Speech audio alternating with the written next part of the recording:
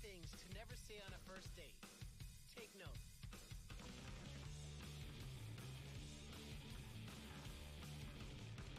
Oh yeah, I believe in reproductive rights too, especially for guys. Have you heard of the men's rights movement? No.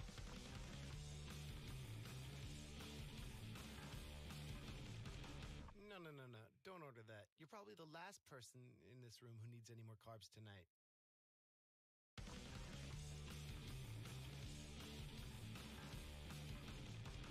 Hey, you want to meet my parents next weekend? You remind me so much of my mom. These are 10 things to never say. These are 10 things to never say. These are 10 things to never say on the first date. I'm not racist, but...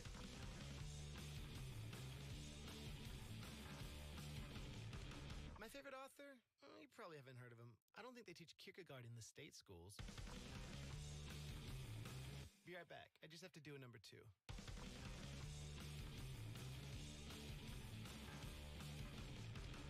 Let me tell you all the intricate details about my recent financial troubles.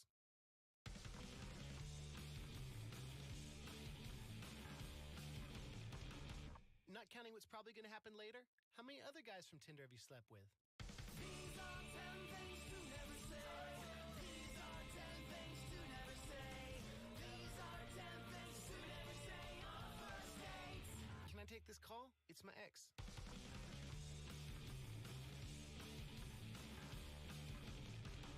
My favorite type of music? Probably nerdcore.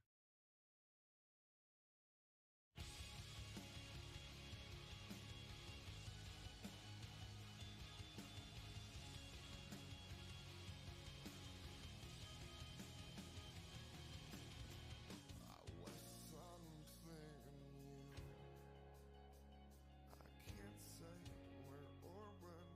It's been so long now since I've been bleeding. I know I'm not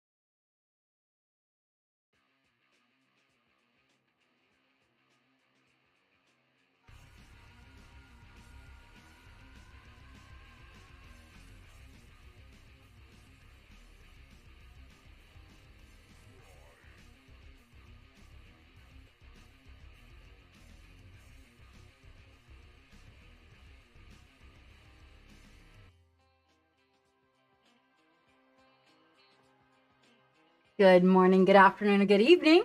Whatever it may be, wherever you may be, it is I, Captain Madlove, coming at you live and in person with yet another chapter from the Captain's Log, brought to you directly from the Captain's quarters. Let's see who I've got out there. Stinger, you are not first. I'm just saying. Trader and Blade Mark, hello, and hello, Ishan. Hello, Scooter, and hi, AJ. Eek? Got that AJ. Did you get a response? Yeah, Okay. some time ago actually.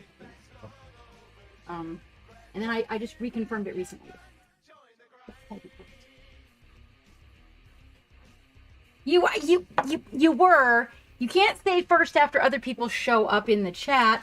You have been on my mind, Use Your Wood. You have been on my mind. I know I have not made it to the page to do the thing that I need to do for the thing, but I did, I think, send you a response with the questions about the blocks, because the pictures that you showed me of the blocks were really cool and I was down for the blocks. But yeah, it's been a little bit crazy, but I definitely do want to send one of those trivets, the longer rectangle one.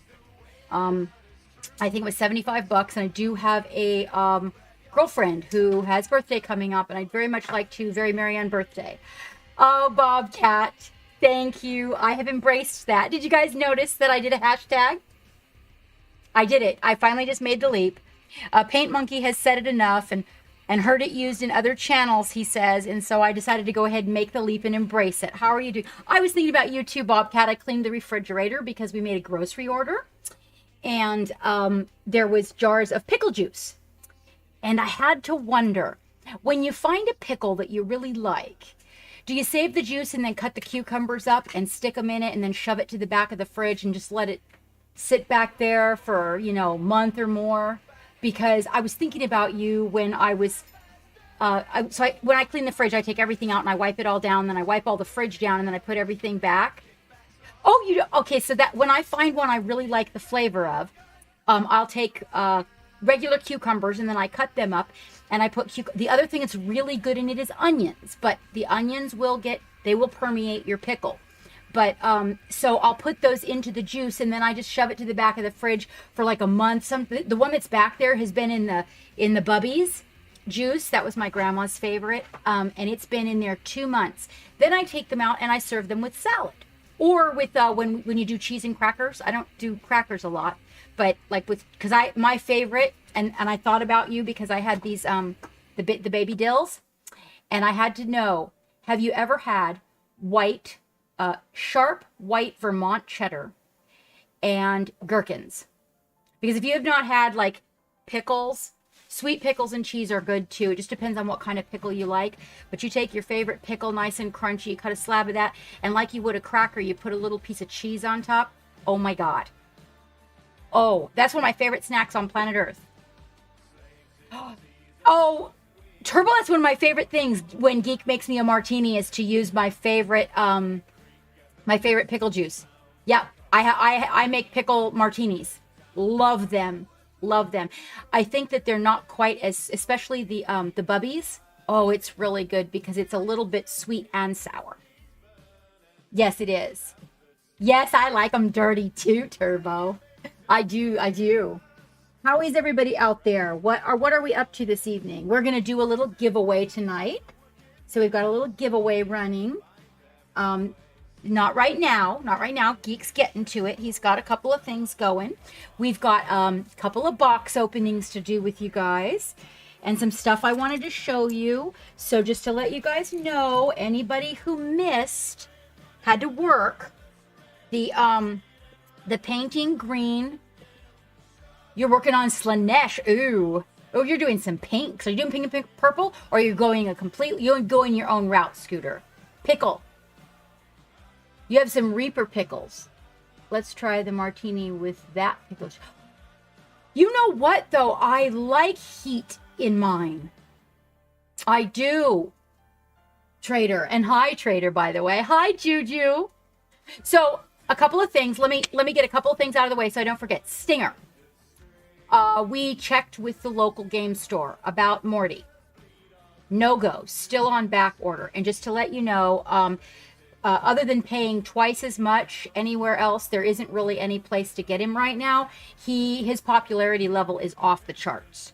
So I just wanted to let you know that we've been checking on him and nothing yet. So that's the Morty report. Let's see. For those of you that had to work and missed our painting green stream, I'm going to continue with it on Saturday. Tomorrow, mark your calendars, is the third Saturday. All right. Now, making sure that we're, communicating. So from 1 to 3 Eastern Standard Time, I'm going to be painting with Green Art of Colors from Italy. He is coming in to paint some pale blue skin on the Foameroid Crusher.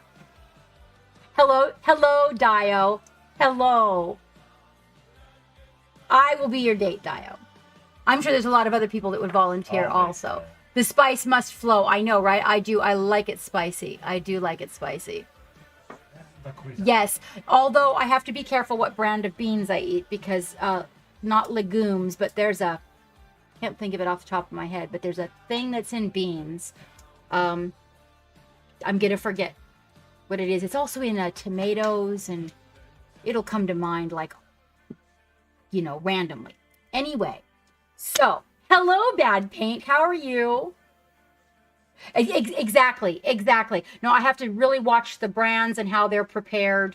When I prepare beans from dry beans, then they soak in a little bit of vinegar and water overnight in the refrigerator.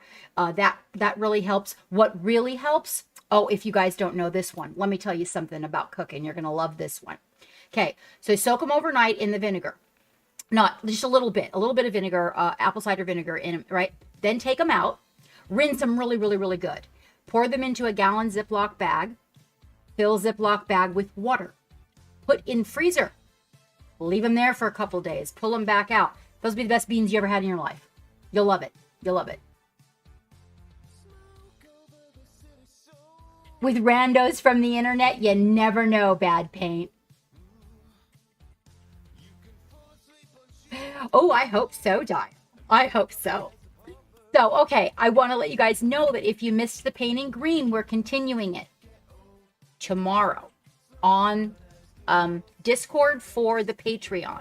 Just to let you guys know, I'm going to be painting it while we're doing our late night round table.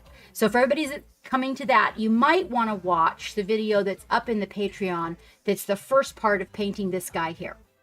Make sure I'm in focus. So we did painting. We're working on painting green and how to work green up. Okay.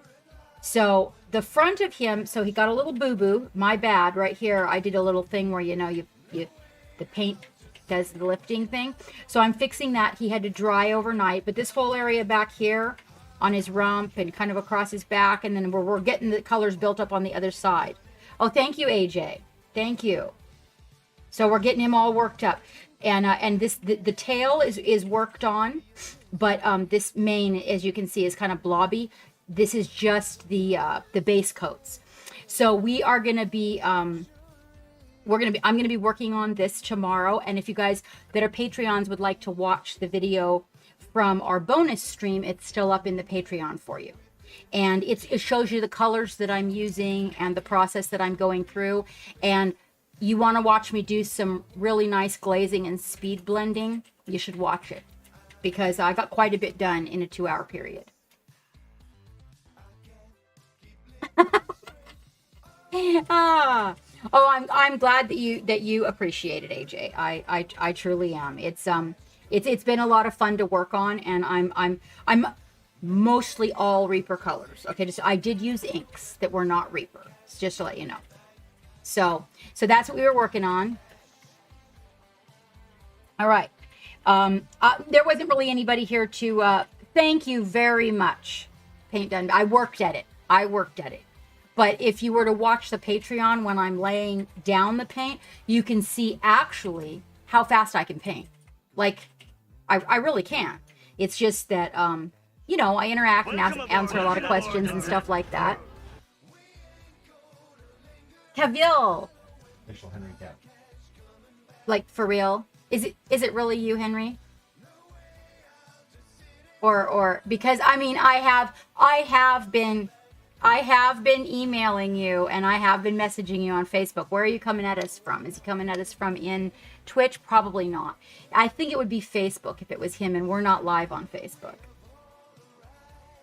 I know, but so many people use the, I mean, I went to the, the one that's the official, I'm not going to remember his name, but I went there and it's not him. Anyway, if that is you, Henry, I am thrilled that you are here. I'm trying to get a hold of you about a very important project and would absolutely love to work with you on it. So if that's actually you, please.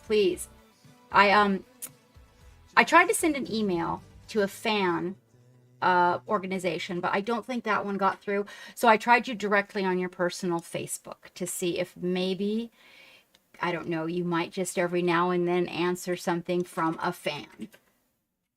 It would be. I've been trying for a year, no more than a year. I think it's been about a year and a half. I've been reaching out to him. I have a project that I really, I don't know if you guys know this, but he's a Warhammer gamer, and he paints miniatures. And when I found out about this, I was very intrigued by it.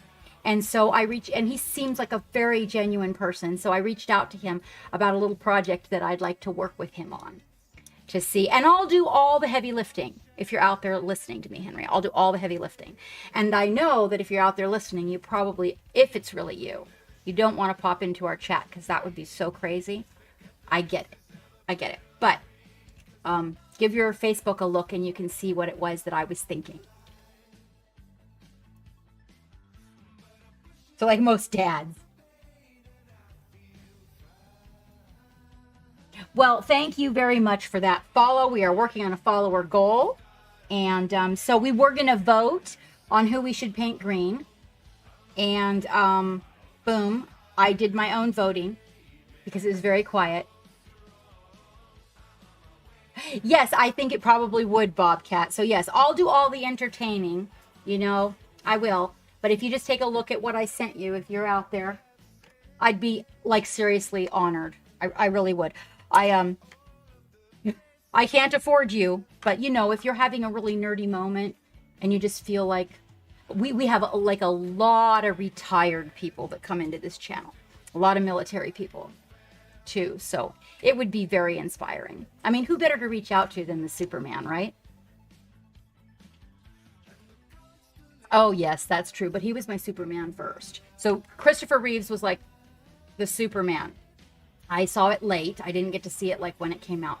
But later on, I got to see it. And that was my Superman. Nobody did it. Nobody. And then when Henry came along, I was like, okay. That was impressive.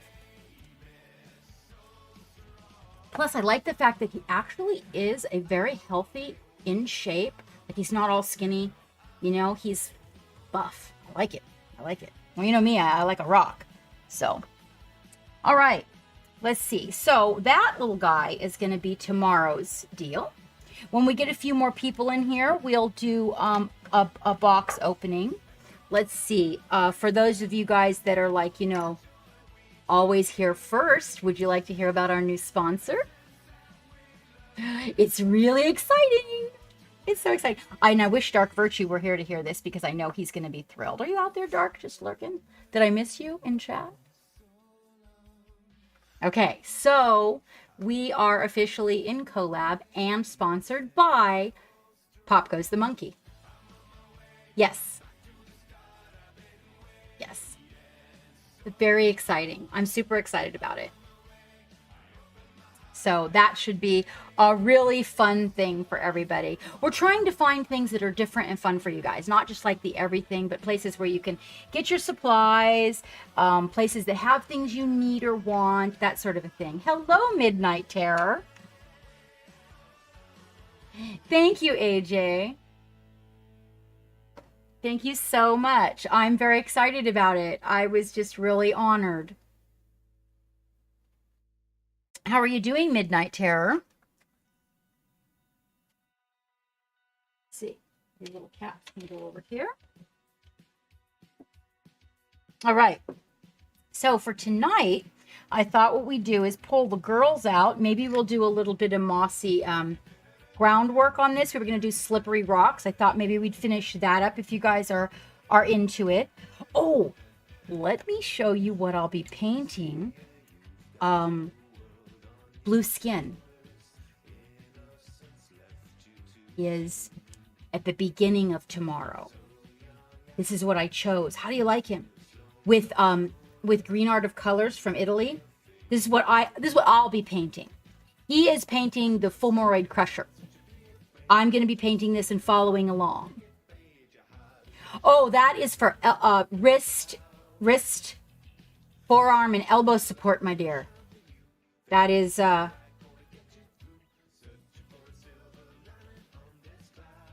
okay. Yeah, we're actually right now working Bad Paint. We're working on finding a company that will manufacture these this way. I found a couple companies that manufacture something similar, but we're looking for someone that will make this one exactly the way this one was made. And so it's taking a little bit of time to get it, but we definitely do plan on having these. They will be for sale in 2 sizes in the near future. Keep your eyes peeled. We are also having our first icon for a really cool t-shirt being made. So many requests for the I'm Too Sexy for Twitch pickle, and we are having it made. It is in the process of being designed right now. Just to let you guys know, that should be coming out hopefully before the end of the month. So this is probably going to take a little bit more time because we have to find somebody that already manufactures rubber and latex and things like that, and figure it out. So this is what I chose. This is a mini from Nerd House Minis that I've had hanging around for a while, and you know, I've been trying to decide what I wanted to do with him, and I just couldn't decide. And so I think he's a perfect subject for the painting Blue Skin that we'll be doing at the beginning of the Patreon only stream. And just to let you know, so that you are aware, the first 2 hours of that stream will be open to everybody who is Twitch equivalent or beyond. Then I'm going to take an hour break, and I'm going to come back for the round table. And that will be open to everybody that is the next level and beyond. And we will be going till 11 p.m. No, I don't have a plan for his weapon because Green Art of Colors, you've seen the Fulmoroid, he has armor on. And so I thought it was possible, I don't know, but this would be cool. He might want to do a stream on non-metallic metal, and if he did, then that would be really cool. And then maybe I would just save it for when he wanted to come back. The really good news is that the miniature that he's painting is his own personal miniature. It has no deadlines on it. He is a professional commission painter from Italy. He's a master. He's got awards under his belt and everything. Yeah, I thought maybe I would wait. Actually, you know, my thinking on this is too that to keep this miniature the same teacher. So I'm going to choose another miniature for when Samini comes. So I'm choosing I got a couple of big, beautiful miniatures. He's got some pretty spectacular. He's got the wolf lady. So I need to find something that's got some wolf hair and some skin so we can do a lot of crazy. Well, hello. How are you? Did you see oh my gosh, did you guys get to see Jason's complete bingo? She turned out great. So did Ilther. But bingo was really my favorite. That was the other thing that we were talking about Blue Skin. We're painting this guy with Blue Skin tomorrow on our Patreon stream. That was the other thing I was going to work on today, is I think on the subject of Blue Skin. We will be able to reflect back on how this Blue Skin was done, because we're going to get shown another way to do it. So I've already been, building this Blue Skin a particular way, and I'm going to continue. And then once we learn this other way to do Blue Skin, it might ultimately end up being a better process even than the one that I have. So what are you up to this evening, Jason? What are you up to? I'm guessing you're not painting this anymore. And I think are these still available, Jason? Yeah, these are still available, you guys. Where's my bingo? Here she is. You just ate a sandwich. Here's my bingo, you guys. And she's not done. There you go. So these are still available if you guys want to go over there, and secure these, because I think that once the month is up, you can't get these anymore. So if you guys want to go take a look, because my intention, so just to let you guys know, Dave, from Dave's Minis, he did not get his. And so, but his are going to be there really late. So I wanted to work on painting these again so Dave could work on his with us. So if you guys want to grab yours, then we're going to do something involving these guys probably in next month. First says hi. Yeah, so there's still time to get yours. I actually ordered 2 bingos. She was very popular. I'm so glad I ordered 2 bingos because everybody really enjoyed this, and so we're probably going to make another one. And she's remember we were doing that. I'm doing that diorama. Is her friend in here? Hold on. Where's her friend? You guys, this is all about, how you dress in the... Hang on. She's kind of naked. That's Dio's. Here she is. Yeah, so these guys, they're like out in the wastelands. That's her partner, Jason. So when I saw her, I was like, ooh, they can go in this little diorama that I'm building together. And I noticed that this one's even more scantily clad than Bingo. Yeah. Because when the world comes to an end, Jason, we will only have tape for our titties. And small pieces of fabric that we have to tie on ourselves. Just to let you know that's how it's going to be. So, it's a thing. When the world comes to an end, what are we to do about it? So they ended up being really close to the same size. I know. I'm telling you. Oh, you did Bad Paint.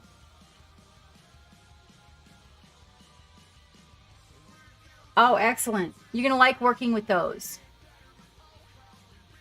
Your first few minis. Oh, that's awesome, Midnight Terror.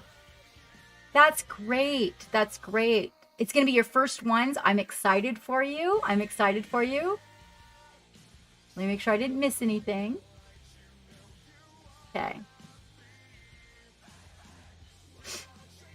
Yeah, it is. I've learned some things about it too. I've learned some things about working with it and your wet palette and different things like that. I plan to make a video and shoot it up on YouTube for everybody so that the confusion is resolved, because there was a whole conversation about it. And what I did is I went and I started, digging and experimenting here in the studio. And so I've learned some things that are very valuable involving those. And so I will be doing a YouTube video, and we will put that out there. That's not a video that necessarily will go to my Patreon first. It will probably just go out to YouTube because I really want to get it out there and help people out who are purchasing the Procryl product because of the confusion that there was about the breaking and the paint.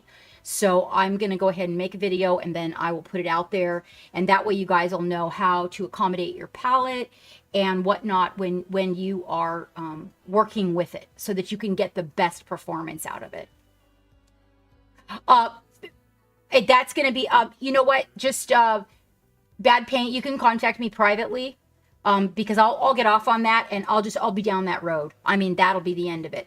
But I do have a lot of I have a lot of it's been a minute. Me and the palette paper and the sponge and the water and all this, it's been a minute, couple years that I've been trying, different things with different things. And so, because I loved Procryl so much, and and I was getting asked that question all the time because, I represent. And I was actually having a few problems with it myself. And so I had to break it down. Did some experimenting with the Vallejo, the Reaper. Chimera is sold out worldwide. Oh, you're killing me. You're killing me. Oh, God. There. Hello, Samini. I was just talking about you, my friend. How are you?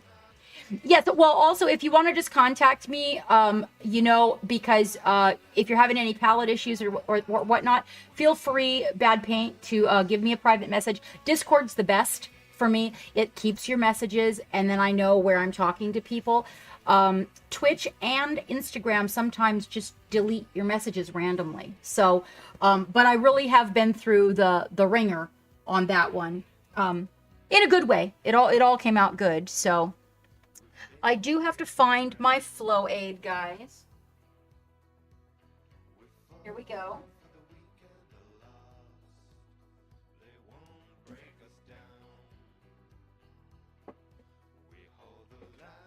Yeah, go right ahead, Bad Paint. Go right ahead. I'm going to be making that video real soon because there's just too many people asking me. And I know it's hard sometimes to get, and it's sometimes it's hard to get an answer with the busy schedules that everybody has. So my thinking is that if I get that video done and get it out there, that also it'll be something that Jason is able to utilize, is my hope. Because they've been an absolutely great company to work with, and I want to help him out because it really made a difference over here, and how critical I am about, particles in my paint not performing right, so it was a quest. It was a quest. And then be sure that you let me know, what kind of palette you have, Bad Paint, what palette paper you're using. Okay, those are really important. Are you painting along today, Samini? It's so nice to see you out there. I was sad about your work schedule. I was looking forward to getting blocking in some time there this week, but things were in left field. And I don't know whether or not tomorrow is on your schedule, but we do have our late nighter is tomorrow. That's the third Saturday of the month. Higzilla! Hey, how are you doing? How are you doing? Tonight you decided to be off today. Oh, you know what? I'm telling you what. You deserve it. You deserve it. All right, then we got these little guys that we're finishing up for Reaper. And these guys actually were painted mostly with Reaper paints. Mostly. We have a few that kind of snuck in there that were... Oh, thank you, Marino. Meta de Marino. Thank you very much for the follow. Thank you. Oh, thank you very much, Bad Paint. You haven't seen them? So here's what we got going on. Let me take my glasses off so I can see what you guys see for just a second. So these little guys, we did, some, hang on, I'll bring them in as close as they can go. We did some skin blending, and this was about, hello, Slay. Oh, well, it's Friday. I'm sorry. I've been feeling, so while we're running down the reports, okay, we're going to put a pin in this. I promise to come back to it, okay? Pin in a mini. There's the Hammy report. Everybody wants the Hammy, the dog report, okay? So, first infection and all those issues. Oh, it is. I found the treasure midnight. I did. Exactly. I did make my own map. You're so creative. I love the way you have that storytelling manner. No, he's trying to do things in a sequence of the responsibilities that need to be checked off, Slay, and the desks needed attention. So this week was all about the desks. Thank you very much, Bad Paint. Thank you very much. This one is actually, her face is not shaped like this. I actually sculpted her face with the paint. So that was something that we were discussing. And what it was about was the dynamics of the miniatures. And a little bit of kit bashing. Just a little bit. To give a little pop.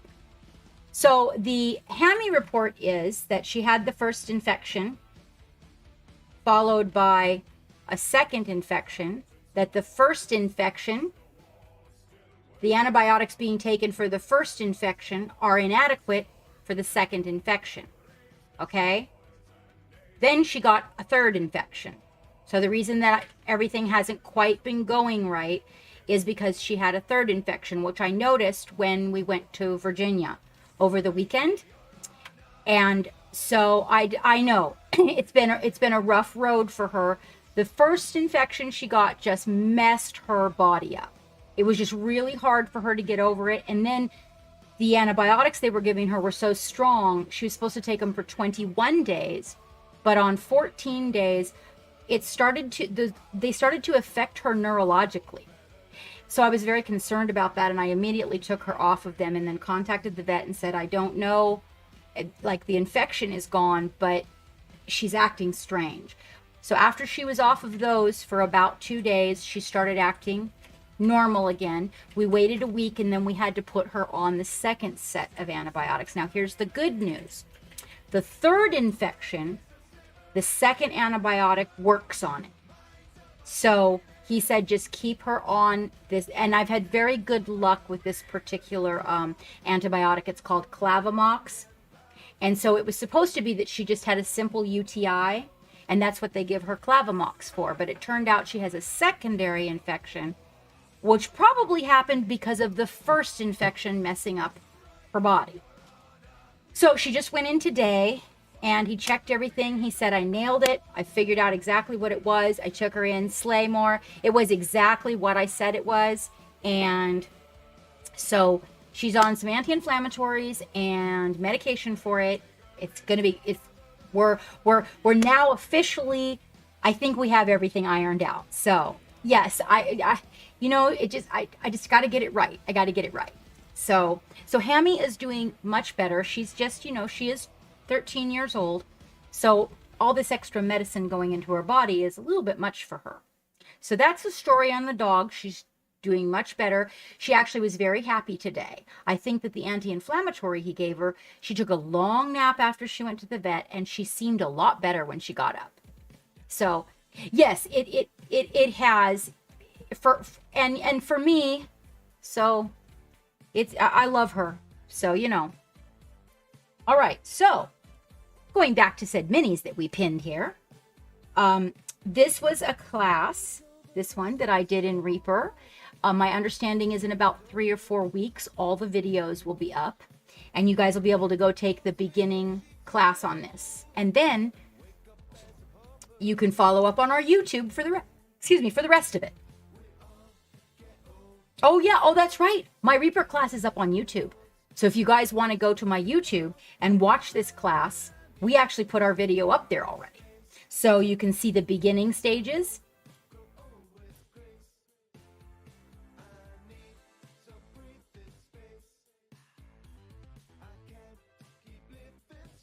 Okay, that's the beginning phases of this. And then there's a VOD up there also, will be labeled the Chibi Dynamics and Eyes as well. It's not the Reaper class, it's the follow-up. So what I did was the Reaper class on Saturday, and then I did a follow-up the following Sunday. I put them both on YouTube for you guys, and then we usually label them. So she's mostly done. We don't have like all the, she still has to get this little armor painted, and her axe that I was having trouble with. Yeah, thank you very well. And I actually, in the second video, the first one in the Reaper class, I actually show you how to use those really deep colors, because that's what it's all about. That whole class was about the dynamics of a chibi, and the fact that chibis, when you look at them, are really from about the waist up. That's what you want. Like if we painted her shoes red, for example, we would be messing up the balance of what she's got going on. But at the same time, the reason I put the wings on this one, for example, she had wings, I wanted bigger wings, is to kind of take the frame, which is like her face and everything, and move it back. You see how that creates dimension with the, and you get these cute little, it kind of looks like cute little pieces of wing up behind the ear and the hair. So it gives a lot more depth to her. This one, that's one of the reasons why we highlight this hair like that. And also this little piece of armor here is to give that depth, that real 3D jump. Hello, Luke. How are you? Yes, the first vid is this one, which is the Reaper class. It should be labeled accordingly. And that is what you're going to learn in that first video for sure is the eyes. You will learn because we finished this eye in that class. I painted all the basics on this one. Got her hair blocked in, showed you where to put the colors, framed the face, and even did the base work on the skin in this one. And a little bit of popping color for the blouse to, you know, highlighting the breasts to kind of bring everything forward. Then I had this one prepared. We set this one aside and we finished the eye on this one so you could see how to make these eyes. So chibi eyes are kind of specific in how much you fill with iris, how big the pupil is. And really, let me bring this up close for you guys so you can really look at, there you go.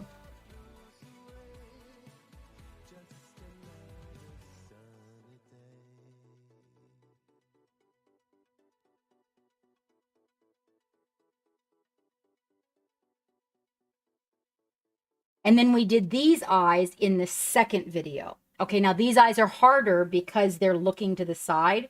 So you've got to get them just right. Otherwise, they look kind of like she's lop-eyed. So we're trying to get them to where, there you go. She's looking at you now. There you go. So we wanted to get him kind of off to the side. So we had to do a balancing act. So I chose not to do those in the class because I only had an hour and a half. And then in that video, I also showed how to do this hair blending so that you could get this, a strong animated effect, but still a smooth blend.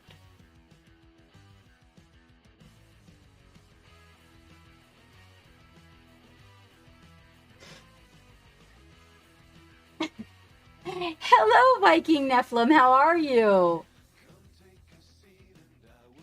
Beef jerky is just cow raisins. Change my mind. Oh, cow raisins. You know, I don't know. I'd have to have a think on that one. Hot and horny as always. Well, it's warming up everywhere, so.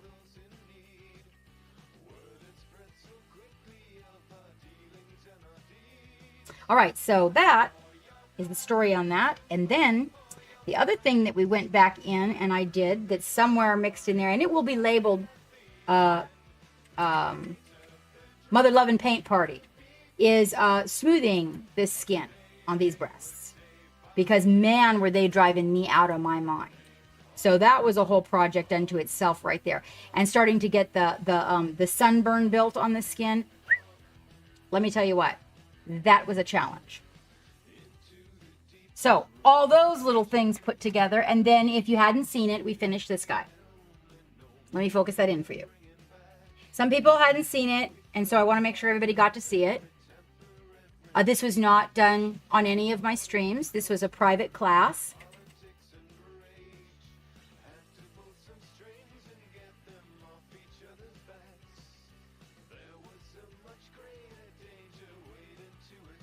And on this guy, we used Pro Krills and Reaper and inks and some Turbo Dork.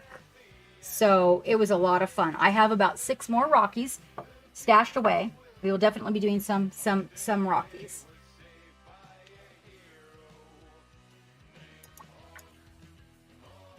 You working on that giveaway, Geek? Oh, it's launched. We have a dice giveaway launched right now. Hello, Big J. Welcome in. Welcome in. If you guys would like to get in that, if I'm not mistaken, it's a Gleam.io, right? Type in exclamation point giveaway and give it to them. Exclamation point giveaway will give you the link and where to go, you guys. Ooh, Ishan, you should tell me which one you have because I have them all. And I could definitely put one of those into the schedule to do the same one. And then let everybody know in advance. And we could do a Rocky paint along. Totally. And thank you, whoever's watching YouTube. We need those hours. We do. All right, let's see. So the first thing I want to do is make some slimy rocks. And we have already added the highlights to the rocks. So I find what works really good is just a little bit of pretty much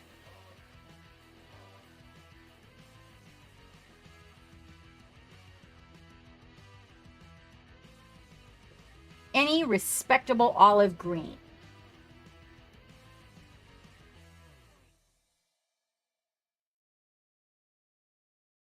It didn't work. Scooter put, oh, he's in YouTube. Working on fixing. YouTube's supposed to be working. He's working on fixing the YouTube, Scooter.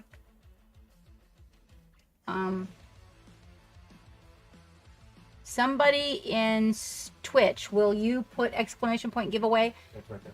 Oh, somebody, never mind. Somebody did. There we go. Okay. All right. There you go. Now, and that'll be where you go in order to enter that. And then so, we've got the white from the light. Yep, that's the way. That's the way.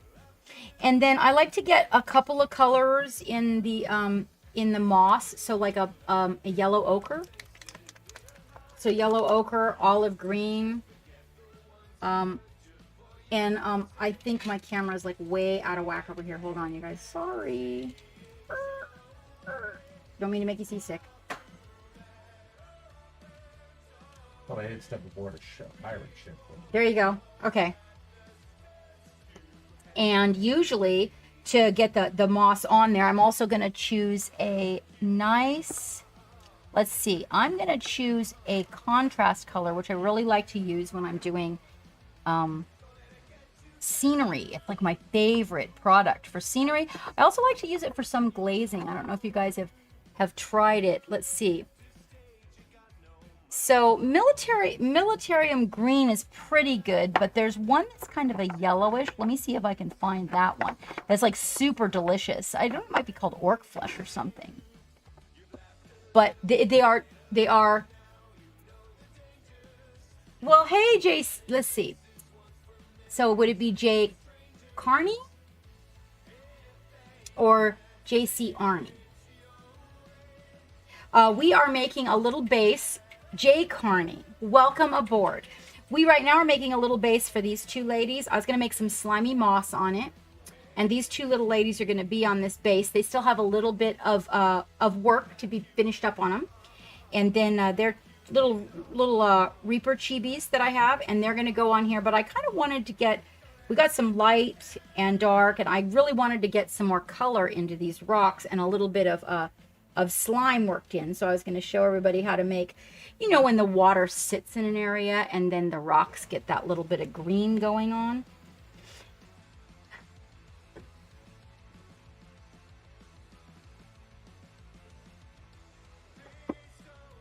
I was aiming for that and my little drawer was stuck. Let me see if I could, oh here, this is the color I wanted to find for you guys. It's Plague Bearer Flesh. Let me give it a mix. It's always nice to see a new face, Jay Carney. It's always nice to see a new face. Yes, right? Got to get just the right color. So I like to use the dark green and the light green.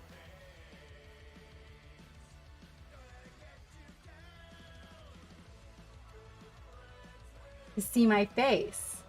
Have you heard my voice and not seen my face? Oh, did you pop into an Insta Live? Is that where we met, maybe? Well, hello, Dextrose. Okay, so not so well. Turbo sent me information on the one that he ordered. I think that... Oh, thank you. Thank you so much. That's a very sweet compliment, Jay Carney. Well, greetings to you, Paul John. Welcome aboard the Black Pearl. Dextrose, they're not working well. I think that they're slow and weak.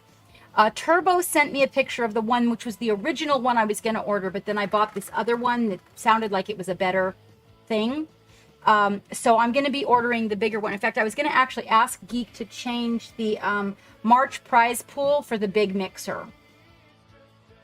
So you're not even going to believe it. I ordered the 2 and the 1 is dead. So I have to, I'm just going to send it back. I don't want it replaced, I decided.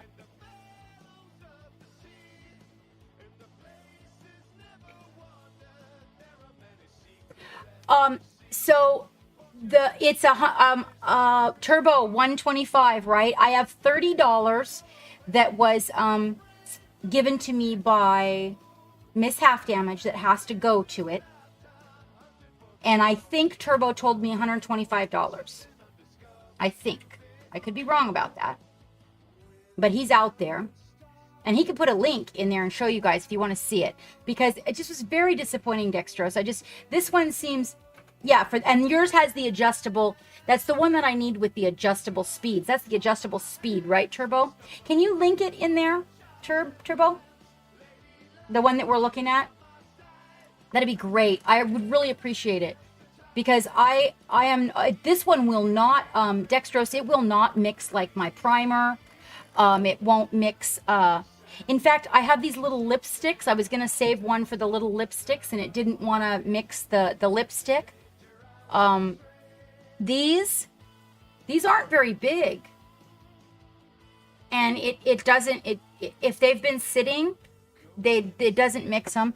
In fact, look, I've been holding this on there while we've been talking and look. But the big one I had, it did. It's just that the big one that I had was supposed to have speeds on it, but it did. It only had the 1 speed, and so because I have some delicate stuff that I want to mix as well, plus you can jiggle resin on them. So I wasn't gonna pay that price and then have the controls not work. You know what I'm saying? That just didn't make any sense at all. Oh, no, you didn't miss it. I haven't opened them yet. We were talking paint mixers, and we were going to make a slimy base. That's so weird.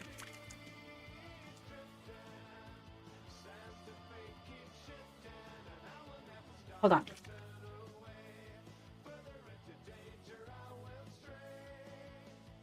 Yeah, that big one was, boy, it mixed it. There we go. That was the one I was originally going to get. That's the guy that rebuilds them from old medical equipment. I know, right? Yeah, it's just... I know, right? Exactly. The object was to stop doing that to my elbow. That was the whole object.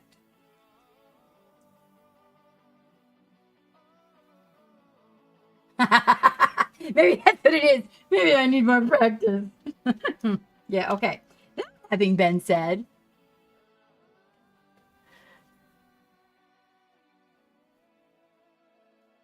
Okay, wait, what? Your base, what are we talking about? What about the base? So I'm going to use the, and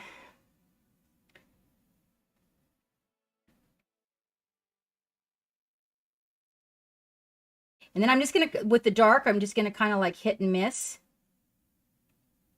Right? Get a nice little blob of it right up there.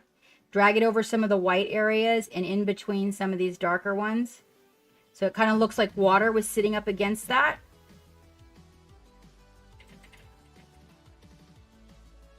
Wait a minute, though. Well, we're not PG in here. What? We're not PG.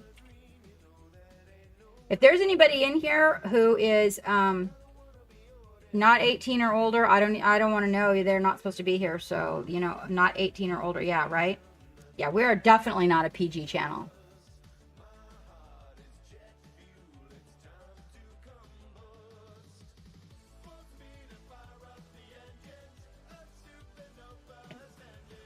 Right? Yeah, I know. That's not us. Okay. So I'm going to give that a quick zap with the dryer. Now, when you're using these on the contrast paints on your little models and stuff, I do not recommend blow dryer. Okay, so they're designed to to seep into the recesses. So like say you were painting her hair, right? It would be designed to settle into all those recesses to create your shadow. So if you start blow drying it, you're going to blow it out of your recesses. In this case, it doesn't, it's okay if it smears around, it's fine because of what I'm making.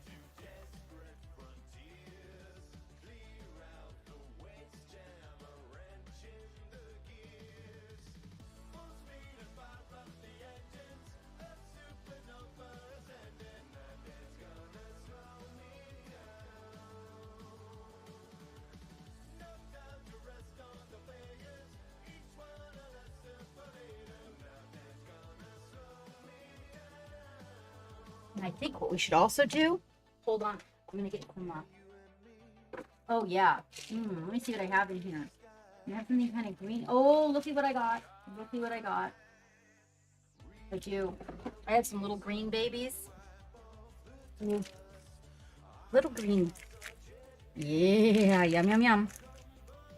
Okay. So it's not completely dry in the cracks. So you don't want to put your second color of contrast paint on there. So I'm just going to pick up right over here on the palette. I'm just going to like stick the head of the brush, the very front part, into some of that yellow ochre, and just kind of come in here. And it's let me make sure you guys are focused in so you guys can see there. Can you see that really good? So it's I'm using a flat that's made into an ugly brush, which I do that in alcohol. And gonna go in here and just kind of push down, a little push like that.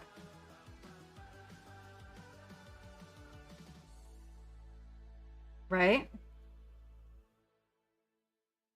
And then I'm going to do that same thing with this olive green that I've got over here. I'm going to get the majority of it. Oh, right, exactly. I have one of those, but mine is in really good shape. So we're going to use that olive green and do that same thing. Just kind of get a few of those areas. And I'm going to take that olive green. I'm actually going to get a little bit up here in the gears. Just a little. Okay. It's a different intensity.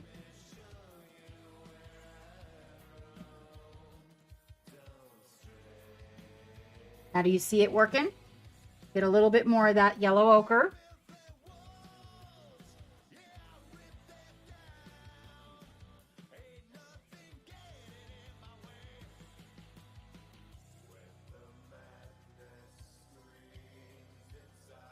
Okay, do you see how that's working? And now we're going to come in and we're going to get the, this is that plague bearer's flesh. Now look at this color. Doesn't that look like gooey, mossy area? And we're going to come in here. We're going to pick out a few areas. This is it's got a lot more yellow in it. So putting it in kind of the area where I got a little light and overlapping, right? And overlapping some of those areas that we used the ochre.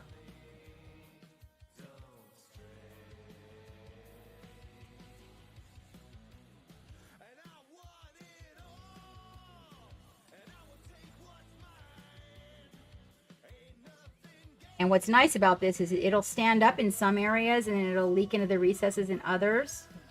But this is just real simple. We're not getting real simple. We're just getting that look of that slimy moss where it's been wet and then settled there. Okay. Real quick, one of the things that I wanted on this was these little areas at the end. I wanted them to be metal. And for some reason, I never got around to that. So I'm going to take a small ugly brush and a little bit of silver and just do a little dry brushing here right on the end.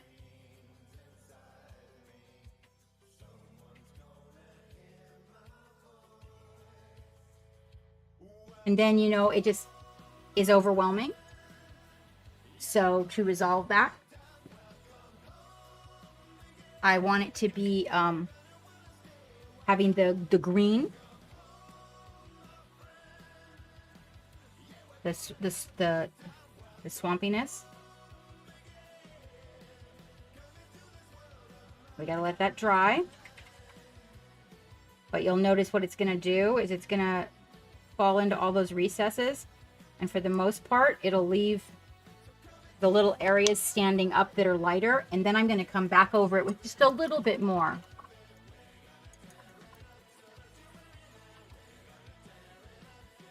Look at you being all observant. We announced that earlier. We are officially sponsored by Pop Goes the Monkey, Paul John. And that's something that I want to show you. Geek is working on that. Oh, okay. So now we're going to come in with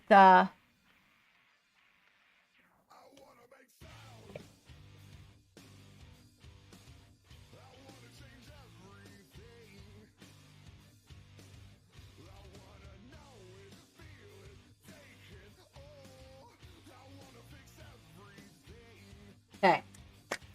This is a very, very dark gray that is a contrast color and a liner. And what I'm going to do is kind of come in here and on some of these, I'm just going to put a little bit in here on some to get, what you'll notice is that this will deepen some areas. It breaks up the monotony of the moss and makes it to where everything is not the same. We don't want the anytime, not always, but on some things, especially when it's nature, if something is symmetrical, it can get a little bit weird and then not look as natural. So to do that, I will just go in here, and this doesn't matter which, break it up like that. See, leaving some the way they were with the green in the cracks, but then coming back and reclaiming those shadows with a nice color. And then we're going to do a small bit of overbrushing.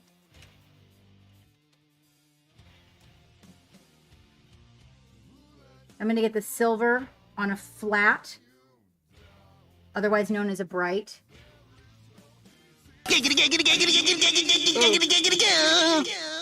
Hi, Wavy. Okay. A brush.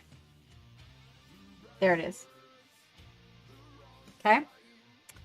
And I'm going to come in here on these areas that have the raised filigree on it. And watch. See it? It requires a flat brush so that it doesn't get into your recesses. And you want to put not too much paint, and don't thin your paint too much, so that you can make them stand out.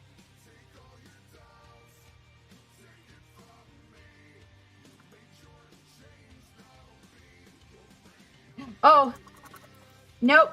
We just got it. Pretty good. How are you, Wavy? I didn't expect to see you here so late. Oh, wait. What's going on with shoulder pads? Oh, you ordered some. Oh, you like them, Turbo? You like them, John? Have you seen yours yet? I haven't seen them, but I will show you what I got from them. So when we do our Easter stream with Dices, we are going to set this aside, and we want to let it dry. So you want to let all the contrast paint in the recesses dry.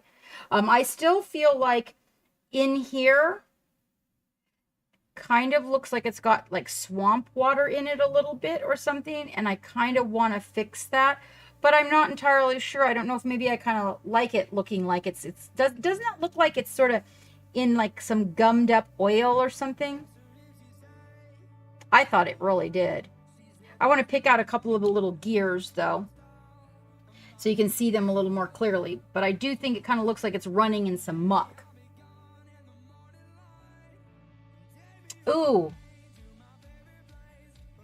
Well, you know what? Now you know we sponsor them.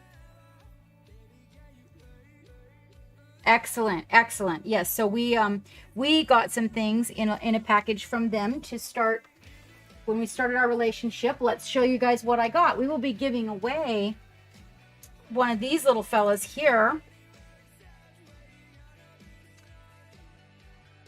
And I will tell you my plans. So this is a Robo Squig.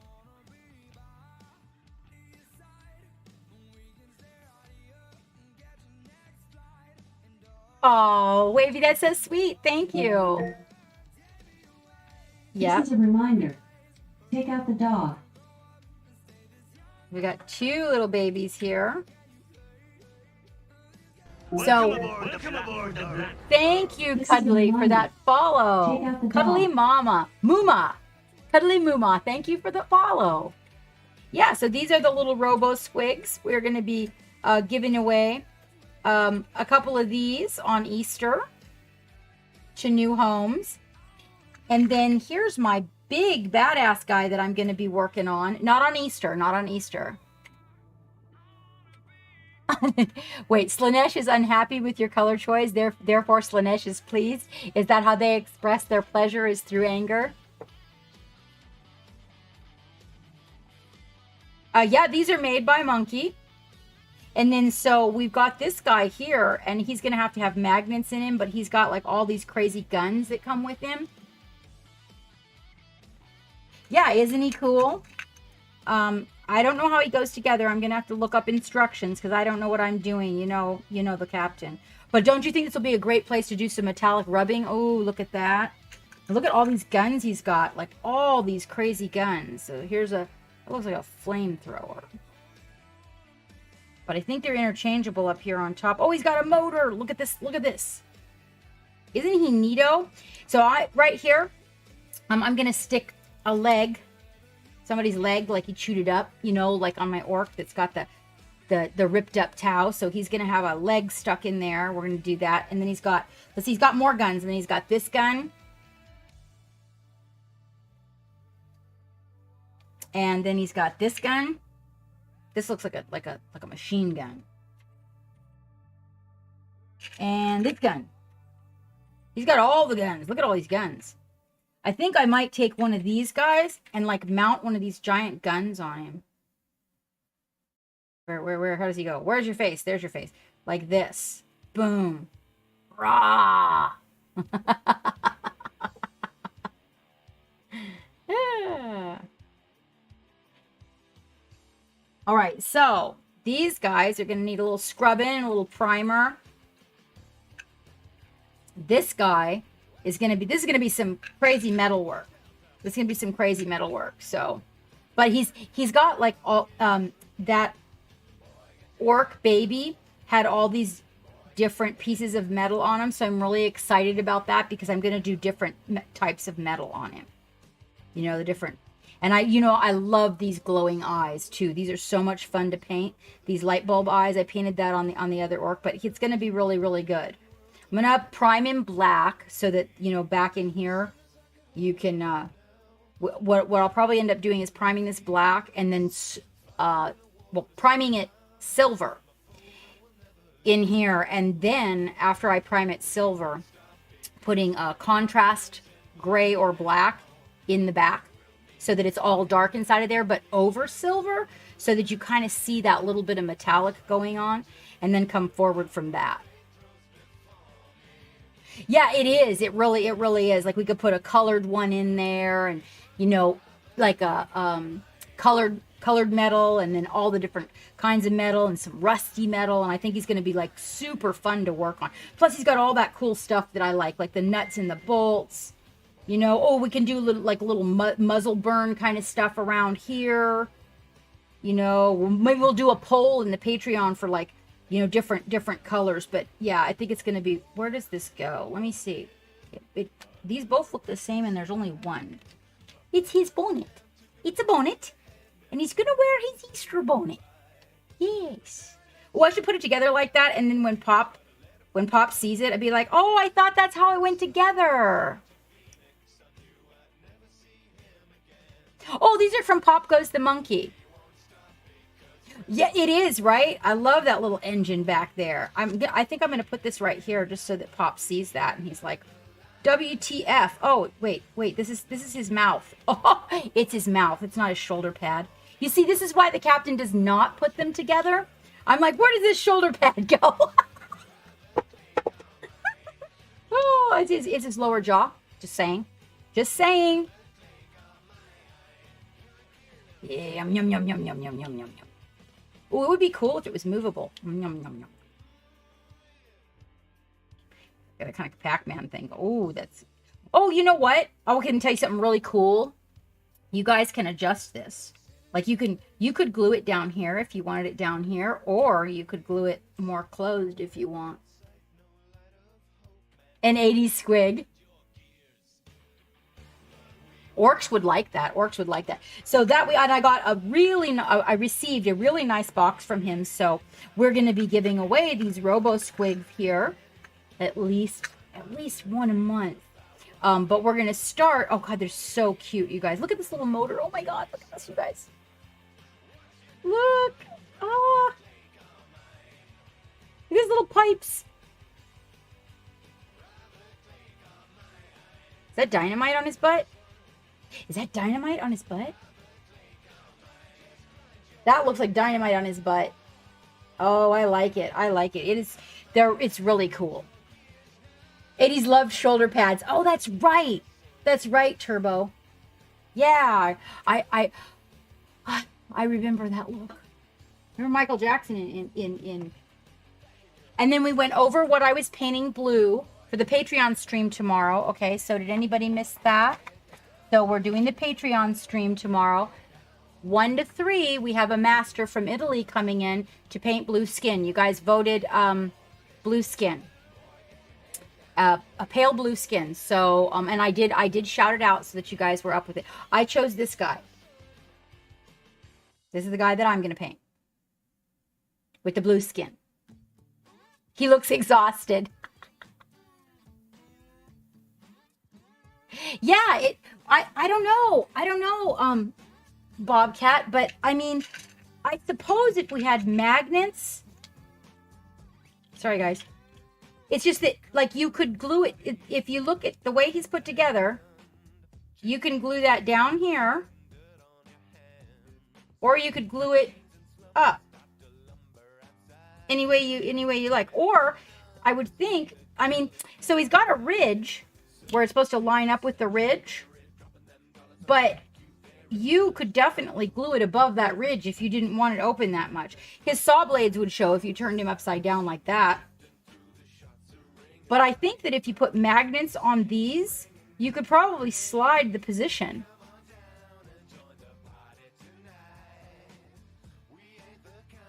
Oh yeah, I'm definitely going to paint it sub-assembled for sure, Bobcat. Yeah, like paint all this in here and then put that guy on. But yeah, I think that would be like, I think that we could, I mean, if you wanted to go through the trouble of trying to magnet this part. It's cool though. It's so cool. Look at them little chunky legs he's got. These little chunky legs. Aren't they cute? I love all the little gears and everything. So neat. All those little saw blades in there. So this is what we're going to be painting for tomorrow for that session with Green Art of Colors, is his skin.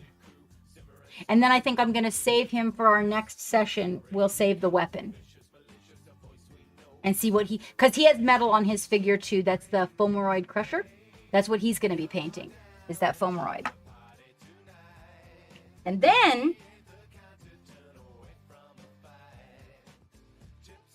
I got a little gifty, but really what I want to show you is this little gal in here, because you know we've been off on this chibi kick.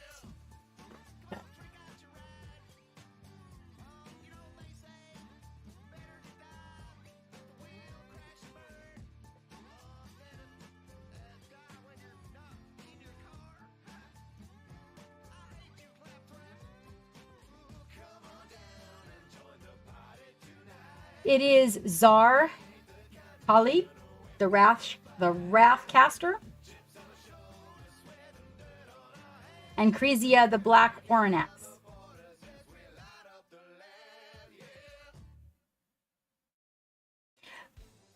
But, yeah, Kenkles.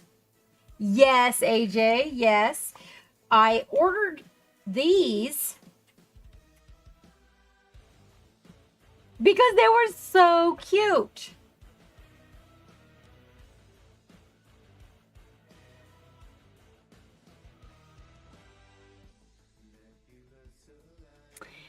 And when you ordered them, it was only for a limited time, and this is really was the whole thing as I was after this. Oh, well, we can take a look if you guys want to at the quality. Now, I understand. I'm not going to recommend because I've been told be wary of the plastic. So I don't know. But this was, I do love me.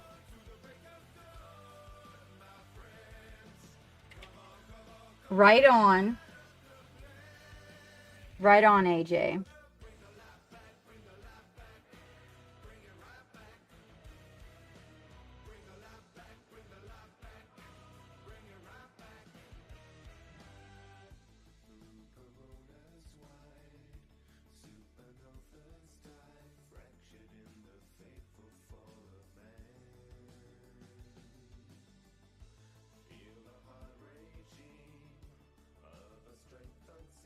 Well, this is a little leprechaun. My Easter thing is an orc. Let me see now. The little lady. So what I noticed, like I really noticed the detail on, was the horse. It's okay. She's just, I don't know. I just really liked that one. What I really noticed the detail on was the horse that the rider goes on. Let me see the rider.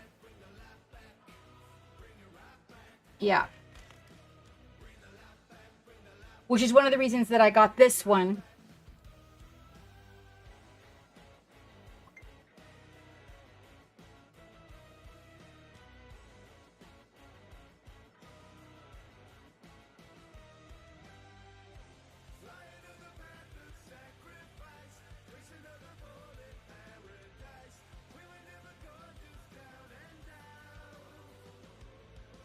Well, I actually don't know if this is like technically horse or if I think this might be like not horse but reindeer. Okay, so one of the things that you want to know though is that so these are made if I'm correct on this, Geek knows the style of mold that these are, and I always forget, but you've got a lot of this cleaning to do. There's lines you'll need to scrape and a little bit of sanding. Make sure you wear your mask, safety first, okay? Yeah, it's a lot. I do really appreciate detail. I was actually thinking if it wasn't for the fact that there wasn't really any skin, there's some fur here. So it's got a lot of cool little pieces. Look at this little guy.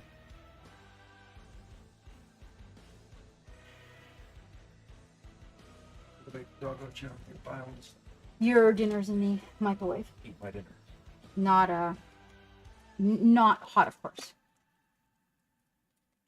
Flash, thank you, Turbo, thank you. Oh, excellent, Midnight Terror. You're on your way. And then so let me see. The Czar Kali.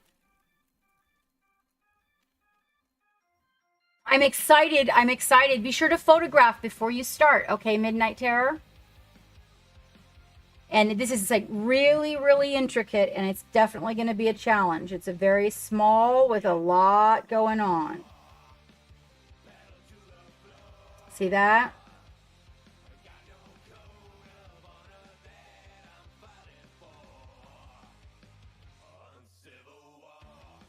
So I have not made up my mind yet whether I'm going to go fire or water, fire or ice with her magic casting.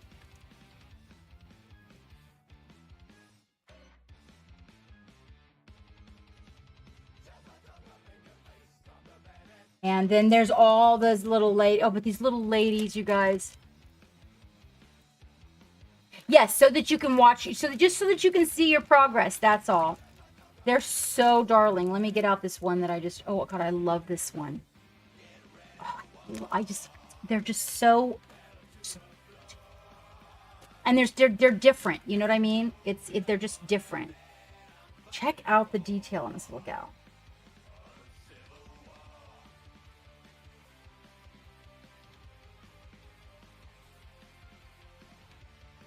I mean, aren't they just... Look at the little backpack with the little...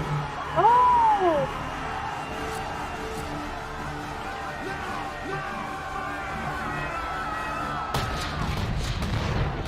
Hilden Cajun!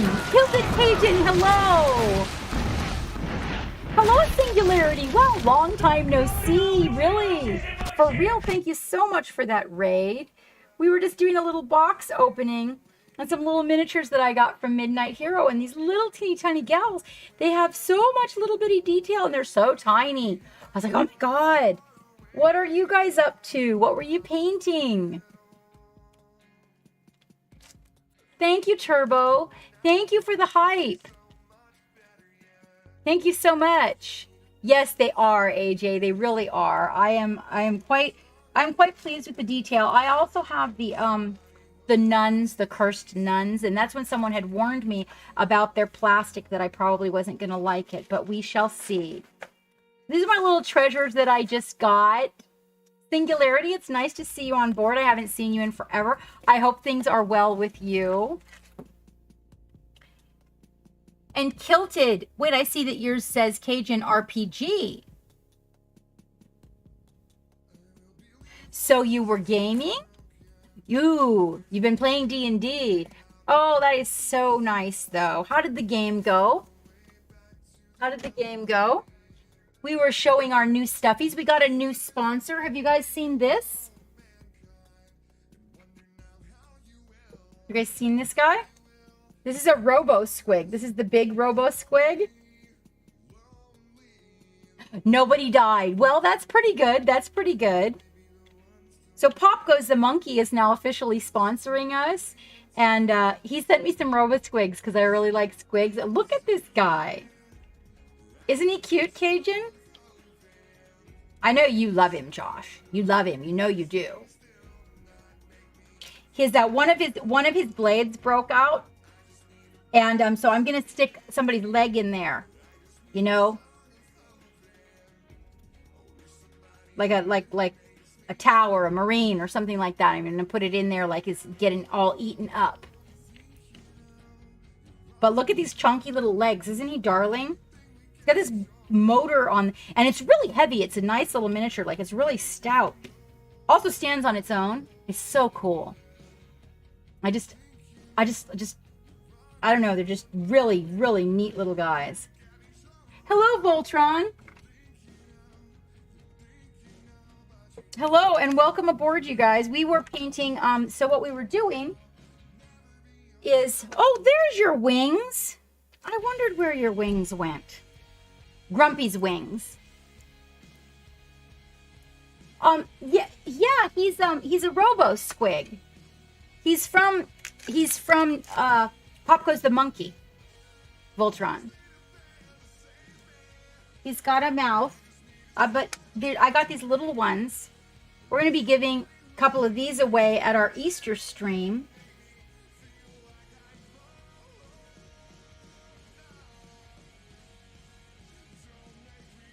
It's a little Robo Squig. So I would suppose anywhere a squig could go, you know, if the people at the table let you use them. This guy, look at all these guns, this guy. So you can put a magnet in here and then magnet these. Thank you, Bobcat. And he comes with all these guns. Look at this one. And this one. Look at this, like, rockets. He comes with rockets. And you can unmagnet one and put the other one on. And he does another one. Oh, hold on, let me put his mouth down. And another one. That one. And another one. I like this one because it's bored out. Isn't that cool? Like it's actually open in the front. I like that. Not tonight, Voltron. Not tonight. I was showing everybody what I got, though, from our new sponsor. So I have to give him a good scrubbing because, you know, he's a fresh print. So he's got to get a good scrubbing. He has to take his bath. He's a dirty boy. They haven't had their bath yet. They're dirty little squigs. So after they get their bath, then I might consider painting them.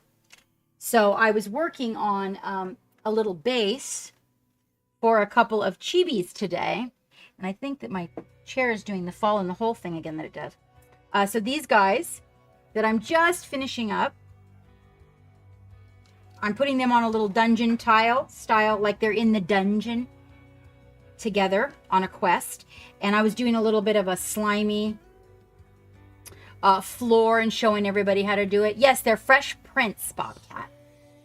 Fresh, well, you know, as fresh as they can be after they're cured. They just came out of the package. But everything that comes through the captain's hands that is a miniature must be scrubbed thoroughly before I will attempt paint. I don't even paint on those miniatures that say you don't have to prime them. So these here, Voltron, are traveling through a dungeon. You came just in time, Tilted Cajun and Singularity. They're on a quest, and I made a little slimy dungeon floor, and that's what we were working on, is how to make it look like moss.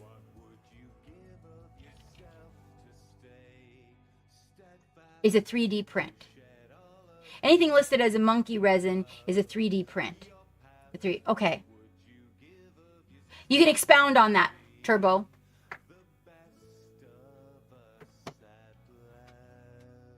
Oh, well, these, I don't know that these would be considered sexy, but I can tell you that we worked very hard to make these boobs look this big on this one. That is 100% the truth. That was a lot of highlights in just the right places to get those balloons looking right. Oh, okay. Okay. Thank you, Turbo. I'm glad you know so much about him. It makes me really feel good about being sponsored by him. He seems to be, really be, you know, organized. So, and then the other thing that we were working on was this little gal.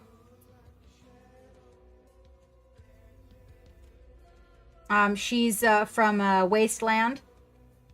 And we had been working on her and her friend, the Wasteland Gorilla. These are from Monument Hobbies. They have limited time offers on their miniatures. There's still time if you guys are interested in getting your hands on them. I think this guy would make a great D&D character, don't you guys? I mean, oh, isn't that cool? Could you imagine getting attacked by that in the woods? I don't know that I would want to. I don't know that I would want to. Oh, here, Voltron. Here's something that's considered sexy. Can't get your hands on this one, though.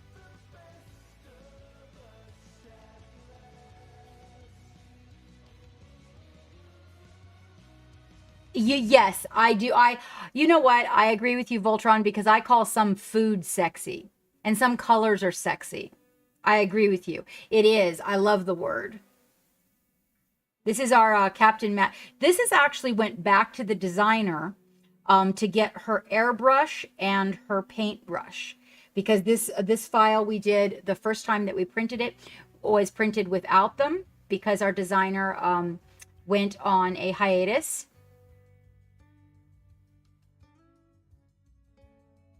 But you will notice this person is really, really into details. Like these hands, that pinky that's up on this. Oh my gosh. I love the little hands on this. And she will be available. She will in the future, but Geek printed her out so I could see what it was going to look like. It was a test for our printer too. Really worked out well.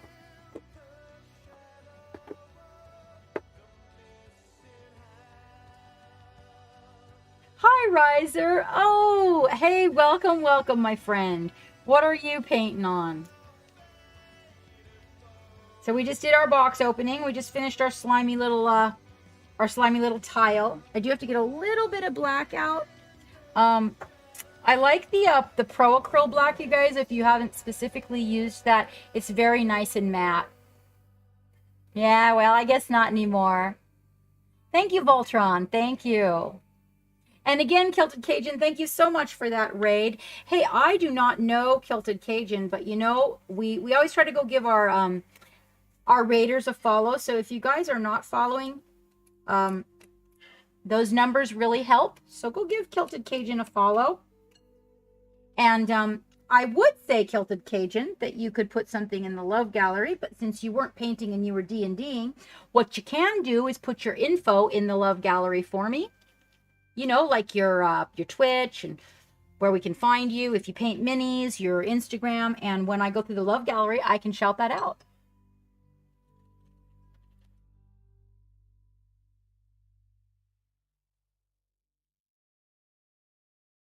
But yeah, the Pro Krill, even if you didn't use any of the colors, I gotta tell you that I have really good luck with their, I mean, if you already say, oh, I already have too much paint, I don't need any more. You know what you always need? A really nice matte black. And their black is very nice and matte.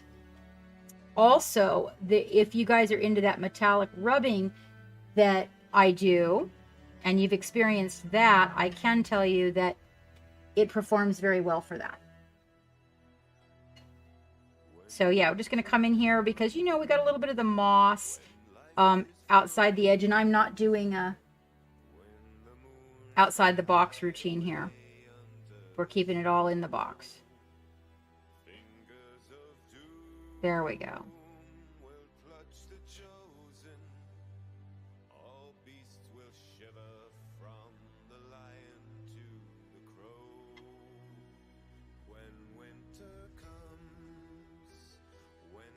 And then right around that outside edge, I'm going to come in there with a little ugly brush, a small one, and a little bit of that mossy green, and get it down here in the shadows.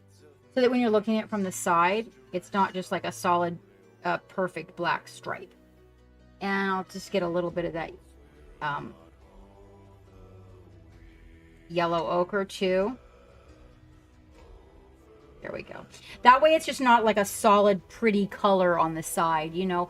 Like I said, when you get that all the matching and the lines being all too fancy, it can kind of take away from your nature effect. That works pretty good. So I think that that does really look like the gears are in sludge. I think I'm going to go ahead and leave it like that. So that is done, and we can set it aside to glue them on when we are done with them. I have bare minimal. I'm not doing very well on this axe, I'll tell you that. My non-metallic metal was failed non-metallic metal. I did really good on this gal. Very animated effect to it, and it turned out looking really nice. But then when I got to the axe, I lost my stroke. Thank you, Riser. Thank you very much. They are close. This one's pretty much done for the most part. She needs her eye patch.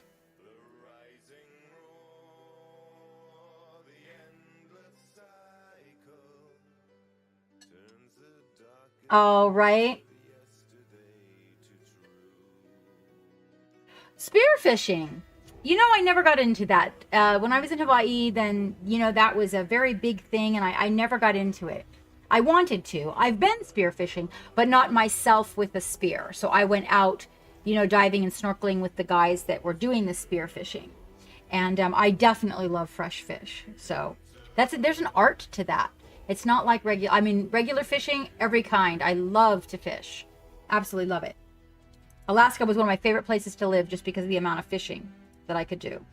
All right, so I'm going to focus you guys in really close. I'm going to put this hood on. And we're going to, let me put my hair behind my ears so that we don't get all tangled in the hood. And if you want to put something in the love gallery, you guys, we will be doing a love gallery tonight. I would open the big box with you guys, but let me tell you something. That big box is huge. So I think we'll do it in portions. There's so many minis in it. Plus, you can't get your hands on them right now. So I feel like it would be, yeah, we don't even know in the foreseeable future what's going to be going on with that. So I really hate to open something. Bobcat says, geek. Oh, okay. Thank you so much, Bobcat. You guys just keep an eye on everything. You're just so good about that. And did you take care of that AJ thing? Yeah. Okay. AJ, did you see your status? Okay. You're all. All right. So we got all of our little highlights where we wanted them on her. We're going to put out a little bit. Now, I like to go with the matte varnish. If I want a little shine like on her face, for the skin on the face, I just add a little bit of gloss to my matte varnish. And I do always use Liquitex, and I do thin it, and I only use the pro grades. If you buy the student grade varnish, or what they call basic, the basics, their basic line is made for students, and it is not the same. Hello, Mila. Oh, there we go. There we go, you guys. So that would be the person that could actually answer the question. So I don't want to open the box in front of you because I actually do not know what to say, Milite. If you could educate me, I do not know what to tell people, and I don't want to say the wrong thing. I did read the notice, I did, but I want to make sure that I convey it simply, in short terms, in a nutshell, and that I say it correctly. So if you could help me out and let me know what I am to say, I want to make sure I say it correctly. It's nice to see you out there, Wavy. I just really don't expect you on it. I'm going to take my vitamins really quick, and Milite's going to let... I have a big box from Nerd House Minis, but I don't want to open it in front of everybody because when they start asking the questions, I don't know what to say. And I want to be good kid.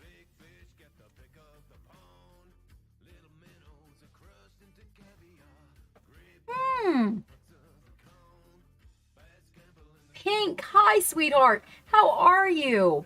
We're going to do a love gallery tonight if you've got something you want to throw in there, girl. How have you been?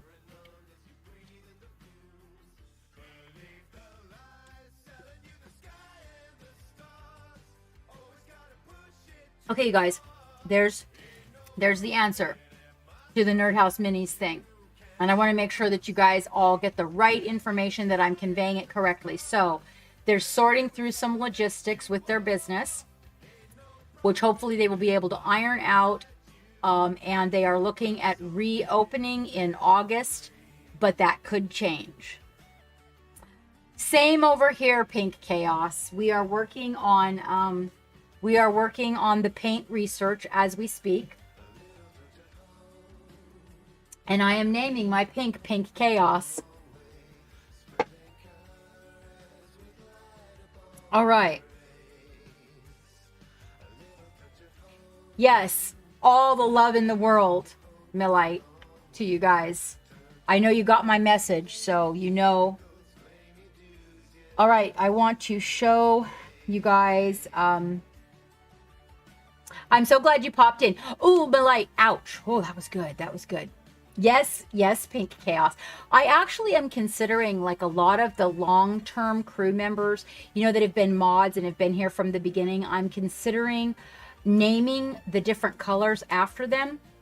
Either that or coming up with theme names about the pirate ship. And Chaos works for pirates.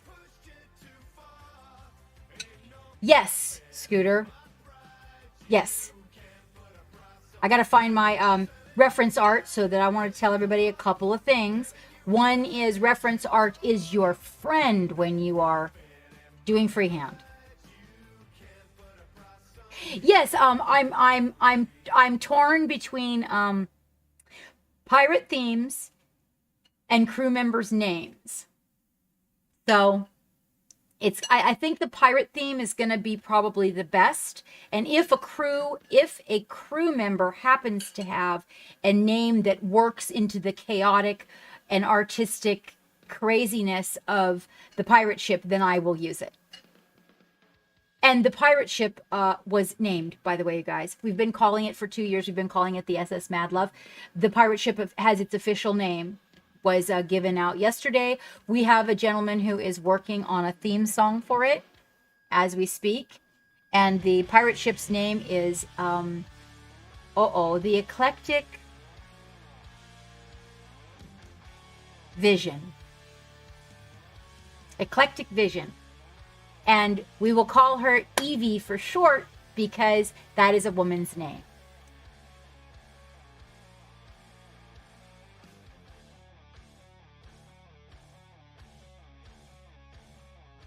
Yes, for sure, AJ.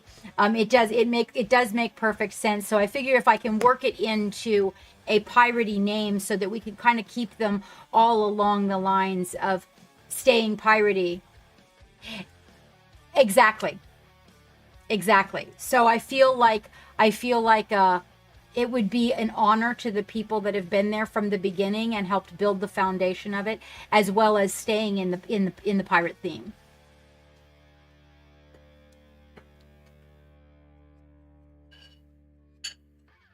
And let me see now. Can you bring the internet over here? Is it already over here? How is it? After it sits, it's always the best because all the vegetables soak up all the flavors. So yesterday I made, I thawed like 4 different kinds of meat, and I made a big batch. I took pictures too for you guys of the enchiladas. I made a big batch of enchiladas, and then I also made a giant tub of curry soup. And then I also made a batch of Mexican chicken. Spicy Mexican chicken to put in wraps. Or tacos. Well, tacos. Thank you very much. All right, let's see. What I'm thinking, it's very, now I'm gonna, let me see how close I can get you guys without shoving the camera down my shirt. Hold on. Oh. So I got to put these on so we can be like this far away. Okay, that's a good distance for me. Now, when I look down like this, I want to make sure my hood is not in your way, right? We're gonna come in closer. We're gonna come in closer. Bring it down.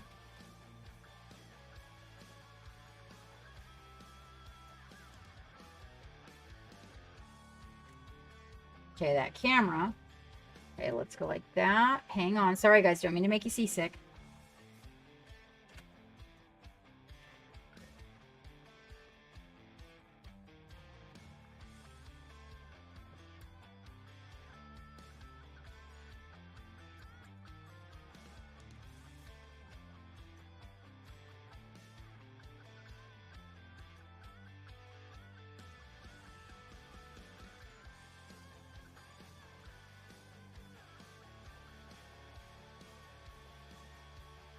There we go.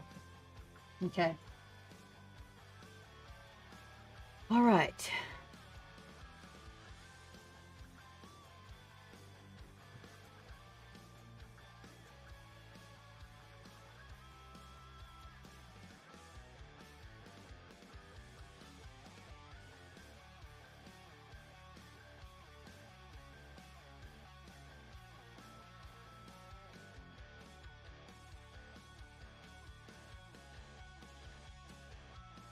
Now, I do want to show you guys something that I have. Oh, okay. The rat tried to push you off the beam. Is he here? Did I miss Celius? Like, did he come in and not light anything on fire, or jump in a rum cask and take a bath, or steal the cheese and run for... Like, is he here? Without all the chaos? I'm sorry about this, you guys. When I come back, I'll fix it. I know it's weird. Oh, excellent, Mill. I loved your recent project. Loved it.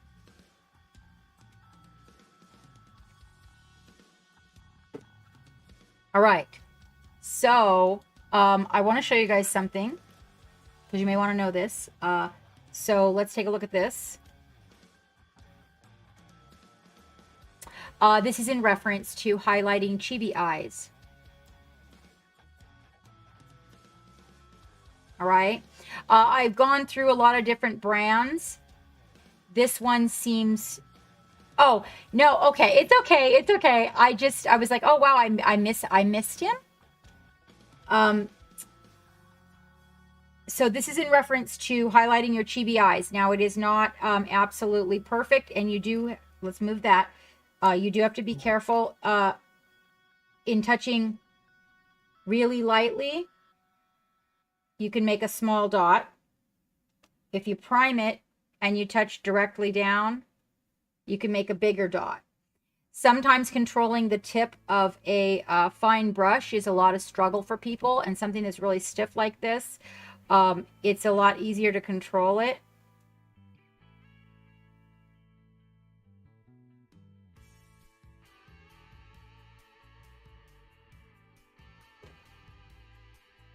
Okay, so these are available on Amazon. My link is in the link tree. Remember, everything you order from Amazon, whether it's for your studio or for your home, if you use Captain's Link, you help out the ship. Yes. Now, what I want to show you is, so now I have learned brush control, so I'm going to get this.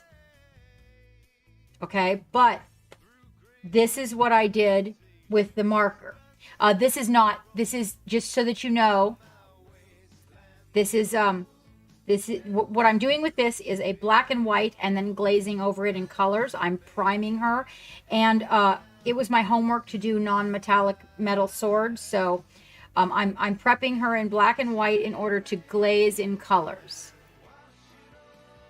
Well, thank you very much, Luke. So here's her eyes, as you can see, right? Now the best part is it comes in black, so you cannot get up underneath the eyelid with the black. But when you're using these, the other thing that I want to show you, let me get an example for you guys. Hold tight. This is, so Sharpies don't work like this. And some of these bleed a lot, like they leak and everything. This brand has been really good. Let me, I know, I got a sprue. Do you have a Sprue Geek that I can have? Hang on just a second. Oh, I'm sorry. I didn't know you had to get up and get it. I figured you just would have one within reach.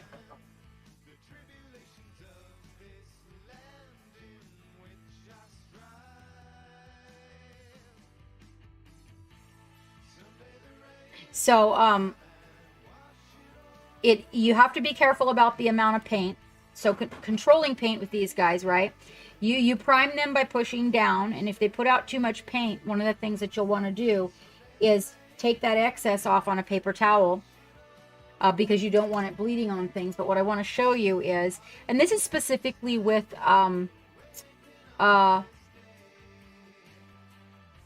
machinery. Let me prime it.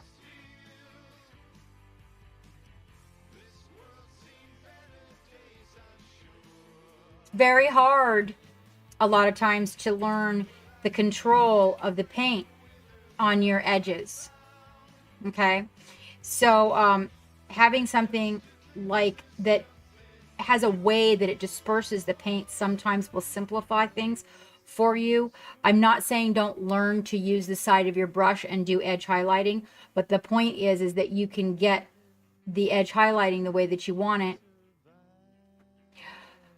No, I have not, Pink Chaos, but I would trust you if you told me that they were good, and I would give it a try, because I know that you do a lot different style of art. I went through quite a number of them, and I didn't like the way that after a period of just a few uses, they would sometimes leak up in the head, and the tip wouldn't stay good. So I've had these for a minute and been using them, and I definitely would like to get some in different sizes. Okay, so Pink Chaos is telling us that, so let's see if Amazon has some of those, you guys. And my intention was to buy more sizes, Chaos, And that way people would have a very small one for the small areas, and they do, and then larger ones for larger areas. And so what I'm saying is I do believe you should learn in the brush control, but sometimes when you're first learning things, it can be really difficult, and it can be very defeating when you're trying to get a look and you can't get it because you don't have that brush control yet. Yes, and then the other thing that I don't like about so a lot of people use Sharpies, and I think, hey, you know what? Anything works. You will pay for 23 hours. Oh. Let's see, you used them last year when you tested them in the art shop that you worked at, but that was for adding to your paintings on canvas. Right.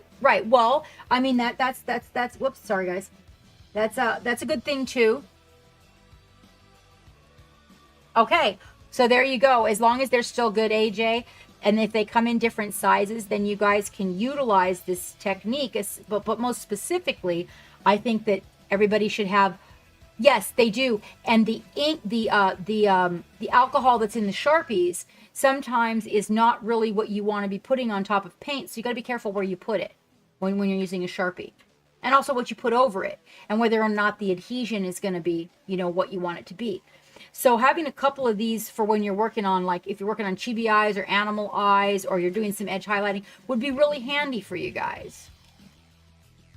But I was doing this in black and white, and I remembered I had bought these, and I thought, ooh, right now while I've got that eye, before I finish the eye, I'm going to go in there and see if this will look good, And the other thing is that some of them, when you buy them, they're really inexpensive, and the color doesn't stay on.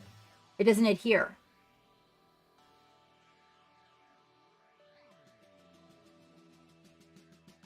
Well, Midnight, don't tax the system. I say 1 hour at a time. Yes, that's true too. The Sharpies do leave a weird sheen. Oh, that's really good to know. Thank you, Chaos. Thank you, because look, she just saved me a world of research, because my next statement was going to be, and I'm researching to find different sizes, so that you guys can, like maybe you want to do some little highlights in her hair or something.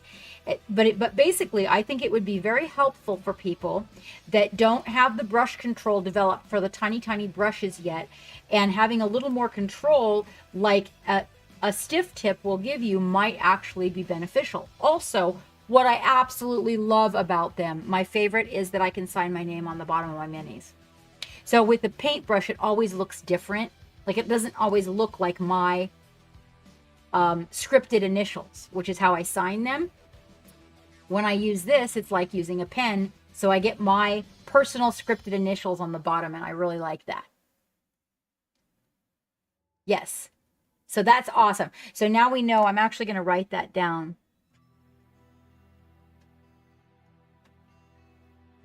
POS.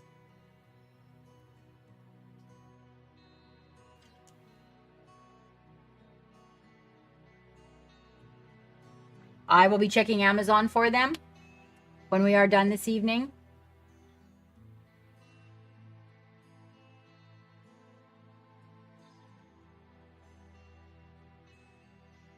It said noticeable midnight. Yes, thank you. Okay, so look at there. That's some great information for everybody. That's our golden nugget today, is the acrylic pens. And now you guys know you can use the Amazon link and go pick yourself up some. I just ordered these, and they pretty much have wrote on everything. You do have to let them dry, and you also have to make sure to shake them. One of the things about your acrylic pens, I don't know about those, but is that the same Pink Chaos, gotta always give them really good shake.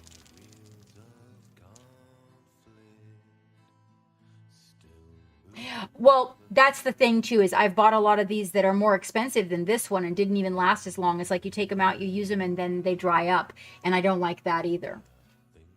So I don't want to refer somebody to something that, maybe they don't have the opportunity to paint. Like if I sat down and did a whole bunch of painting, it might be cool to have something that lasted through, say, half of an army.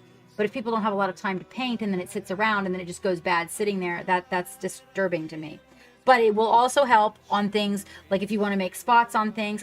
But what I was going to say is how much it can help you guys in some areas where you're doing freehand. Learning freehand with a brush, if you're not used to using a brush, is even harder than learning it with a pencil.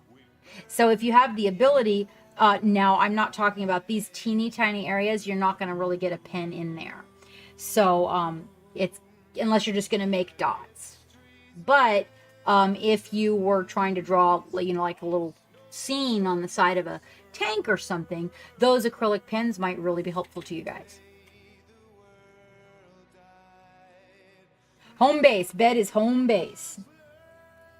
All right, so I have a, this brush isn't even small enough. I'm actually going to have to break out the Italian brush.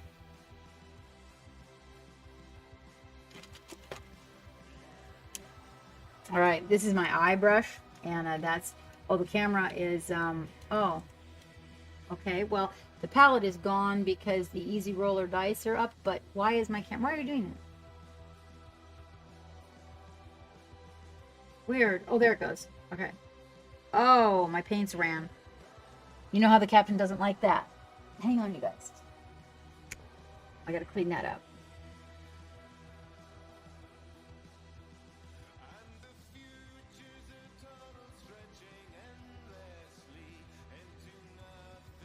My,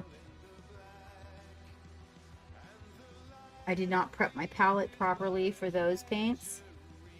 Welcome aboard. Welcome aboard the Black Pearl. Well, thank you very much for that follow, Psych Squig. Is that Psych Squig? Psy Squig. Psy Squig. All right. Okay, so I'm going to use this little eyeball guy. I'm going to come in here. And now, if I had a teeny tiny pencil, I could kind of... Oh, that's really good to hear, Pink Chaos.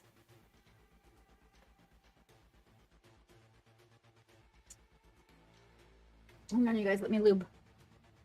Lips dry.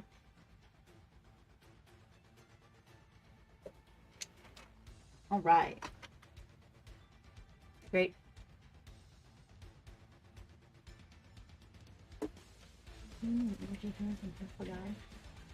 Okay. Okay. So, what we're going to paint on her little eye patch. Okay, first of all, I think painting the eye patch black and then coming in with white on the black is probably going to look the coolest. I don't think a white eye patch is going to look good. So we're going to start with that.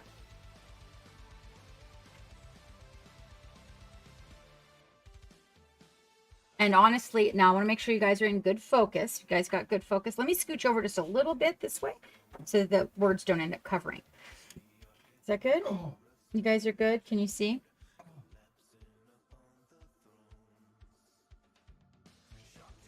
Yeah. Channel is down a minute there. What time is it? Oh my goodness. Okay. So the first thing, now originally we were going to paint this this eye like the other eye, but then a couple of folks mentioned that how cool it looked, that I had decided to paint an eye patch, which I actually hadn't. And then I thought, oh cool, she's a pirate, let's paint an eye patch.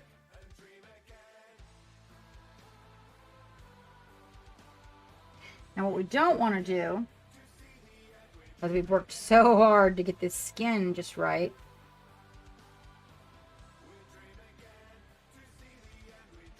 is we don't want to paint on her skin.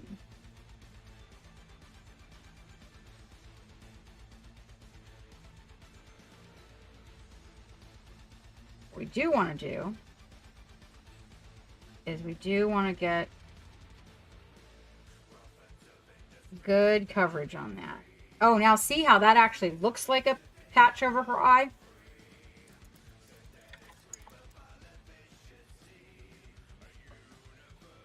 And then we're going to do a little bit of freehand in a very, very tiny space. It's very challenging when the space is this tiny. But it's actually very simple. We're going to make a skull and crossbones. And it's actually pretty simple to make if you think about it in reference to making little shapes instead of trying to paint a skull and crossbones.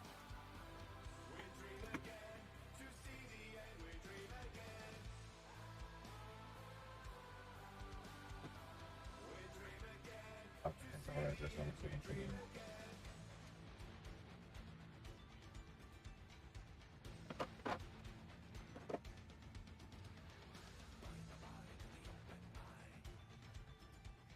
I have something.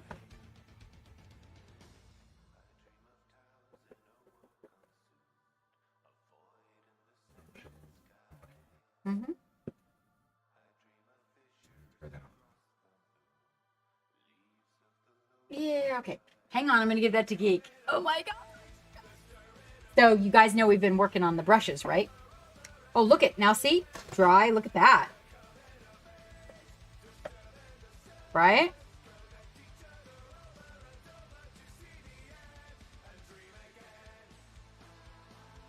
Yeah, you like it like, I like it like that. The black is definitely the winner.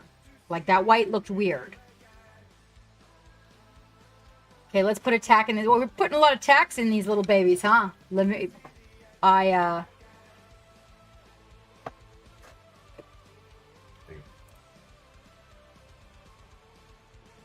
have something to show you. You guys know we've been working on this brush project for a minute, right?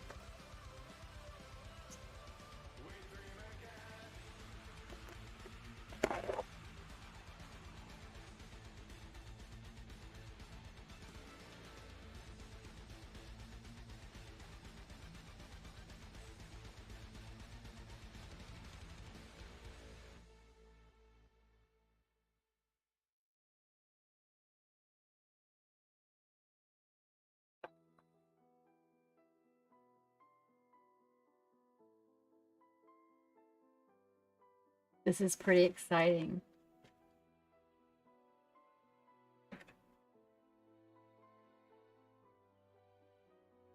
Voices join, will never tire. Brothers all our way.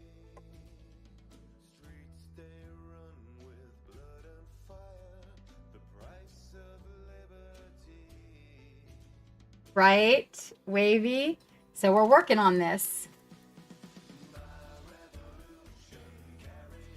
These are those metallic rubbing brushes.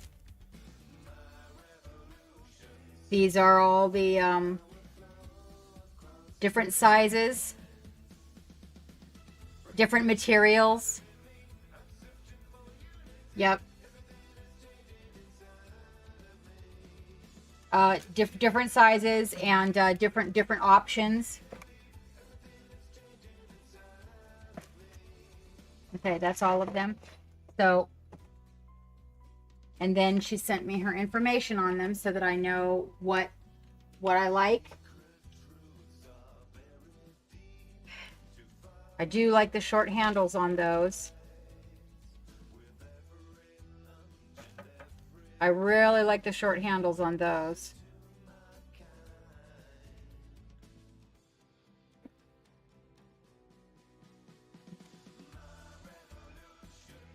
Well, hello, honey. Though that box isn't for you.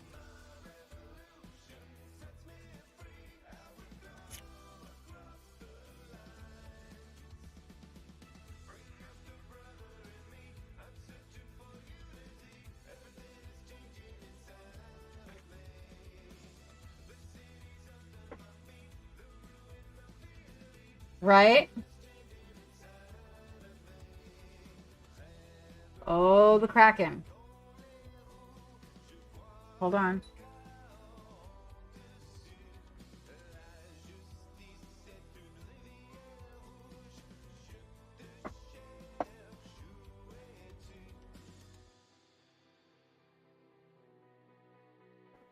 My revolution carries me.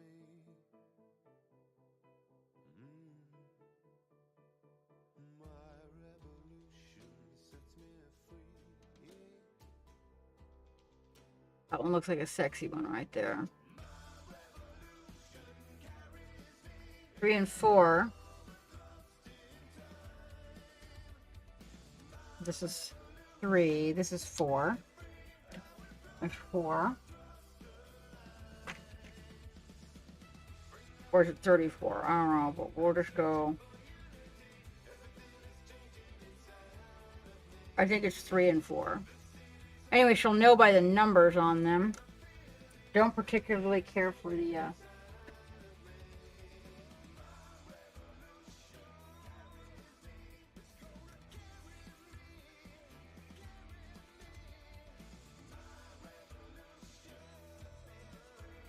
Probably. And so the object here is that I am looking for the perfect synthetic brush as well. Let me see if it's just a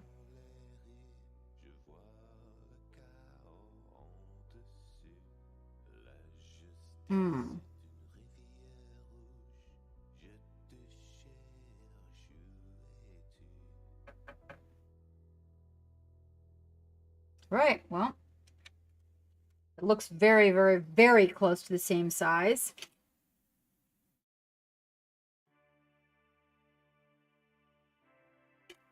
Put that one back. I'm going to try.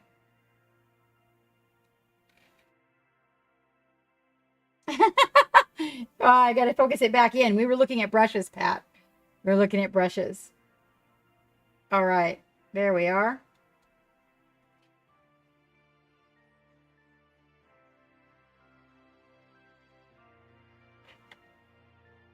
Called the defocus technique, Pat.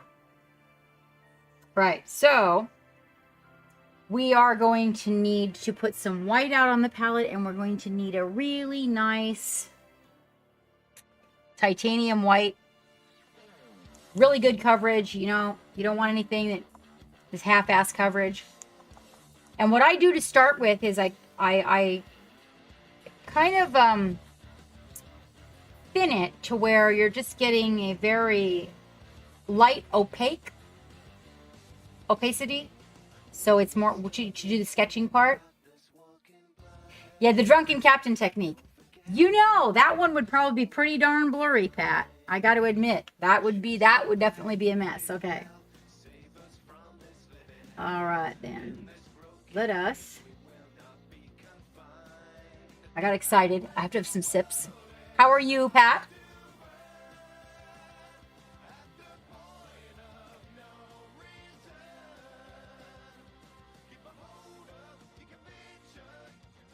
Welcome aboard the Black Pearl.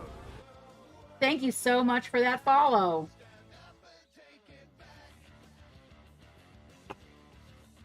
Let's see. Oh, that one. How do we say that name? Is that Rockin? Did I get it?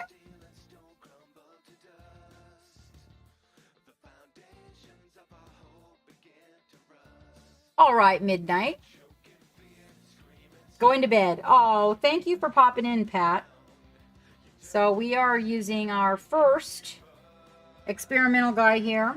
Now, you're going to take a very small amount of white and a small amount of water to create. Did your day go well, Pat? We're going to paint on this black glove. So you kind of want to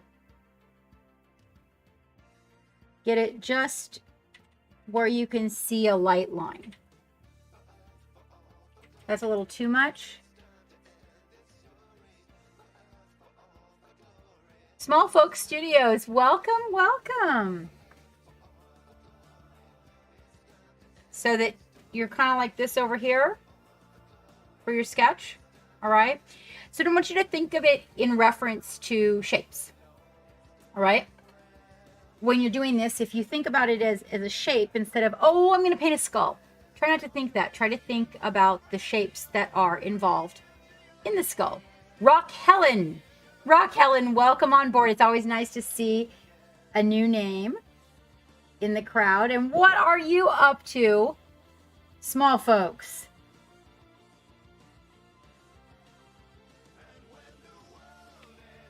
Okay, so looking at a skull and crossbones, right? We've got, the first thing that I'm going to do is I'm going to put a little X. Okay, so this is the way that I was taught to do it. Actually, it's not an X, it's a cross, okay? This is the way that I was taught to do it, like when I was in really, really basic training for sketching, okay?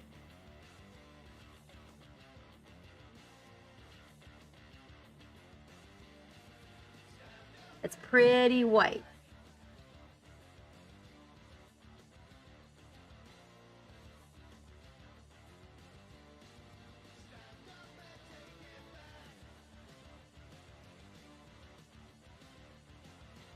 So this way you kind of know where you're at.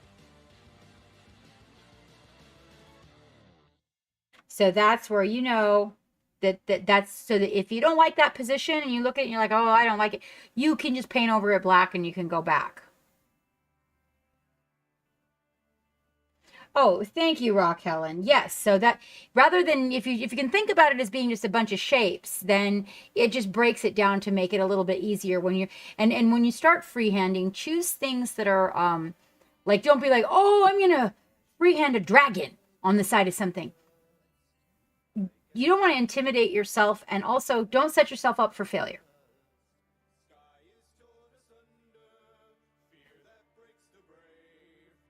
Exactly. It really does all come down to shapes. And there's a lot of stuff that I do, you know, when I'm doing colors and shaping highlights and stuff like that, like when we were shaping her shoulder recently. Okay, so now we kind of know where that's going to be, where the round part of the head is. So now that we know that we've got that, we can thin a little bit of paint. And you want to make sure that you have a very, very small amount of paint on the tip of your brush. Tech wife's job. Okay? And then you've got this little cross here, and all you're going to do is you're going to come in here and you're going to kind of, let me make sure you're focused in. You're going to connect the dots, so to speak. But rather than making a straight line from one to the other, you just round your line. And honestly, because it's such a small space, what you can do is just line up dots. You don't even have to swoop the paint. Just line up dots and kind of go around the little dots. I'm actually going to change really quick just because I'm not used to using that brush yet. I'm going to change to my Italian brush so that I can just get this right while we're doing this. Because I'm used to using it. It's broke into me. Okay, and then same thing on the bottom. And then you're just going to kind of round it. And just little tiny dots. Little itty bitty dots.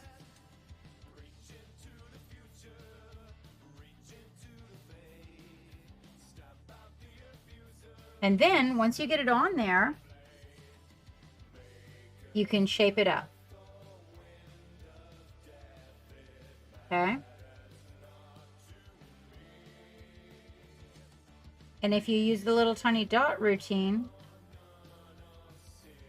just one little dot lined up next to another, before you know it, you've connected all the little edges of your cross and then rounded it. So instead of going from the point of the cross to the point of the cross like that, you'll kind of go around. Okay, let's use a better example, which I don't have in black. It's okay, we can do it with black. So we've got a little piece of paper here. Hold on, let me get a nice one for you. I'm going to do this a little bit larger so you guys can actually see it. Okay, so we're going to use a little bit of black paint to do this. So moving this for just a second, quick. Come down here, focus in. Okay, so you've got your X, your cross, right? Okay. Now, instead of going like this, right, you're going to go like this. And then you're going to shape it perfectly. And then once you do, then you just color in said area. But when you're doing it in a very, very small area, oh, I have so many types that I use, Rock Helen. I am using Reaper and Procryls are the two paints that I'm using right now on this particular miniature. I do have a little bit of Turbo Dork mixed in there. I'm ordering a league of paints from a couple of different companies because I'm seeking this balance. I find the Procryls to be a really good bet. I'm finding them really, really good for people that are, I'm definitely not a beginner, but I find them good for beginners. I also find them good for advanced people. I think that we have links, by the way. We are sponsored by only companies that I use the products and like them, just to let you know. So that if you use our affiliate links, it doesn't cost you any more money, and it does help the ship out quite a bit. And you should be able to get those from the link tree. If you put exclamation point links, it will bring up everything that I am partnered with. And anytime, like Amazon, you can use my link and shop with Amazon for whatever. You can buy toilet paper, and it helps the ship out a little bit and doesn't cost you any more money at all.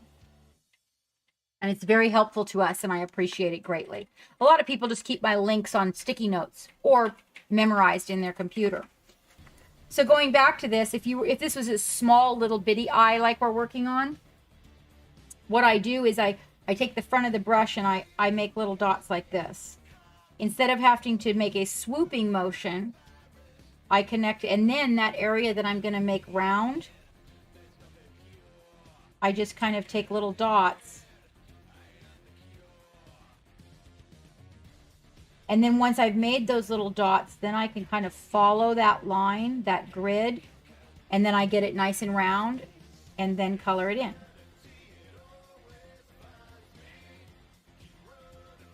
Okay? You can actually connect it like this, and then work on bringing it out and rounding it as well. Whichever one is your comfort zone, whichever one makes it to where you can end up making the circle, that's the best way for you. Yes, actually the black, even if you use whatever brand you use, the Pro Curl Black is the bomb. It's nice and matte. Oh, well, there we see. I wouldn't know that, Small Folks Studio, because I don't do tattoos, but I do admire that. At one point, I thought I wanted to be a tattoo artist. So in doing that, she's really small. So we'll say we've got our circle. What you want to do is you want to get in here and kind of get it as best you can. But then from this circle, and then you can use the little dot technique. Now this is a much bigger one, of course, than what we're doing. Okay. But this way, I can show it to, I can show it to you bigger, and then you can see the concept a little bit better. Okay, so then let's go. So now we've got this circle. Okay, so now on each side of the head, there's like this jawbone, right?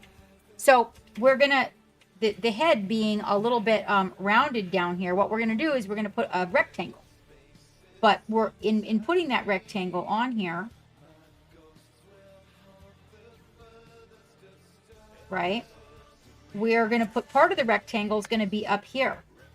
Let's do it a different color. So part of our rectangle is up here. This is so that you guys can see it, not because we're going to make this very awkward rectangle like this. And then we make the rectangle here. Okay. Then what we do with that rectangle is that same thing with the little dots. So we're going to bring that rectangle down like that, a little bit round like that. Okay. And then we'll fill that rectangle in. That rectangle probably could have stood to be just a wee bit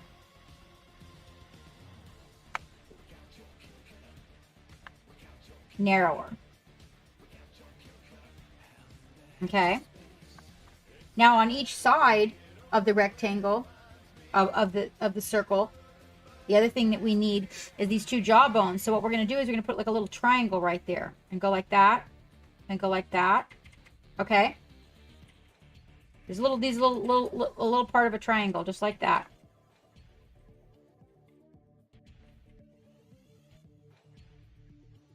This is very basic. So this is not going to be like the super sexy guy. You want to get super sexy, then we would have to break up the shapes. You can do it. It's just a matter of breaking up. This is super basic. Okay. And when you're working in a teeny tiny space like this, we want really basic so that you don't have to drag that paintbrush around a lot, because look where we are. We're in a very small space. So to the human eye, this is going to actually look pretty darn intricate once you get all done doing it. Okay. So then the other thing that Skull and Crossbones has now, in the case of this Skull and Crossbones that I'm making, I am not going to make the crossbones. There's not a lot of space to work with. So I'm going to make the crossbones not necessarily below the skull, but I'm going to make them come out kind of behind the face. So what you want to do is you would choose your area. So say in this case, we're going to draw a line. Now, in drawing this line, you draw it in your mind, okay? And when you do that, then that line, you look at where that line is, and then you put your dots. It's 2 little round circles. You got to draw that line in your mind, though. Then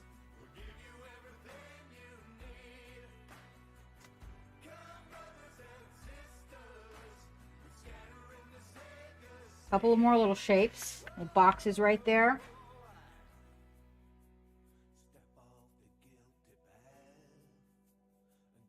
In your mind, there's a line from here to here and from here to here. Okay? Again, a couple of little shapes. And a couple of little balls. Okay? Now, wait for it. If you want to, and it's easier for you, the answer is yes. You can totally paint those on there and then paint over them black.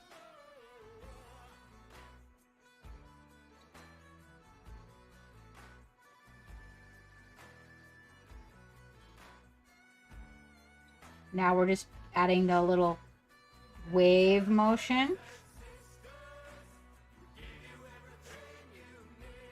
Okay.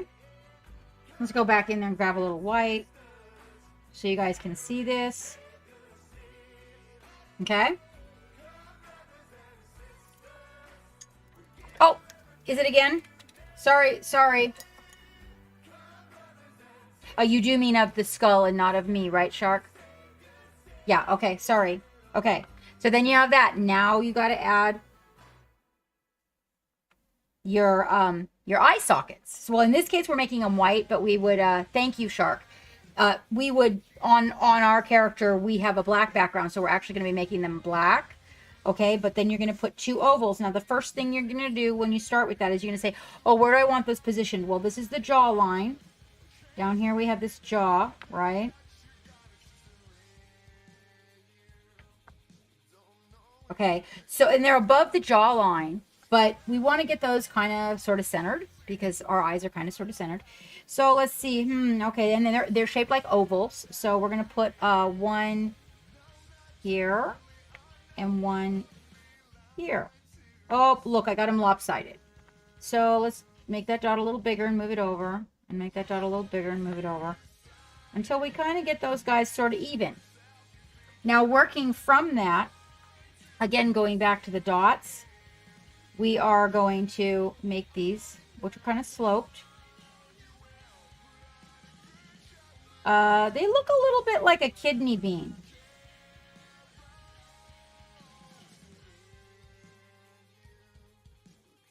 And I'm just kind of using the tip of the brush and making these little dots and shaping them out. Trying to get them kind of similar in shape and size. Now here's the funny part. All right, here I go. And oh my God. Oh, wow, I screwed that up. Okay, well, that's not going to work for me. But here's the cool part. So then what you're going to do is you're going to go, oh, well, I got to fix that because, yeah, that's got to be fixed. So you're going to come back in here and take your black. Oh.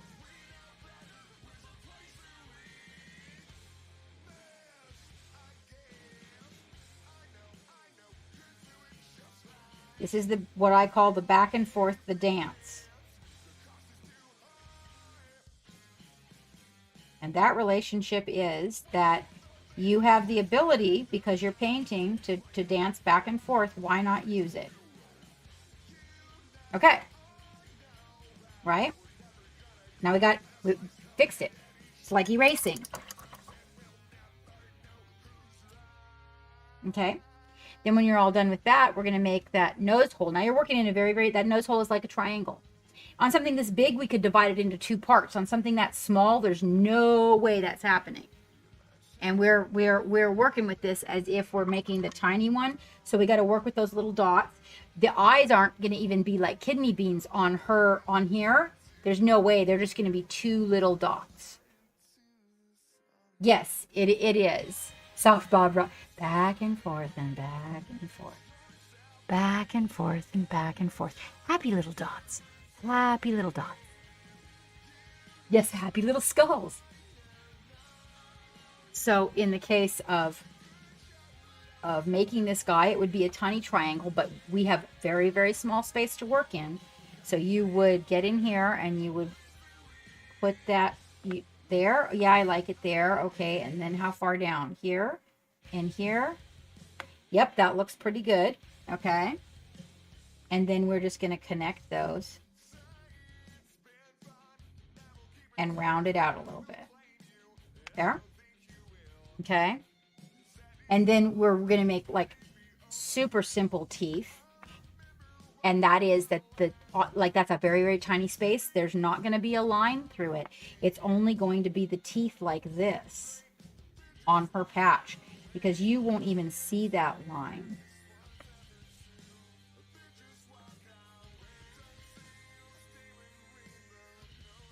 But if you were painting it this big, right? Let's just say you are. Right? You have the opportunity to fix those. Look at that. Oh. Oh. That one got painted out. It was so out of whack. Right? Back in there and give him his other tooth. Or maybe he's missing one because he's a pirate. Right? This is super simple now. This is like really the easy, this is the easy route. We're going to get a very, very thin brush. We're going to go into the black. And hopefully that white is dry enough. So let's just say you were painting it this way. And then we're going to go right down the middle. I go a little bit towards the bottom. And what I did, you'll notice I put those 2 little white dots at the end. So I ran that line and I put those white dots at the same level as the top of the teeth. Okay? Now, you don't need to keep those there. Okay? Very simple. Just very simple. Now, you've got those white teeth down. Get you an ugly brush. A little bit of white paint. And you've got your teeth.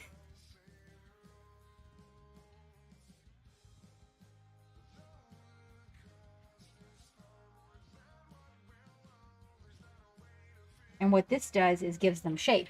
See the difference? All right, all done.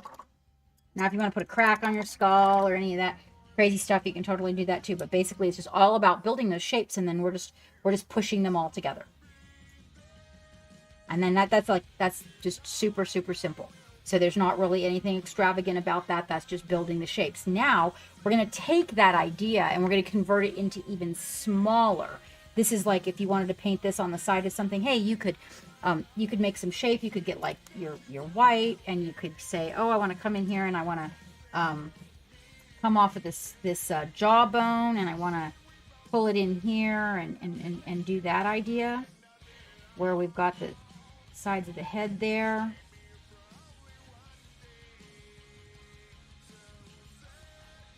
You could bring the chin down a little bit if you wanted to and give it shape.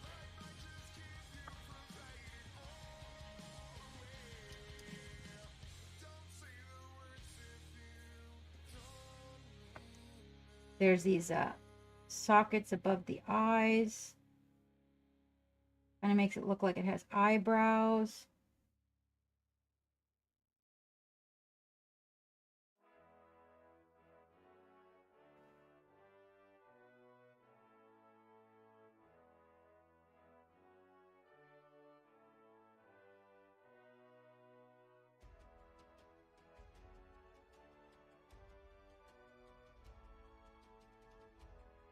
we're not careful, we'll make him look like he has a mustache on.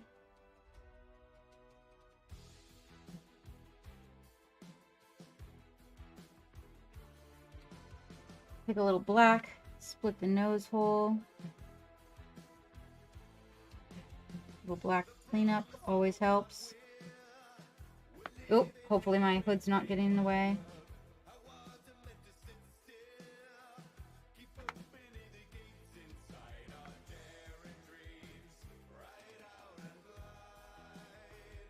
There.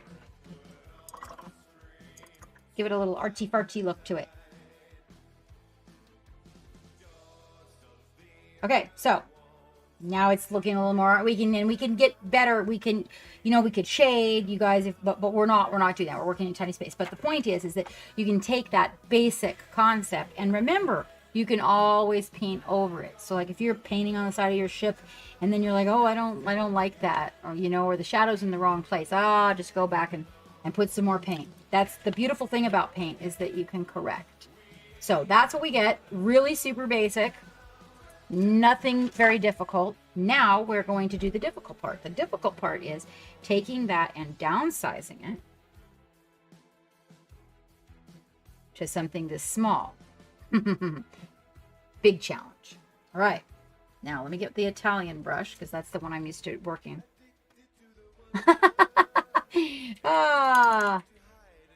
Well, now on people's skin, I am assuming that we have to be very careful when it comes to that. I will tell you. Okay, so we're going to take those same little concepts and we're going to come in here and we're going to apply them to this teeny tiny little space. But now we just basically, you have to take those concepts and you have to downsize them. Okay, so we're thinking we've got this little round part here that is the skull. And because it is such a tiny space, well, one thing is we're going to really want to make sure that, oh, hold on. We're going to really want to make sure that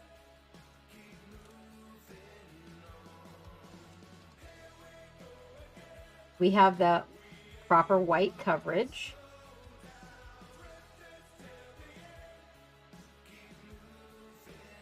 Okay.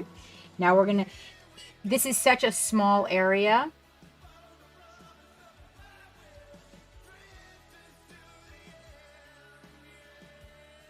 And instead of trying to make that rectangle, we're going to use tiny little lines.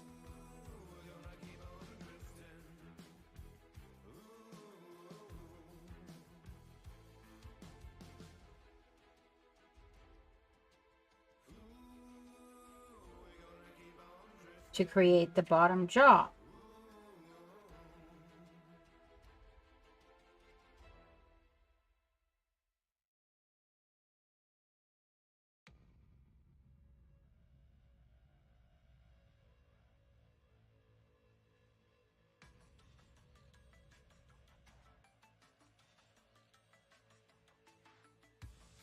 Each time that I do this,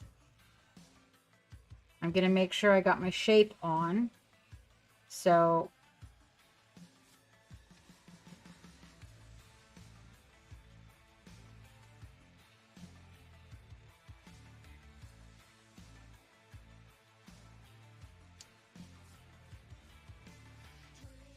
it's a small area. You're going to want, I'm going to want enough area to put maybe some teeth, but I'm not sure. So I'm going to work with it a little piece at a time, keeping in mind that I can come back in and I can make changes. So that's a little bit narrow on the jaw. Point here being,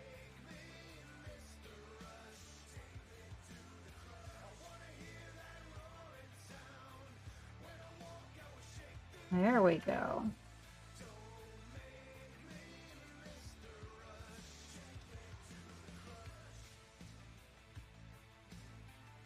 There we go. Tiny, tiny. It's just the tiniest little touches.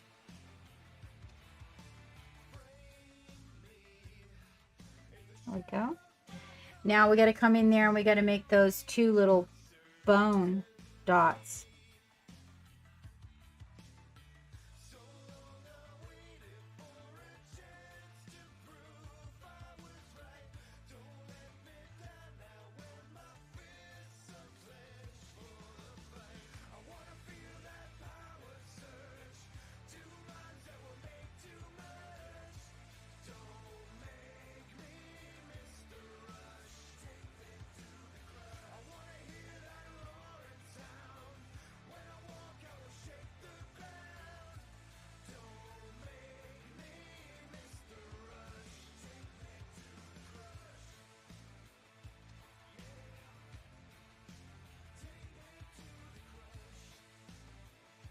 Okay.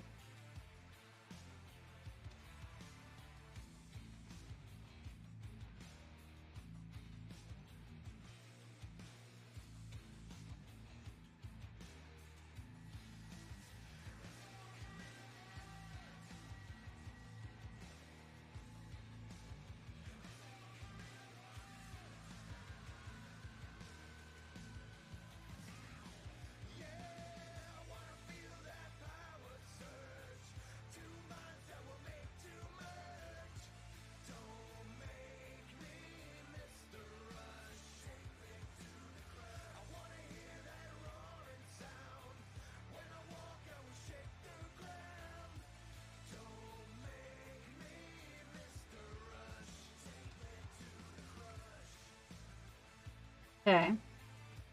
Woo, girl.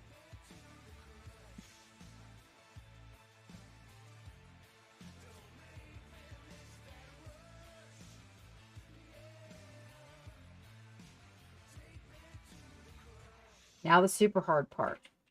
We've got our shapes. All right. And this is the part that's super challenging. So I'm changing lenses really quick. And I'm going to do my best. Oh, I love the way that that pop goes. The monkey thing pops up like that, Geek. Okay, hold on. I'm going to change lenses really quick, you guys. I'm going to, well, first, you know what? Because this is like, so this next part is like truly the most difficult part, because it's the part where the going back and forth kind of is it less of an application, because you're working in a real tight area on the black and the white. I am hoping I have a brush small enough to do this. So let me take a quick bio. You guys can jump into a game of race cars with Geek. Oh, and we don't have stream captains up. Working. So that I can, you know, be 100% completely focused, because it really is a lot of very, very micro dots. But what I want to show you guys is, like, it's interesting how a little bit of freehand in a small space, it's more a matter of just trying to get those little dots lined up and get the thing, the basic shape that you want it. And a little tiny bit of freehand in a small space really makes a caricature pop. Like, it's gonna, you can already see just by looking at the eye, look how cool that looks, you know. And then we're gonna put a black line, of course, across her face, you know, where it's holding it on. Exactly. So it's just really, and it's about just getting those little dots. Helen, just get them lined up. And I am using, like, it. This is a, hold on, let me see here. This is a Sable, and it is 10 aught, I believe. This is the one I call my eyeball brush. There we go. And if you guys want to get in on the stream battle, you can. Also, we have a giveaway for everybody that showed up with that raid. So you should be able to get in there and get in on our giveaway. It's still running. Those beautiful dice that you see on my palette, that's what we're giving away. Thank you very much, Helen.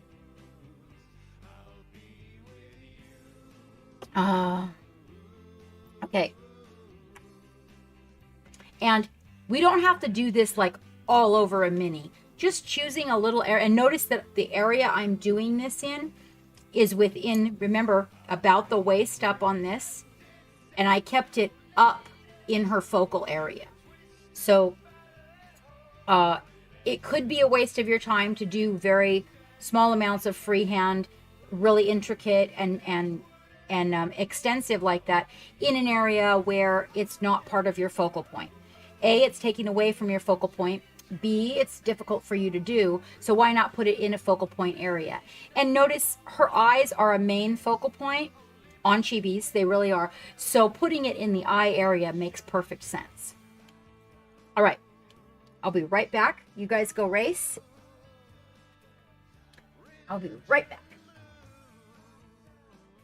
It dogged. Got itself under a blanket. Look at that. Can't push the button. Oh, push the button. Push the button. Games and emotes. Hello, Chet. I'm trying to work with my hosting guys right now to fix an issue with the website server that I'm trying to get up and running.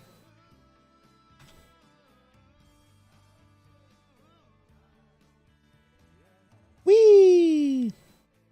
So, let's see if this works. Where did Chat go? Chat, where'd you go?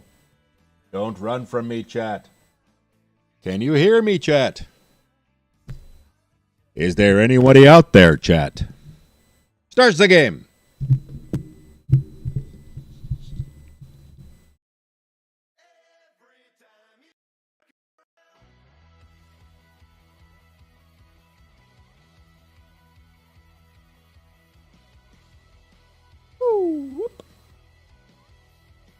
Nobody asked you, Wavy.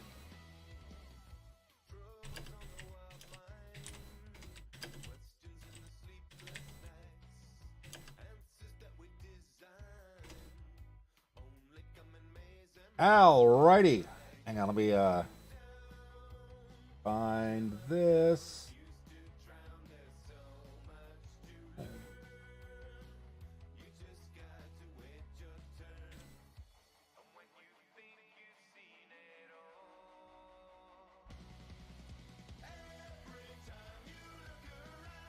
Is that it? I also launched a battle, so see if that works. No, not that one.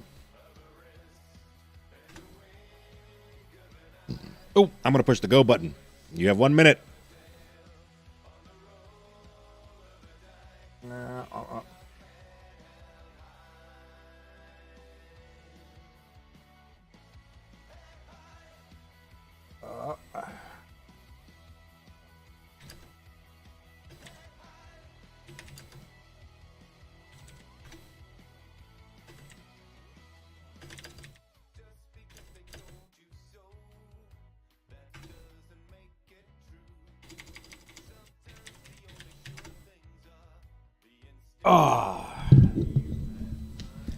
It doesn't yet. I'm trying to figure out how to get a workaround until YouTube does it, because unfortunately right now we're going through Restream.io, and when Restream does it, it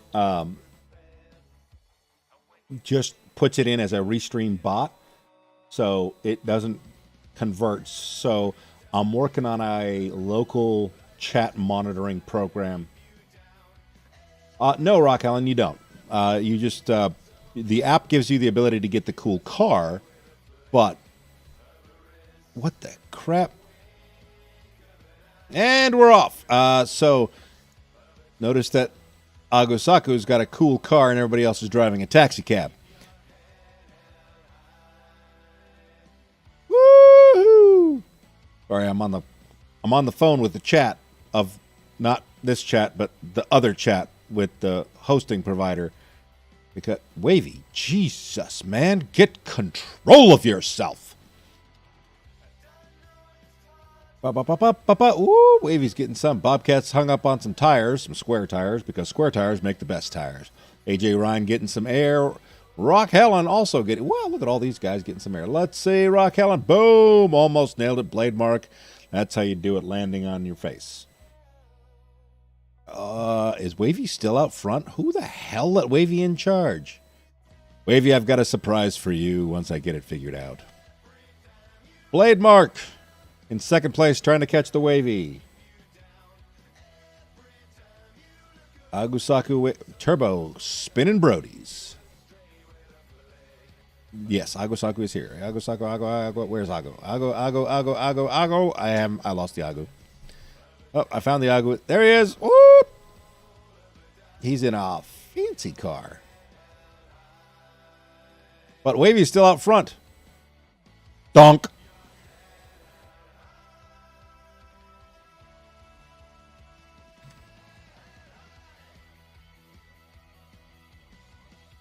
And ReStreamBot is being ReStreamBot, running into the side of stands. That's what they're called. They're called stands.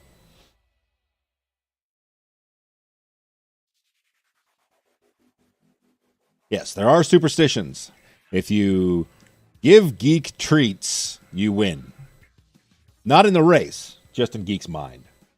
Ravencat sent me a PM. Do I have to read it, Ravencat, or do I just need to know that you sent one? Zip what?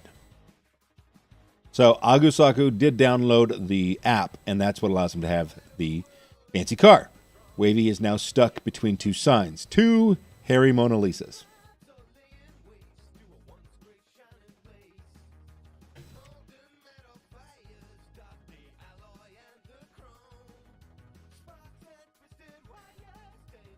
Wavy's still out front. Come on, guys. You can't let Wavy win. If Wavy wins, we're going to have to get a hammer, you know? And that's... Then we have to take it to Wavy's head to try to fix his brain. And we all know that's not possible. I think that's how it got the way it is. Oh, and... and all my monitors just went black. I'm having an issue with my graphics card for some reason.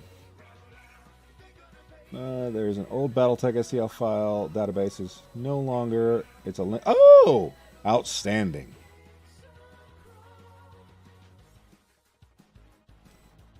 I haven't printed any out though. The captain was actually eyeing the Timberwolf with all the rockements.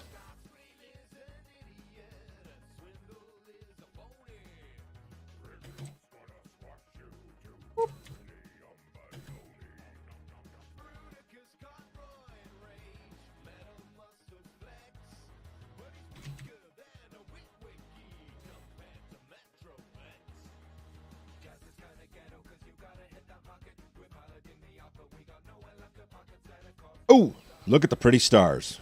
This game is very sensitive to the mouse movements today.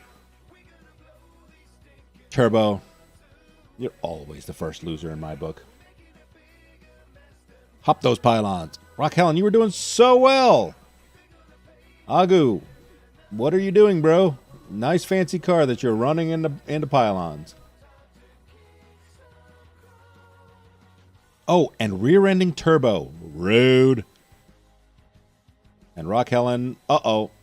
See, you didn't give Geek treats. If you don't give Geek treats, he locks up your brakes on you. Oh, there is no actual playing Rock Helen. It's just you watching the. It's an RNG. The vehicles speed along as fast as possible. Sometimes they brake, sometimes they don't. Ooh, nice. Good luck with that. And we're going to go back to the captain because Geek's trying to get the website fixed. We're going to go there. Then we're going to go there. You have 20 minutes to get on the battle. I was just doing a little bit of varnishing while you guys were out there on the racetrack so that I didn't have to bore you with the varnish. Although I can tell you, you may want to know, some of you do know because you know me very well. Yes, there will be rarely, if ever, application of varnish with an airbrush. Unless it's something very, very big and I'm able to mask off certain areas. I like different types of varnish in different areas. For example, her skin is satin, but I'm actually working on that skin. I prefer the skin to be more matte. And the eyes are an extreme high gloss. It takes 3 coats of a very high gloss to satisfy me with an eye. So just to let you know, when I apply the gloss, I'm also very careful about not letting it lay in any recesses. I find Liquitex to be the best performing as far as doing what I want it to do, not turning white. That's a big factor for me. I don't want the varnish to turn white anywhere.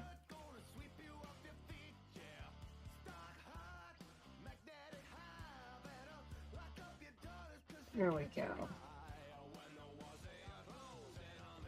I was trying to bring their skin down so that it was matte and not satin. I had mixed it satin, but I really, really do prefer it to be... Oh, that's so much better. Yep, that's just so much better. You'll notice how the water lines in the eyes, if you look at her, I move it around. So the eyes are, that's Liquitex High Gloss. That's what I use. And when applying your varnish, be sure not to drag your brush over it when the varnish is still wet, or it'll make this disgusting brush trail. Yes, it's another way to, it's another form of contrast, AJ. So, like, we like to build contrast. The more contrast we build, the deeper it becomes. So, like, for example, here's a good example. Not just the eyes. So, see how the eyes pop out so intense because they're high gloss. And so that high gloss really makes an intensity. Whereas I've made the skin is, now the face is staying satin in spite of covering it with matte varnish. Too much varnish will get an opacity that I don't like on it. One of the main reasons I use the Liquitex is because I have had really good luck with it not creating that. In a pinch, you can use Mod Podge. Mod Podge. That's what I meant to say. Matte, just don't let it lay in the recesses. Now, let's just take this little sword here, for example. You know what would be really nice on that is some high gloss, because then we could get a little bit more metal effect from that. So we'll come in here and we'll paint this little sword with some high gloss, and then you'll see how that kind of changes things, okay? And maybe like the tops of these boot armors, right? And not doing the whole thing, but just a little area here. We'll gloss that up a little bit. And this little shiny armband, we'll do that. And then I've kind of broke it up with some the matte skin. But look at now when you look at her when she's in the light, now see her shiny little sword? See little reflections on her sword? Because it's shiny. Mod Squad. And then of course her wings I did in satin. And then I will add satin to the hair, because, you know, hair has that reflective factor to it. I did a little satin on the wings. There's some matte and some matte on the edges, and then satin I did over the Turbo Dork to really make it reflect good. So we get more aspects. Yes, it is, Rock Helen. It is like a highlighter. And then, so like I'll go in and like their lips, if I want their lips to be, you know, stand out a little bit more, I might tint a little bit of high gloss varnish and just right on the lip, and that little bit of varnish goes a long way. When the whole miniature is one varnish, I have not been able to do that. I change it up on all of them. I feel like I need to switch up the varnish. Now this skin was the first one that I did. She's probably going to need another. Look at this skin though. Now that I've gone over it with the matte varnish, now I want natural highlights to it. My highlights that I paint on, and then I don't want the varnish to interfere with extra highlights. I want them to be only where they should be. Like when you come around and you see that on her cheek, that makes sense.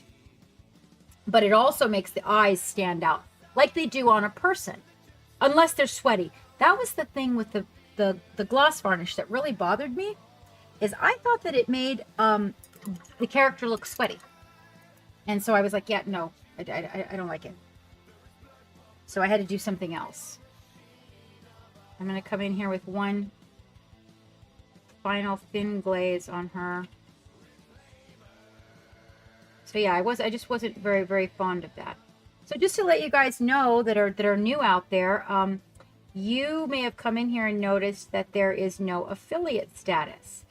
And you guys wouldn't know. If you decide you like it here and you want to subscribe, we subscribe through my Patreon. And that helps support me being here and carrying on with what I do. We have a Patreon level that is what we call our Twitch equivalent. And then we have other levels that have lots of good stuff available. In fact, we have the round table and a painter coming from Italy tomorrow who will be painting light blue skin, pale blue skin. He is painting the Formoroid Crusher. I put it out there on my Instagram. We are also working on our hours in YouTube. We are streaming right now live in YouTube also.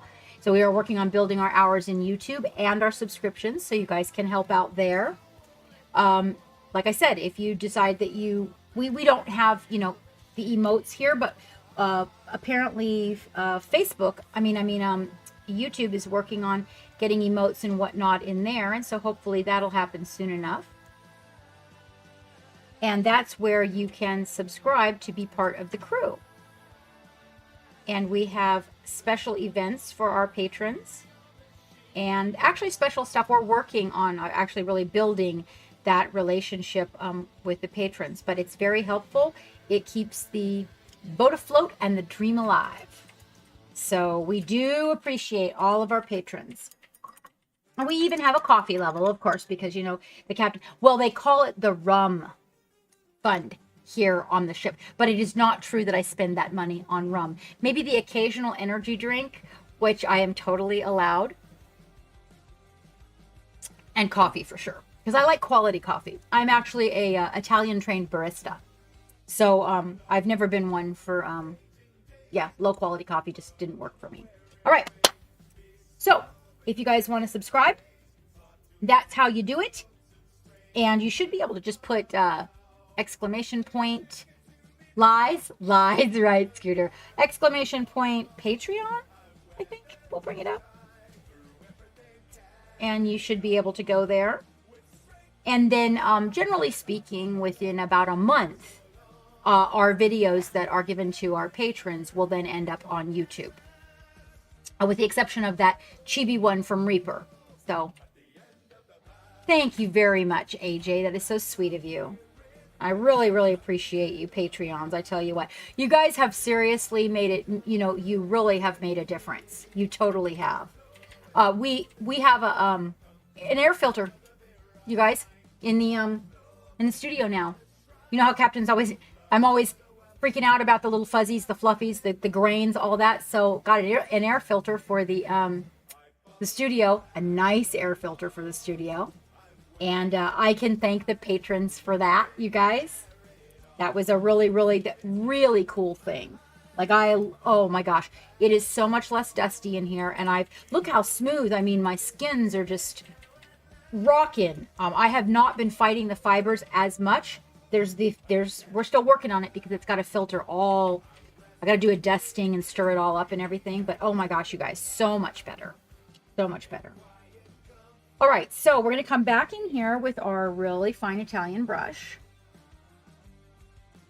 Oh, I was going to change the lenses. Right.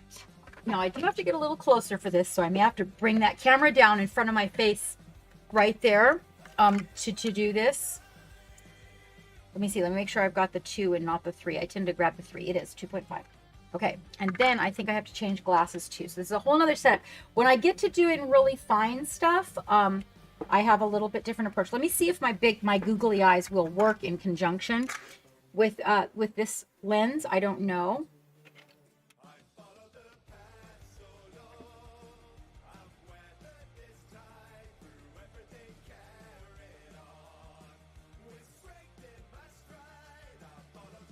Hold on. No, be patient. I'm just figuring this out. I want to see how close I got to get and where my okay, googly eyes are a little bit too powerful. Let me change glasses real quick, you guys. There they are. get my old. You remember my old glasses? For those of you who have been here for a while, remember these? You know, I ended up getting those googly eyes. Remember those? Yeah. Ended up getting the googly eyes because my wife likes them. So she would always come in and she was like, "Oh, I love those googly eye glasses." So these, if I'm not mistaken, combined with this are, yeah. Okay, now what I got to find out from you, so pipe up in chat and let me know, how is the hood on the in the frame? Are you guys good? Can you see? Damn. It's the cord they don't like? No. Can I have your hoodie for a second? My hood. Yes. You can take the light off? Yeah. Okay. I never use it anyway. The batteries are too heavy. Okay, is that better, guys? Okay, this is, let me get right. This is right where I need to be here. Is that in the way? If it is, we can back this up a little bit. Right. It's just covering the bottom. Okay. Oh, that's actually perfect. It's not even in the show. Got it. Okay, we're good. Aces. Excellent. Okay. So Geek just cut it right off. I never use it anyway because you have to put batteries in it. And my new glasses are so heavy, I cannot wear it with the batteries in it. It's a major headache. Okay. So now we're going in here, right? And we've got to make this skull kind of happen. So we're right now, see how it kind of looks like a flower, right? Let me get that perfect. I'm going to try something here, you guys. Hang tight. I think I can do it this close.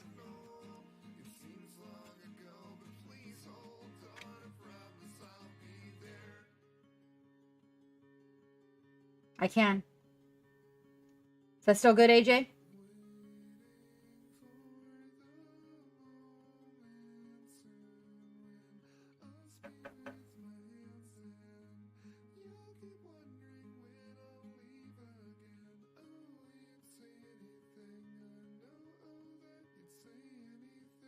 Okay, excellent. All right. So you can see it kind of looks like a flower. So what we need to do is we need to apply these teeny tiny little dots in there, right? And you don't want your paint super thin on this because you want to keep the control of your paint. I'm going to recommend, because it is such small amounts, that you guys use a little bit of paint retarder. Tiveria. Let's welcome our raider. Thank you so much. We're about ready to get super technical. We're going to be doing a love gallery after we make this eye patch if you'd like to drop some more. I'm sorry about the camera setup. Right now we're about to ready to do some really tiny freehand. And so I brought the camera down in front of my face to where we could see the miniature. Hi guys. Oh yes, so we had we were doing very minuscule amounts of freehand so that people could see what a big difference, just the tiniest little bit of freehand, but it is very technical. If you'd like to put something in the love gallery, I'd love to see what you were working on. Thank you so much for the raid. Yeah, the talons are here. Slade, how are you? Oh my God, I have not seen you in forever, mate. Thank you so much for that raid. If you guys would press the my icon in the upper left-hand corner of your screen so that you guys will be reloaded as original viewers, that would be very helpful.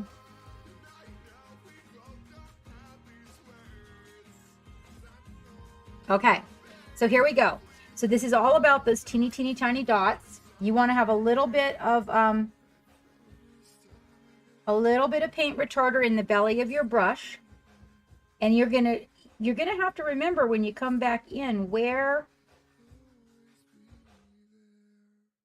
the jaw was. And then we're gonna just put these little dots.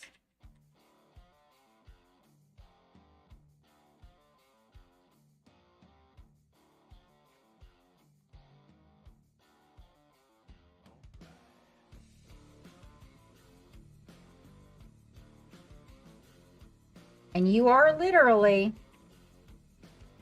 using 2 hairs. Woo! There's my family, ladies and gentlemen. Let's get a shout out for Tiveria. Tiveria, can you put your information in the channel? Put your information in the channel, love, so that we can get you in our database, please. That way we can shout you out. Welcome aboard. Everybody with Studio J. You guys were doing super technical tiny painting. So I got the camera focused in on this little guy. Hi, all raiders. Hi. Welcome, family. Welcome aboard. Oh my gosh. Scully Jolie, hello. Joy of Painting Minis. Woot, woot. Oh, who have we got? Who else have we got up there? Let me see. Oh, I can't see that name because it's in purple. I cannot see your name. Galger. Oh, thank you so much for the follows, you guys. We are working on followers. We are working on a goal. Anybody who wants to go give a subscription to my YouTube, we're working on a goal, and I greatly appreciate it. Oh my gosh, you guys, amazing. Yes, and the YouTube is a free subscription. We're working on the hours for that. It's not even Tuesday, I know, and we're getting so technical on this, right? How are you doing, Studio J? How was your stream? I'm so sorry I'm hidden behind the camera. I wanted to bring it way down so everybody could see this little guy. So we're just finishing these 2 little people up.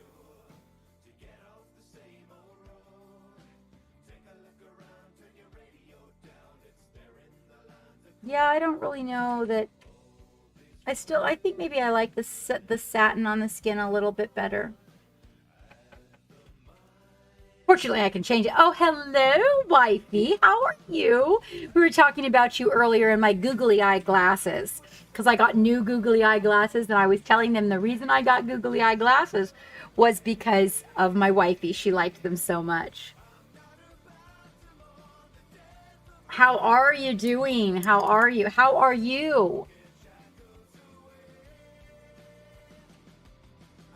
Oh, true. You know, I got to make an effort, girl. I got to make an effort. Yes, I was so honored that Pink Chaos was in here. I haven't seen her in so long. We opened with some little pieces of information to give people the opportunity to kind of, you know, when you're trying to learn your brush, it can be a little bit challenging. And Pink Chaos was here to help us out with acrylic marker recommendations, and I was so pleased. You are tired, I know, and you probably need to go get food. So you go right ahead and go get your food. I know that you can't stay very long. I'm going to come back with the satin on the skin, you guys, because I actually, now that I painted the satin out, I prefer it. I think that she looks good with the satin skin. It's got a thing going on. And I like it. So we are going to reclaim that with a little bit of satin here. Yeah.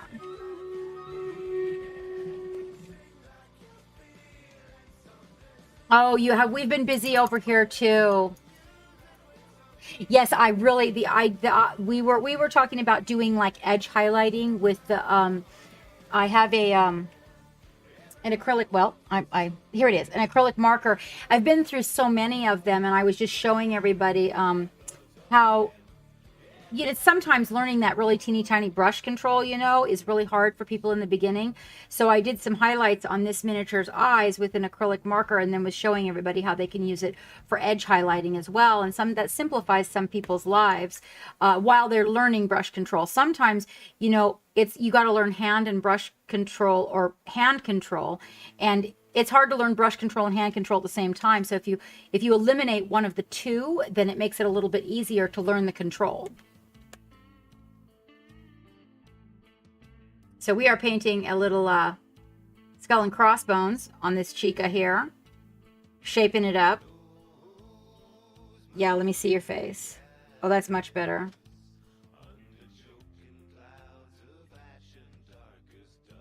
Yep. She's probably gonna need a little volume added to the lips. A little bit of little color volume.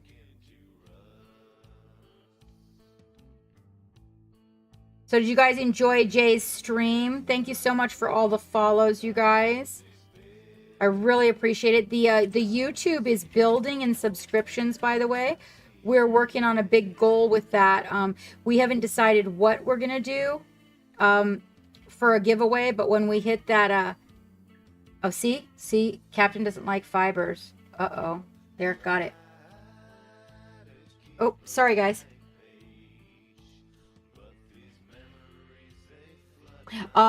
We haven't decided what we're gonna do, but we are gonna do something big when we hit that 1,000 followers on YouTube, because that's gonna, once we get 4,000 hours and 1,000 followers, we can actually start monetizing on it. So we've been working on that, and it's been an adventure, let me tell you what. Hello, Neko, how are you doing, love? How are you doing? Paint Monkey, I was talking about you earlier today too. I embraced the godmother of minis. I did. I actually put the hashtag out there, and I used it. Yes, we got our Wavy in here with his band hammer, watching out for all the crazies. You know what? Thank you, Paint Monkey. Thank you for letting me know, because I would not have known about people using that if it would not have been for you for telling me. All right, let me check this. I'm out of focus because I'm inspecting you guys. I still don't like what happened on this piece of skin right here. It just kind of bothers me.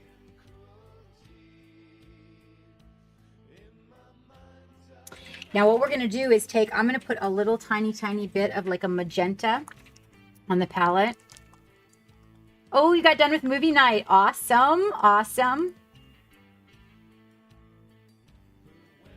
I actually had a beautiful vacation, you guys, by the way. The vacation was so much fun, studio.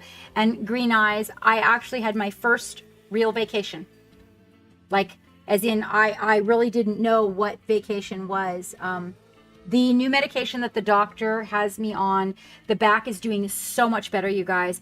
I am so tired and so sore, but it's working. It's working. So that's just a wonderful thing.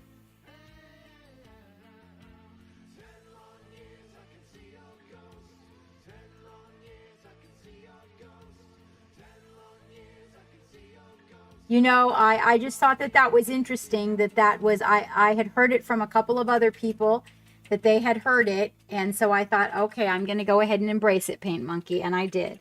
We have a new sponsor, by the way, Jay. We got picked up by a, this is a little bit of gloss, you guys. And I tinted it with the magenta so that we can get a little lift out of the mouth. It's disappearing into the colors on her face. There, you see how that worked? Look at that. So add a little bit of the magenta to that gloss, and look at how much better her mouth stands out now.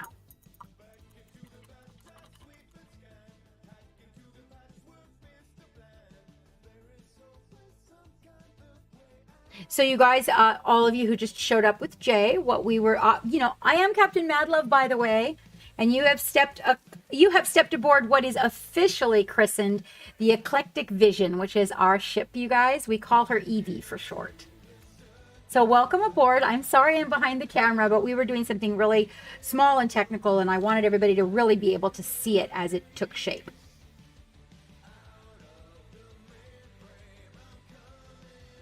So we were using the black, and what we were doing is going back in here. We're going to do a love gallery. Anybody who wants to be in the love gallery, you are welcome. Exclamation point Discord will give you the Discord channel, and you can pop some work in there. We have a big love gallery tonight because I was gone for a week. right? Well, she's actually supposed to look a little sassy, and then this one's supposed to look super grumpy.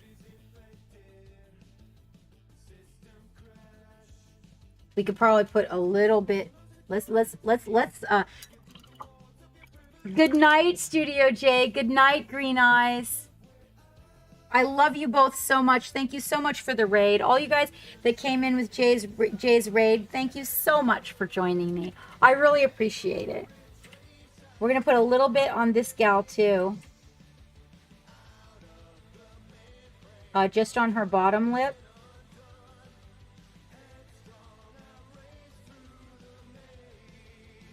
Just so that that bottom lip stands out a little bit. So it's a little bit of gloss tinted with some magenta. I know, Grumpy Face is amazing, isn't she? It's funny because she looks like the wild Isis. Just Isis has a chibi that was drawn to look like her. And when I painted this, was like, oh my gosh, that looks like her wild Isis. It was just so weird. Once I got the pink hair on there, I was like, ah. I see blue somewhere. There shouldn't be blue.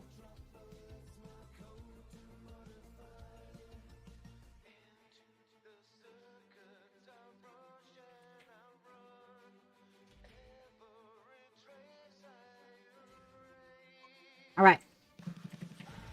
Oh, good night, darling. Good night. Yes, I will tell Geek you send greetings. Okay. Yes, that sounds beautiful. That sounds absolutely lovely. Thank you guys so much for bringing in the family. And thank you, family, for being here. So what we are doing is we are making a very small freehand skull and crossbones on this eye patch.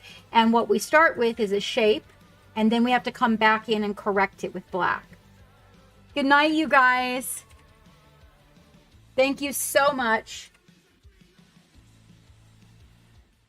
Anybody who is in here that is not following Studio J and Green Eyes, you guys definitely want to follow them. So they are a direct family of the channel.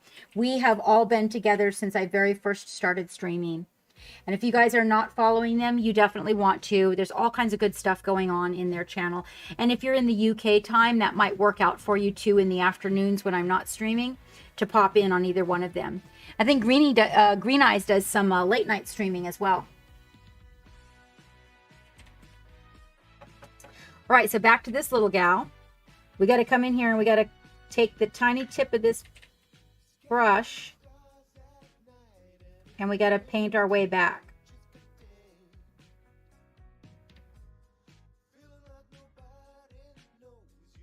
And what you want to do is just eliminate just enough of that white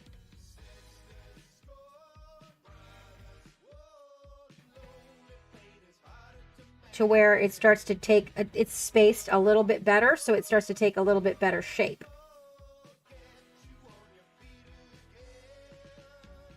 And I'm going to do that literally a micro dot at a time. So I'm not even painting any sexy sweeping anything. Just placing a tiny, tiny dot of paint in the right spot. Or the wrong one if you're not careful.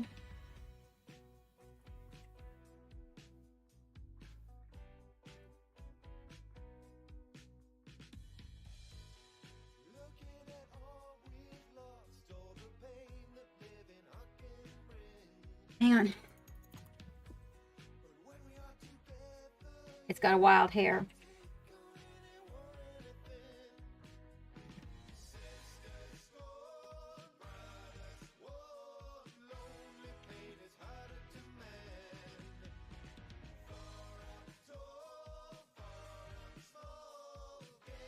Okay, so what is your level of painting, Paint Monkey?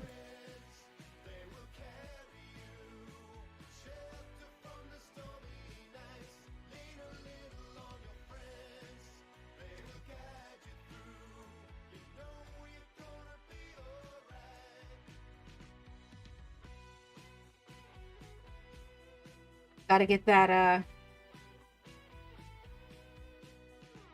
little bit of retarder on there.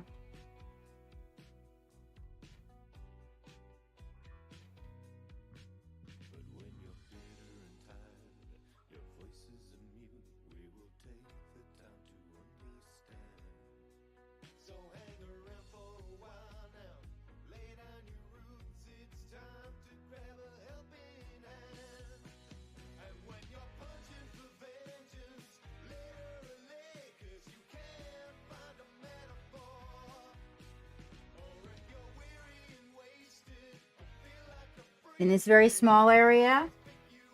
The nose hole is not going to work out.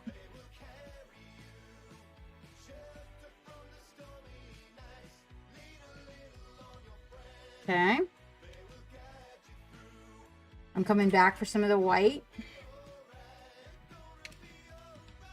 Sucky. It's a little above basic. Okay, well, let's not call it sucky, okay? So I feel like a really good choice. The Pro Acrylics are a really good choice because you don't have to thin them a lot. They're very strongly pigmented. And so getting your blends and learning to mix, they've got a really good color range, is a really good choice. Oh,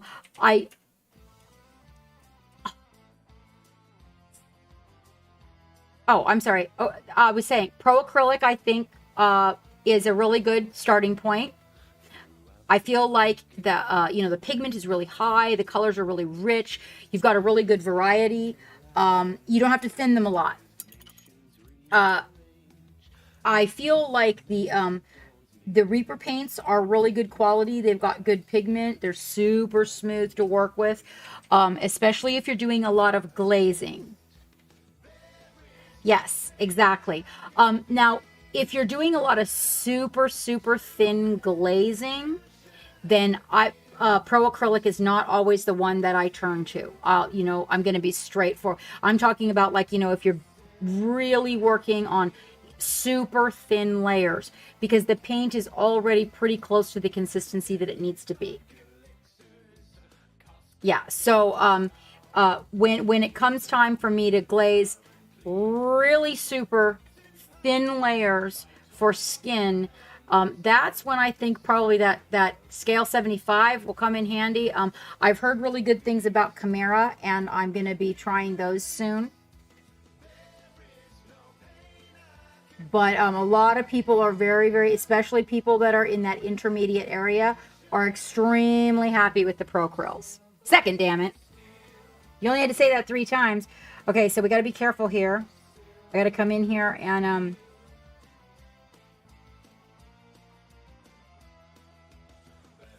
doctor my shapes.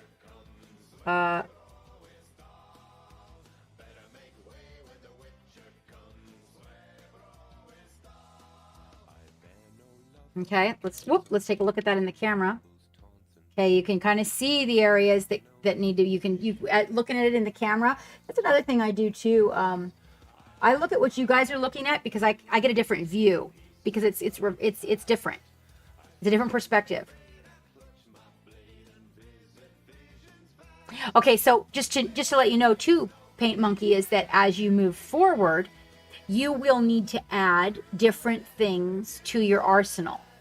So General Gumdrop just started, and I had her invest in all the Pro Acryls and a few colors that actually are out of the wheelhouse.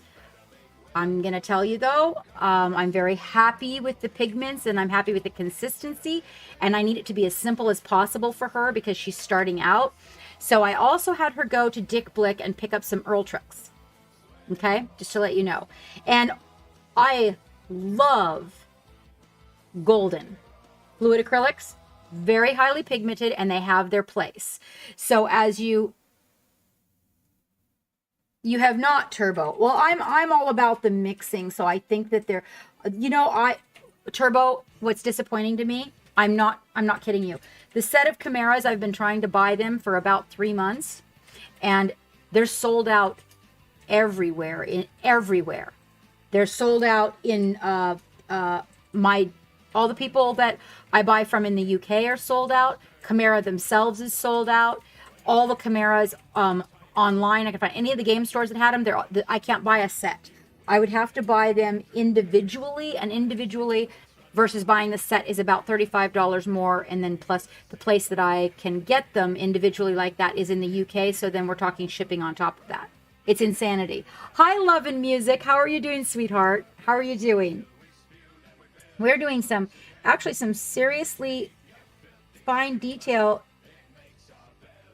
technical painting on Friday. What are you up to? There we go. So what I'm doing right now, guys, is I'm just thinning up the bones so they don't look like petals. And I'm just taking these little dots of paint and putting them in the exact right locations. You want to try not to paint on her face while you're doing this. You will be disappointed in yourself.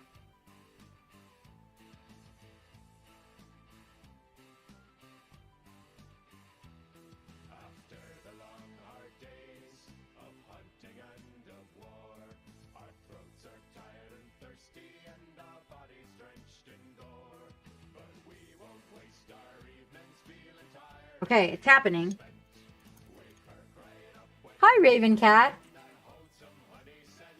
So, Raven Cat, you may be interested. If you're going to buy chimeras, I'm going to recommend, and we have a discount code with them, Lilliput Miniatures. For where you are located, I think that might be the best if you buy over a certain amount. Oh, you do?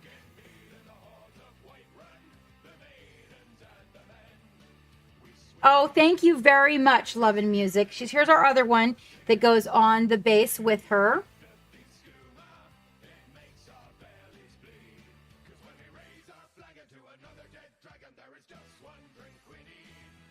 There are 2 new sets. Oh, awesome. I gotta get a little bit of that extender out.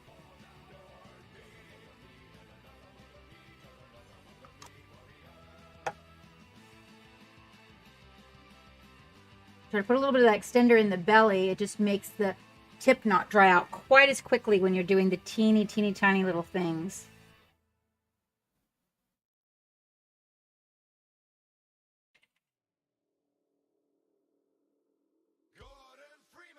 I might need a brush just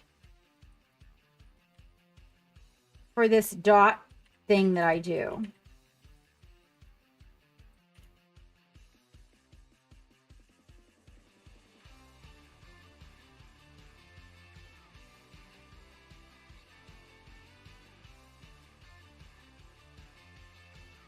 Who was that used to paint with dot?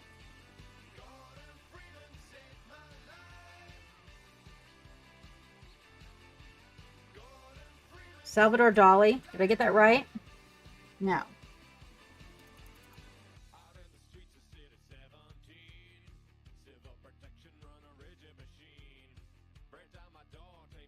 Oh, that would be wonderful. What did you get? What did you get? Love and Music.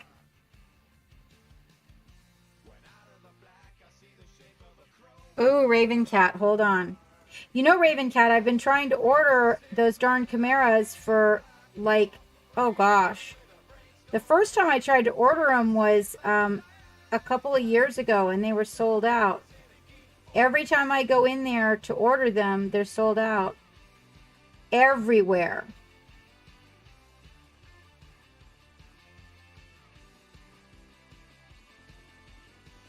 Okay. Now we've got the skull and crossbones really close to the shape.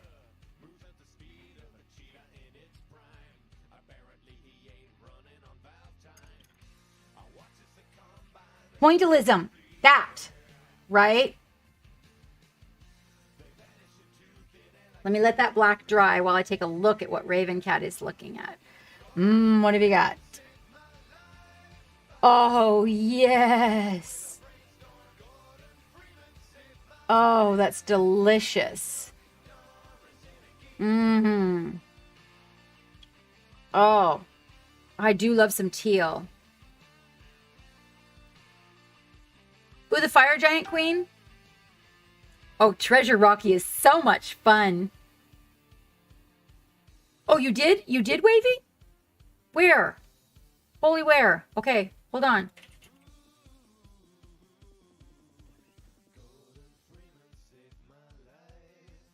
Oh, allow necessary cookies. Oh. I'm leaving that up because I've been trying to order those forever and a day. Forever and a day. Oh, it's going to be so much fun. You're going to forget all about the nervy part. It's so much fun. And you know what? You can always order more minis, right? Don't be afraid. Don't be afraid. Just jump in the deep end. And paint for your life.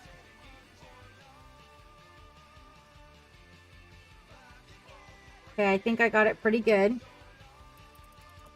I'm feeling like that works.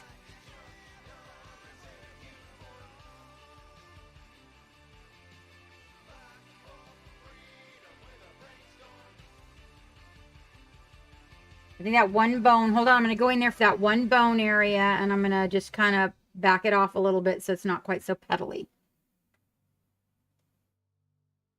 Worst pot ever.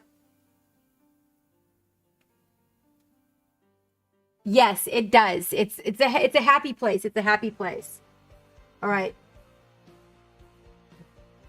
So I'm going to back off on a couple of things. This is another thing too, is don't try to position your paint hand for your mini. Position your mini for your paint hand, okay?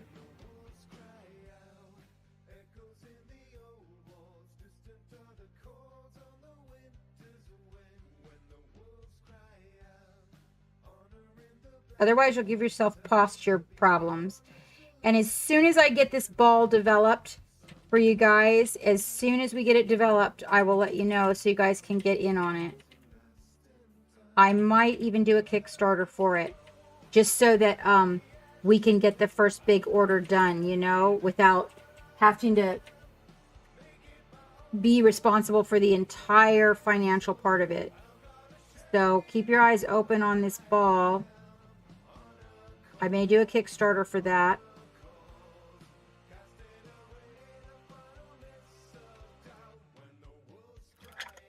That's better.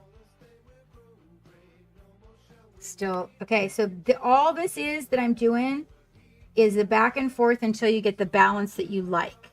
So just keep in mind that there's going to be that, and it's okay. Once I get these looking the way I want them to look,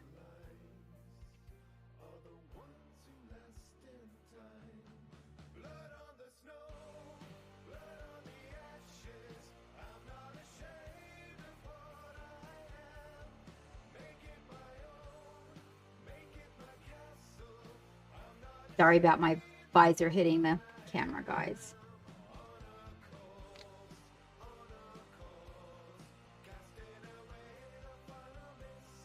Okay, now, so that when you get in close, now you don't even have to, let's see.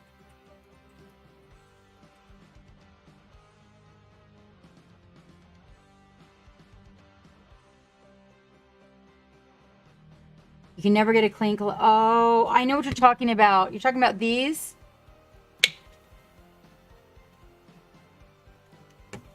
You have to clean them constantly, the top and the bottom.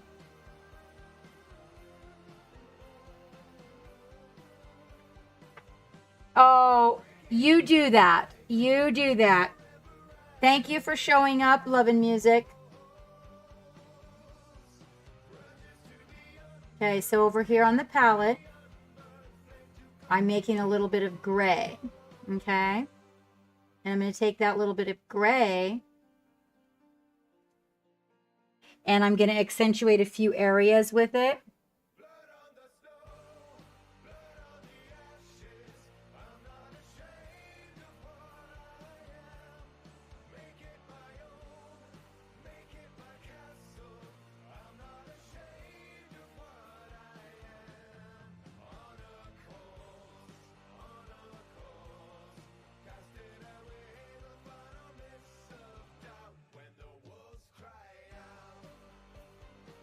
And I'll go back with a little bit of white. So when you're working this small, you're kind of creating a bit of an illusion as well.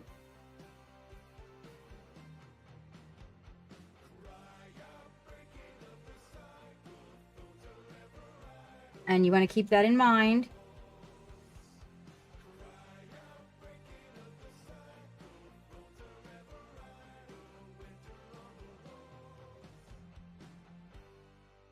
Yeah, I really appreciated it, Love and Music. You have a nice nap, sweetheart. Okay, so now we're just gonna I'm gonna try to make some little striations here for the teeth.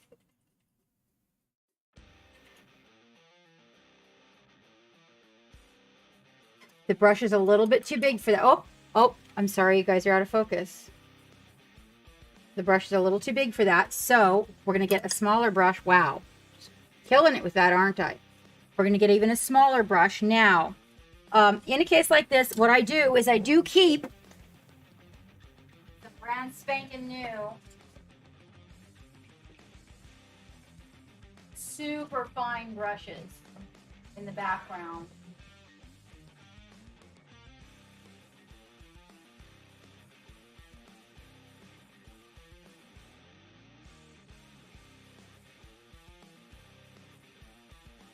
And if you're trying to make a really, really straight line, what is helpful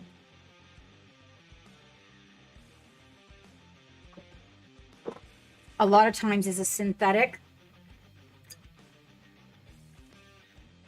This is actually a Kolonsky, but it's brand new. It's not terribly expensive, but when you first get it, it does keep a pretty good tip for a short period of time. So I'm going to turn her upside down, and I'm going to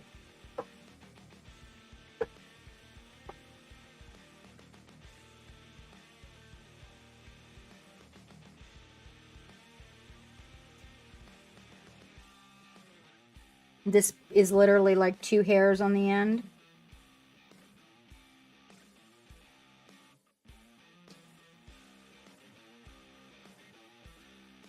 You got to get just the right balance of retarder and a little bit of water. You don't want too much.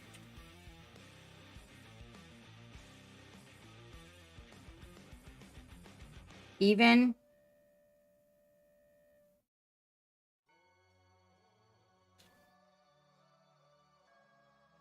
a space of 3, being it's an odd number.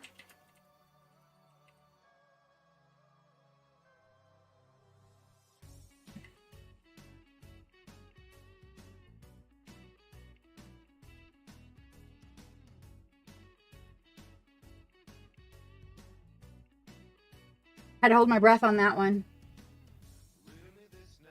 Well, hello, Wandering Lands. As soon as I get this patch done, you guys will do the Love Gallery. Well, first, you can play a game of race cars.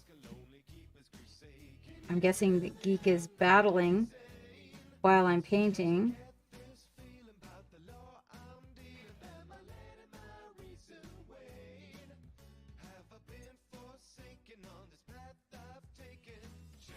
I would like to say that this would go a little smoother and a little faster, but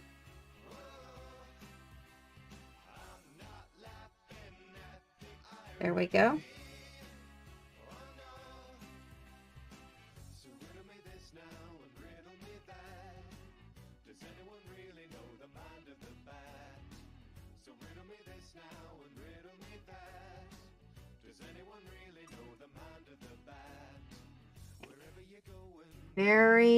Those little teeth were probably a little too much for this small space, but I got them in there. Just got to come back in and get my little bone piece. There we go. Oh my gosh, it is the tiniest little dots, you guys.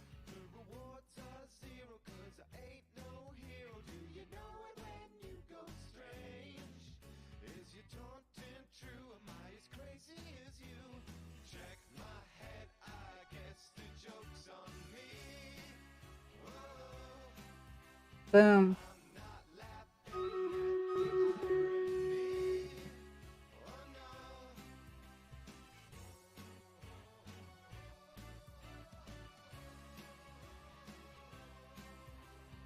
And just about.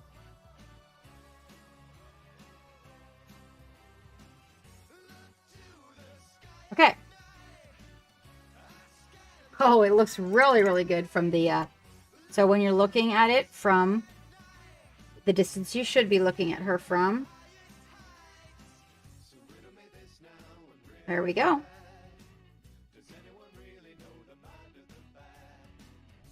No, I'm not going to use a brush I don't completely trust. Stop.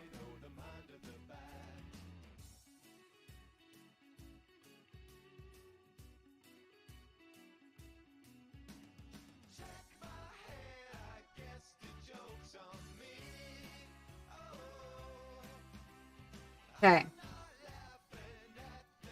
What you don't want to do is get this wrong when you get this patch line on here, because if you had to go back in here and fix her skin, can you imagine what that would feel like?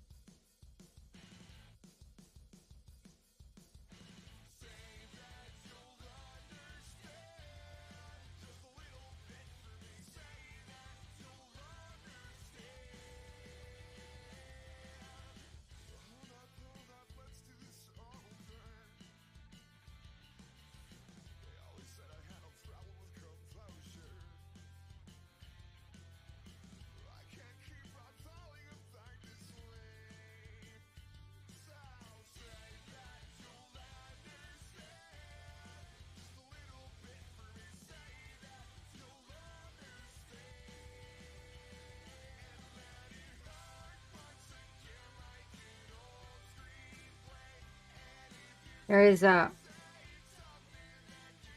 no reason to put one on the other side.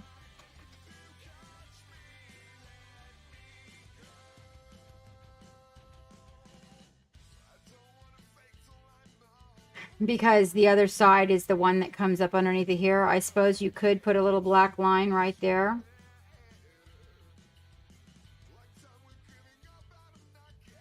Just in case someone peeks in.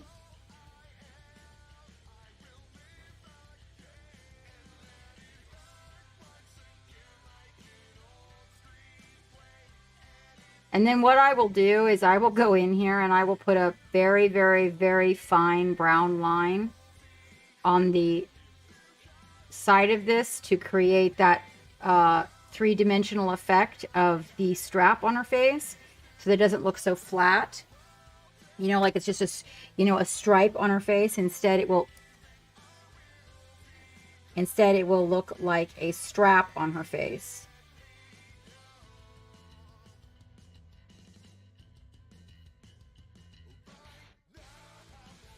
Consistency and the thickness is going to make a difference too.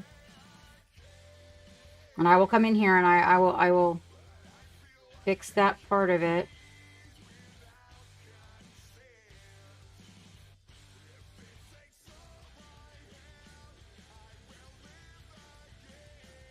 Okay. And that leads us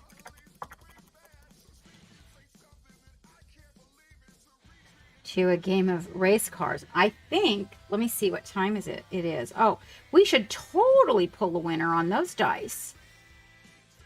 Yes. Let's do that.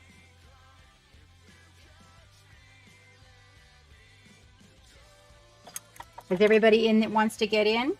Oh, some people that showed up. You know what? I didn't even bother to announce that to all the people that came in with Jay. I probably should have told them we had a giveaway going. But I was sidetracked by all this minuscule detail. All right, let's back it up. Bring it in. And get back to normal around here. Oh, and the cord went up with it. That's lovely. Hold on, let me take this off. I'm going to have to get a comb. Hang on, guys.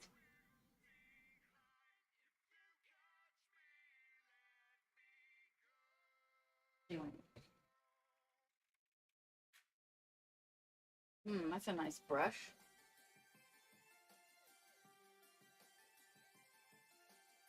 Okay. Excellent.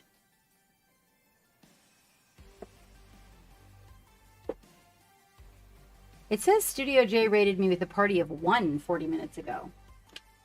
Weird. That's interesting. All right. Let's do a love gallery, but first, let me throw you guys into a game of a race car.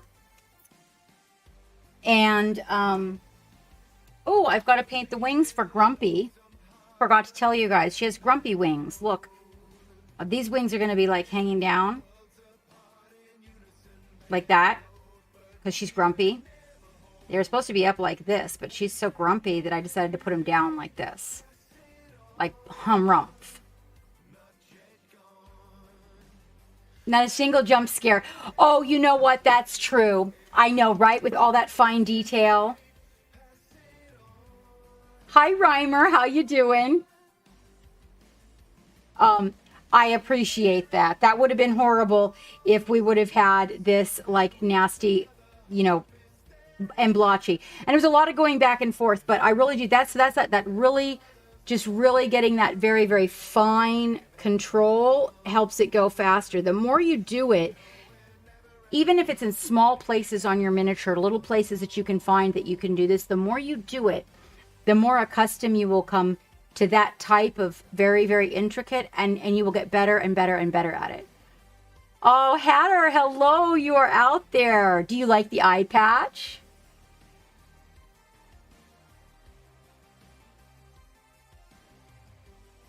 One thing I did want to do with her was come back in and get, I don't know, those blue eyelids kind of turned out pretty good.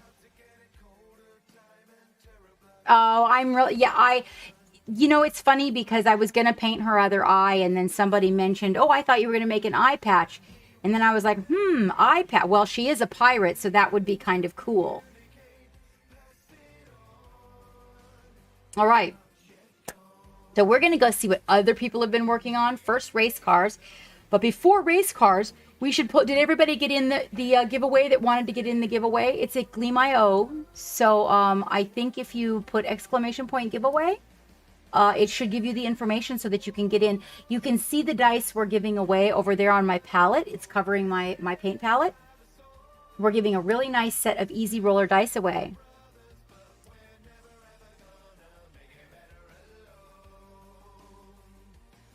Yeah, Juju, it was a lot of going back and forth. I showed people how to do it large.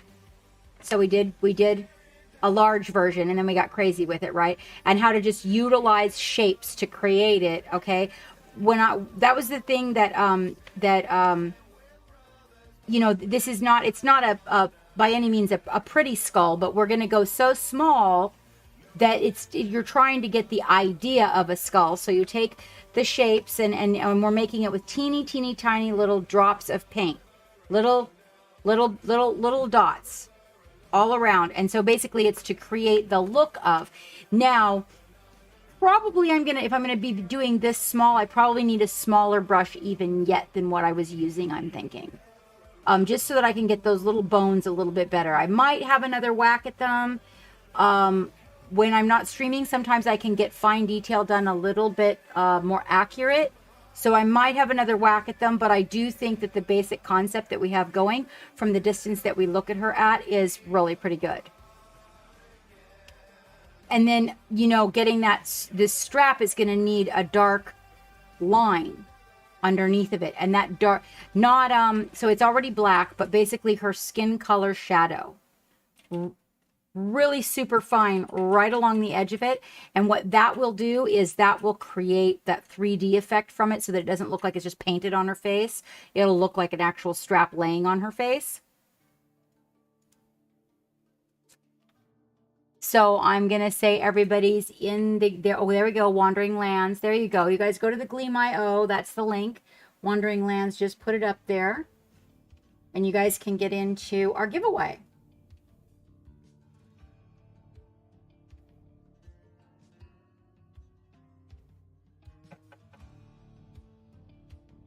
Knock, knock, knock.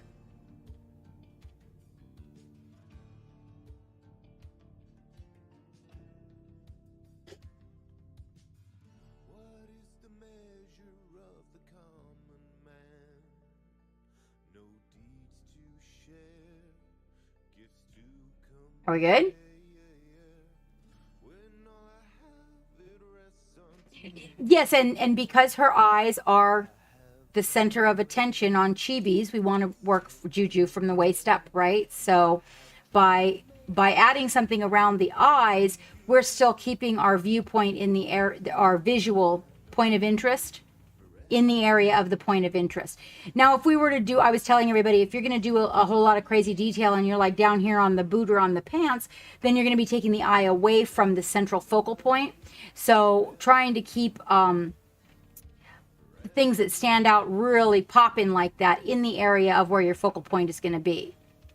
So you see when you look at her, what you really notice is like from right about here up. And I still have to go back in and smooth that hair out a little bit. Are you ready to pull a wiener? She'd appreciate it if I pulled on her. She's asleep. That wiener is asleep.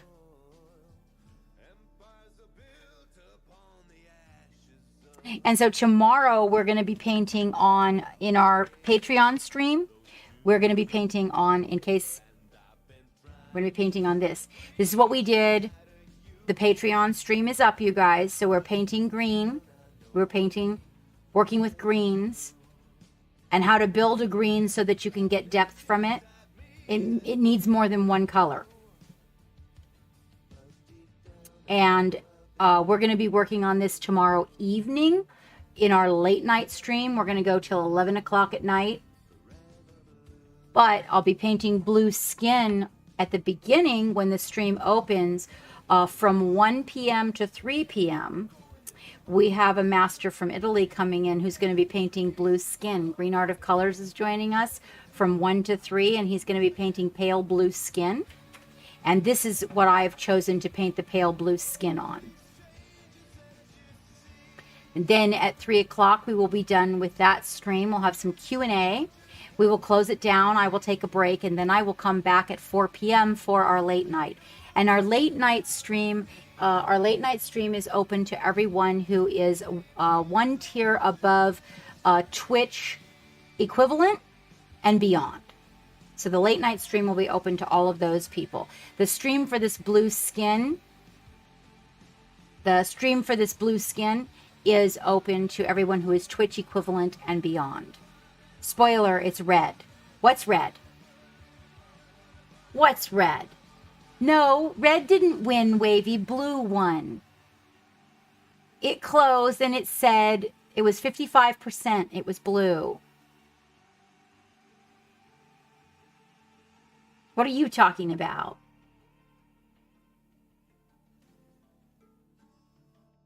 So, Wavy, be sure that you DM Geek tomorrow the undercoat. The undercoat? Oh, this one? No. Oh, you're talking about the unicorn? Are we talking about the unicorn? Or are we talking about blue skin? Wavy, you got me all confused.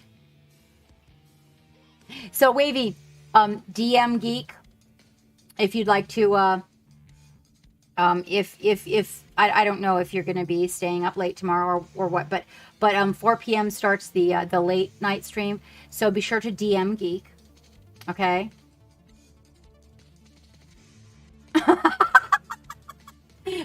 Oh, you're trying to make Wavy make sense. AJ, you're going to be there all night, love. Race. Yes, exactly, Turbo. All right, I'll push the button.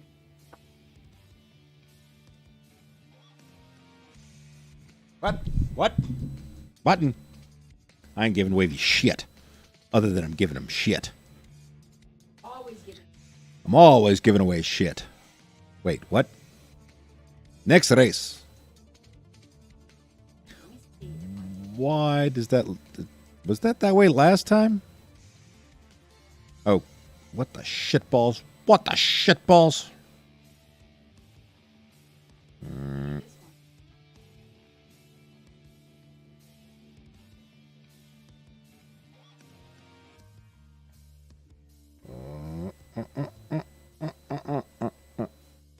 No, that's not it. Where'd it go? Where did it go?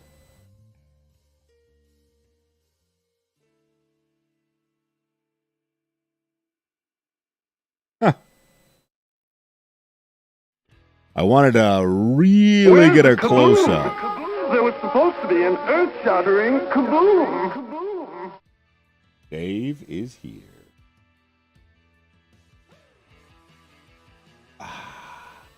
Exclamation point race! Exclamation point race.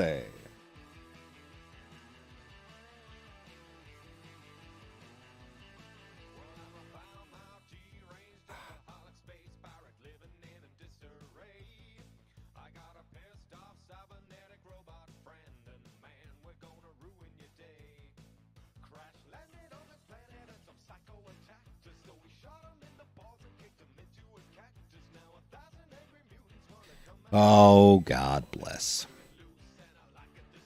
Hang on. It doesn't want to play. Apparently, you can only get one race out of this thing at a time. You are not allowed to race. All of your licenses have been revoked. You are not allowed behind the wheel. Because you're all terrible drivers. I don't hear any excuses out of you about not having controls.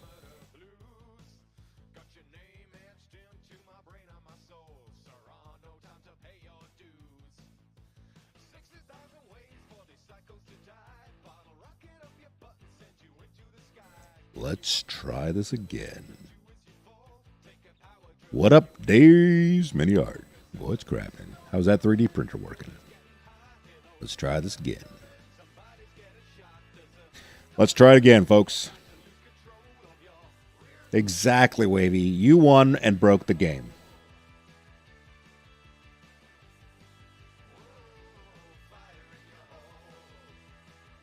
And Raven Cat says, exclamation point, race into place before the mace smashes the face in the brace.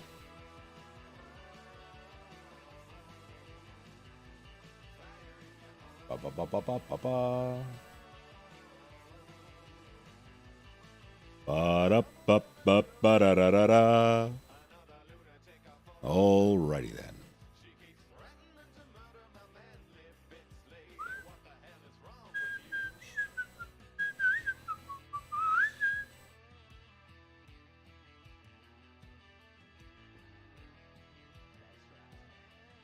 "45 seconds. You have 45 seconds.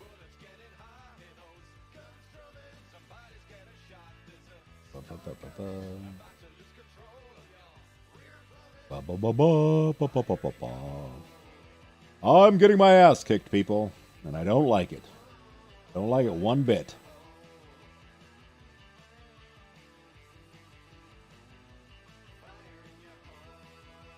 "15 seconds.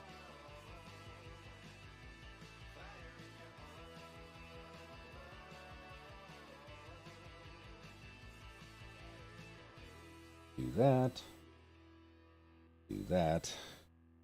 And we're off. Welcome to a beautiful day out in the yard when we're racing Matchbox cars. Everybody brought the same car. You unoriginal bastards. 814 Punk. What up? Ishin Loki out front. Bobcat in second. Raven Cat in third. But we all know this isn't going to last. Whee! Crunch, crunch, crunch, crunch, crunch, crunch, crunch, crunch. And now Bobcat's out front. And a herd of yellow jackalopes is following him. Bobcat making a nice turn. Going and going. Ooh, Bobcat learned to drive. When did that happen? Whoa, Dave's Mini Art. I don't know if exclamation point boost works, but maybe it did because you just flew off like a bat out of Hades. Bobcat, exclamation point boost. Let's see what happens. Come on. Come on, come on, come on, come on, come on. Exclamation point steer. I don't think that worked, but it seemed, you know what? We're going to go, oh, up, up, up, up, up, up. Oh, up, up, up, up.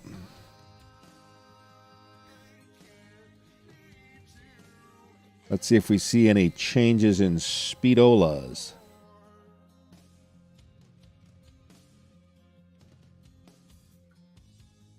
Dave, you hit it right when you got into a sign. You got to time things, brother. Somebody Google if you can actually use those commands. Because that would add a whole another level of silliness to this game. Raven Cat, you are stuck under the bridge.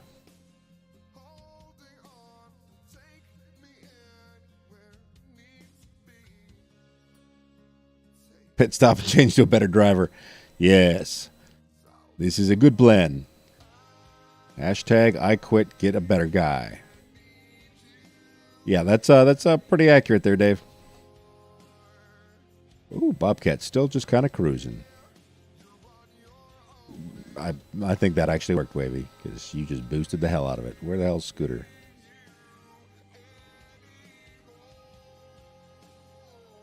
Excuse me while I fly through some people. Oh.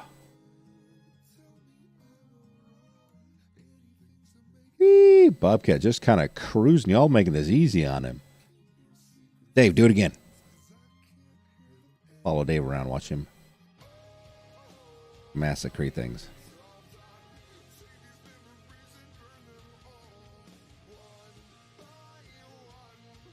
Well, I don't know if it actually does or not.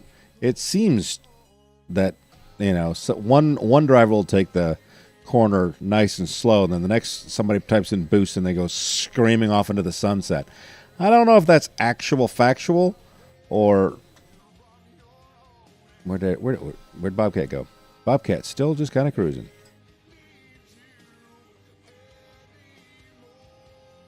Right, Bobcat? Making up for lost tires. I mean, time. Well, probably lost some lost tires, too. Yes, of course, Wavy tries to do the exclamation point cheat. You cheating bastages. Do.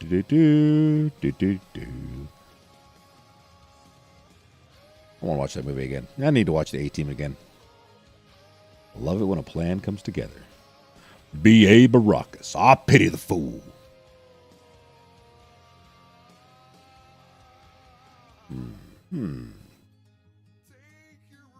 Wavy goes flying.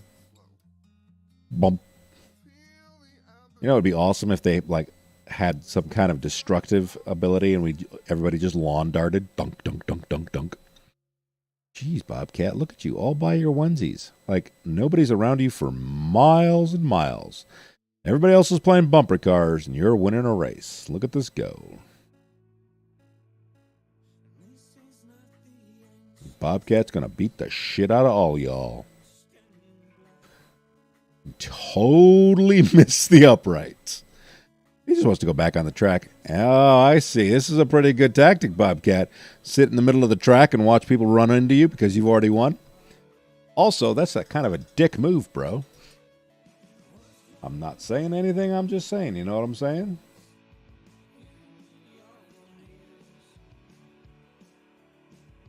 Whee! Turbo!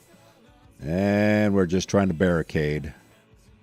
Wavy being different, going to the other side.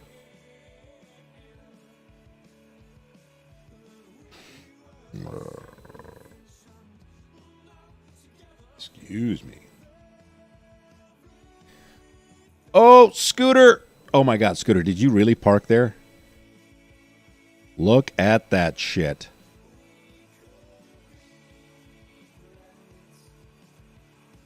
That's outstanding. All right. Bobcat won, but Scooter, you get honorable mention. I mean, that's, yeah. Nobody's digging your car there. Bobcat Turbo, AVDL, Ishin Loki, 814 Punk, Scooter UK, Dave, Raven Cat, Dave's Mini Art. If you have not gotten into the giveaway, we are giving away some Easy Roller dice, a full set of 7. I tried to find a picture online, couldn't find a picture online, so I took a picture online with my phone because technology is a thing.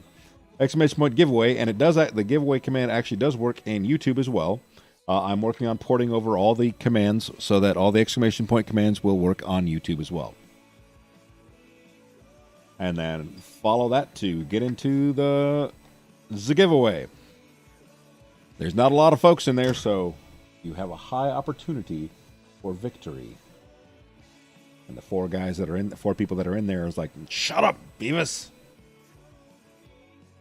So I see some people doing the entry, so we'll give them a couple of seconds. Now we're going to go back to the captain. Don't forget to join us tomorrow for the roundtable. We'll be doing Green Art of Colors 1 to 3, and then we'll be taking a break, and then we're going to be doing the gaming and the roundtable, just kind of kicking it old school side. I will DM. The necessary people. Be very quiet. Very quiet. The captain is paying into details. Okay.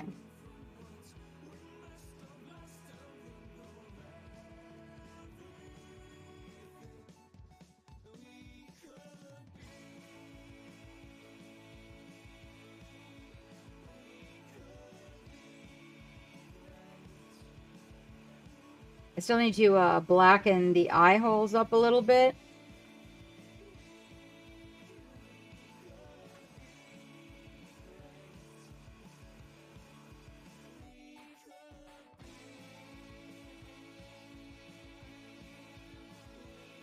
And she seems to have an interesting color on her collarbones that I can't quite put my mind around. Daylight savings is confusing us. Oh, it is 9:16 over here, Wavy. It does not ring a bell, AJ.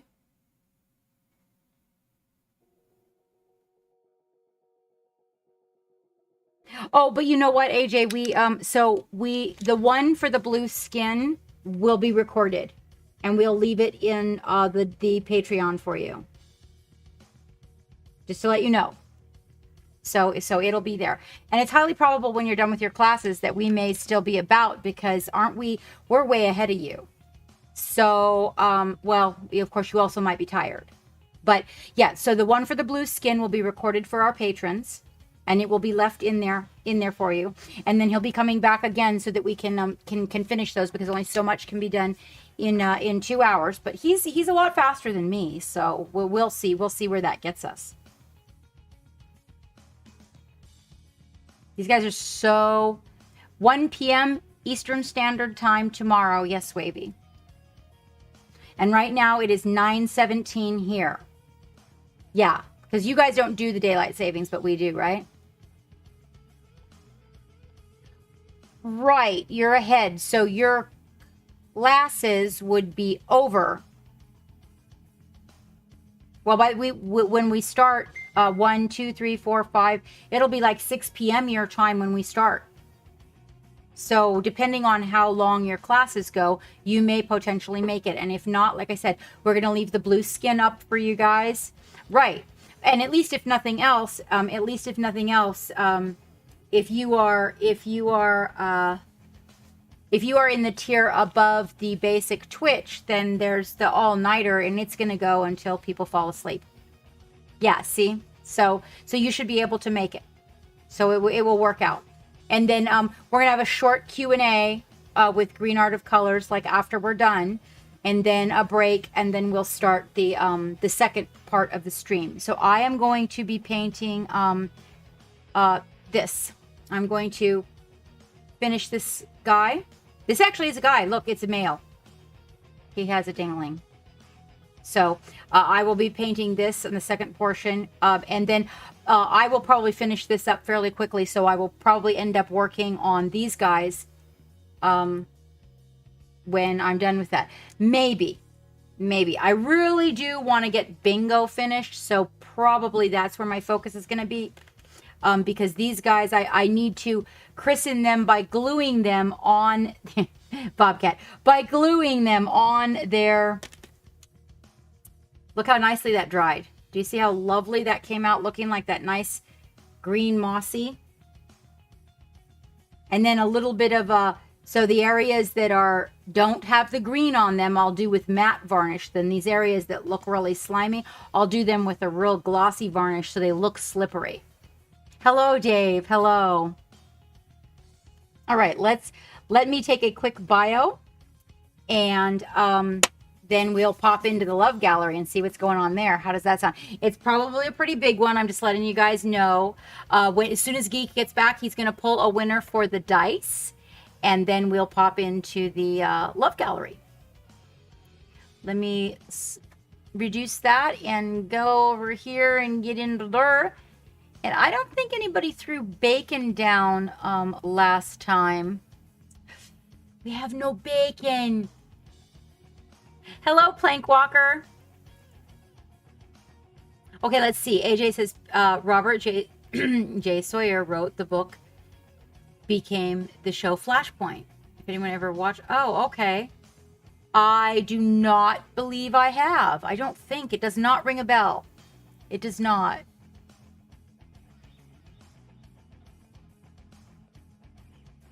Oh, wow. All right, let me see. Yeah, I know we haven't seen that. And then I remember that Clock Pit came in. I know that last time, I want to say I was right about Samini. No, I remember this one. No, because we didn't get to show Palookas, and Raven Cat had a little Battle Tech in there. Love and Music put their first bust in there. I want to say it was Samini we were on. Yep. Yeah. I'm pretty sure it was Samini. So we got to start with Clock Pit and then go back to Samini, because Clock Pit did show up. Let's see. Can you be cheeky?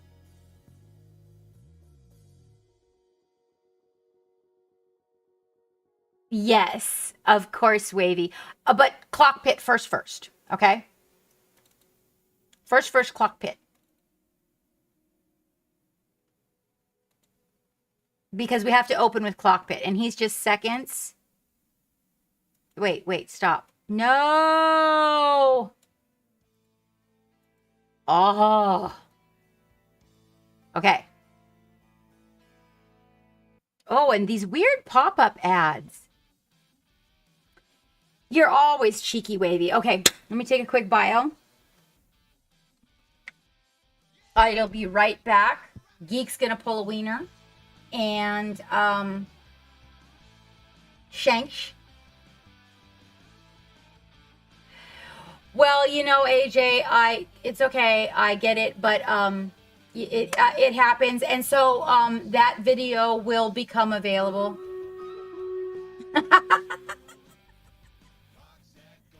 The battle is ready. All right. Give me a quick second. I'll be right back.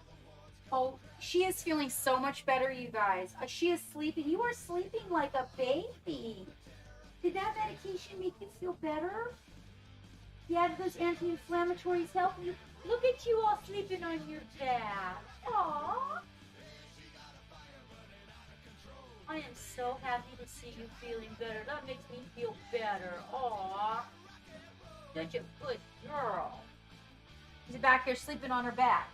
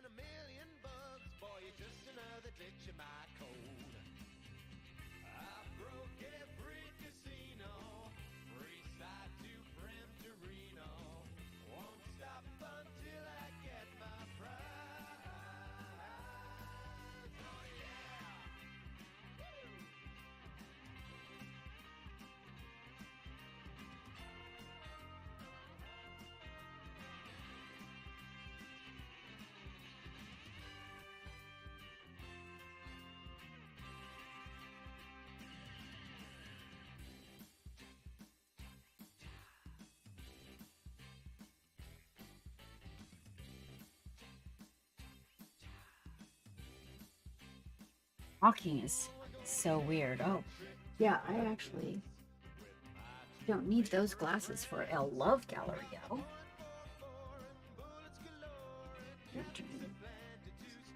This, hydrate.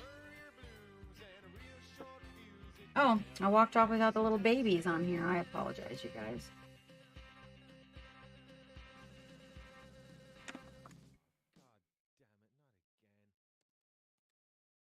I gotta fix that thing on her collarbone, though. Whatever that color on the collarbone is.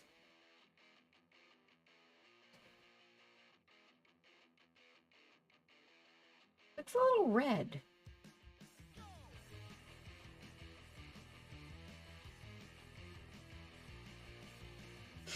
Geek? Ishin Loki.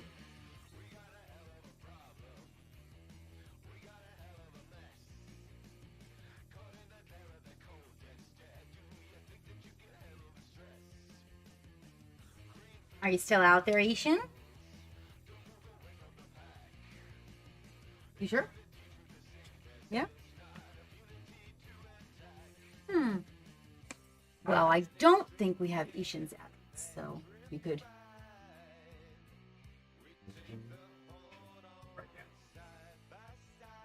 if you could through the Patreon. I try to steer out of Twitch, except when they're just giving you that address when they're actually in. Yeah. All right, let's do this, guys. Back here. And, let's see.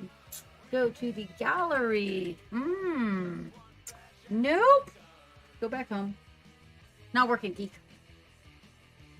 What? Why are you always breaking shit? I didn't do it. I'll go back. I can't fix it if I'm not. Oh, you're so welcome. You're so welcome.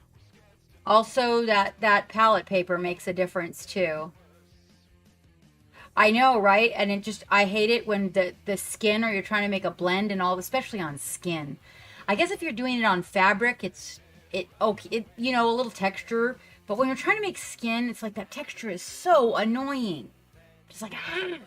And I had to find out where that was coming from. Oracle of Twilight, hello. Wow. How are you? We're about ready to pop into the Love Gallery, or at least I think we are. I'm not sure if you guys are seeing what I've seen, but we're trying. How are you doing, mate? Oh, I've been watching all your beautiful cards. Oh, I want to get mine out and photograph them just so that I can show you so badly.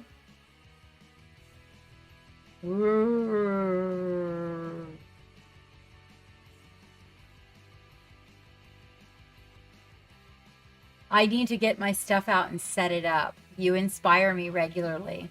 Keep me active in the mind about it. Oh, good night, Dave. Good night. Thank you for joining us. I hope to see you tomorrow.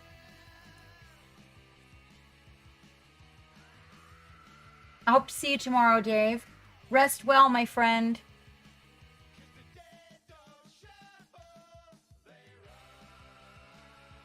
Hang on, guys. The Love Gallery's broken. Geek is trying to fix it. Oh, there it is. Oh, there it is. The girls tired you out. That's a good thing, Dave. That's a good thing. You were keeping company with the girls this evening? Did you play D&D or paint?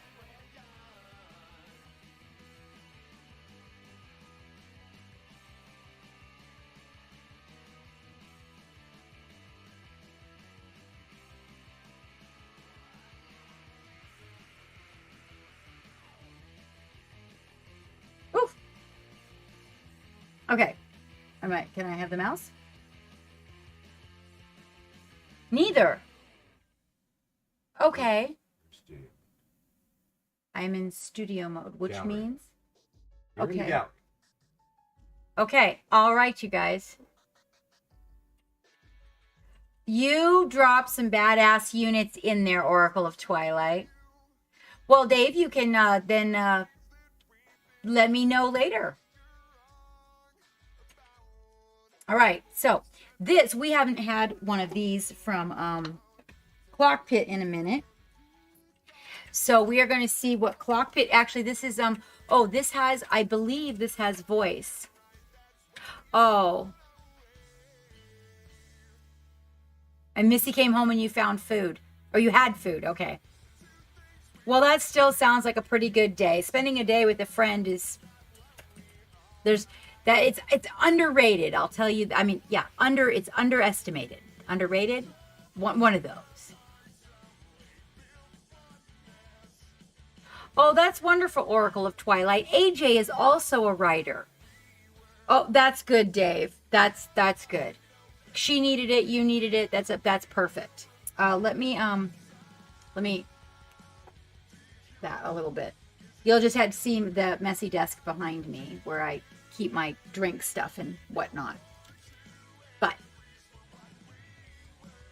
good night, Dave. I'll see you tomorrow, mate. Rest well. And good luck on that novel, Oracle of Twilight. I know how it is to get, to be down to the end of something like that. AJ writes as well. Yes, Oracle of Twilight does. AJ, just click on Oracle's name and you should be able, I think if I'm not mistaken, Oracle, feel free to shout it out. We need your deets anyway. Shout them out in the chat there so we can put them in the database. And anybody else that's a member of the crew that's here, if you guys don't, if you don't have your deets in our database, please just shout out your deets so we can add them to the database. Every time I get a little hoarse, I am reminded that Misko would tell me to hydrate. There you go, AJ. AJ is also a writer, Oracle, and working on completing a project. All right, let's do this. So if I'm not mistaken, this has Sound Geek. I think this might be. I'm not sure if this is his first talking one or not. But he had mentioned that he added talking recently, you guys. Voices, rather. Yeah, this one is supposed to have sound. Okay.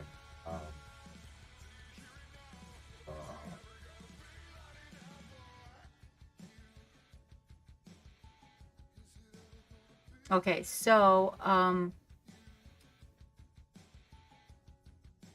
I can no. Okay, hang on, Geek's gonna try to fix it. Sorry, Wavy.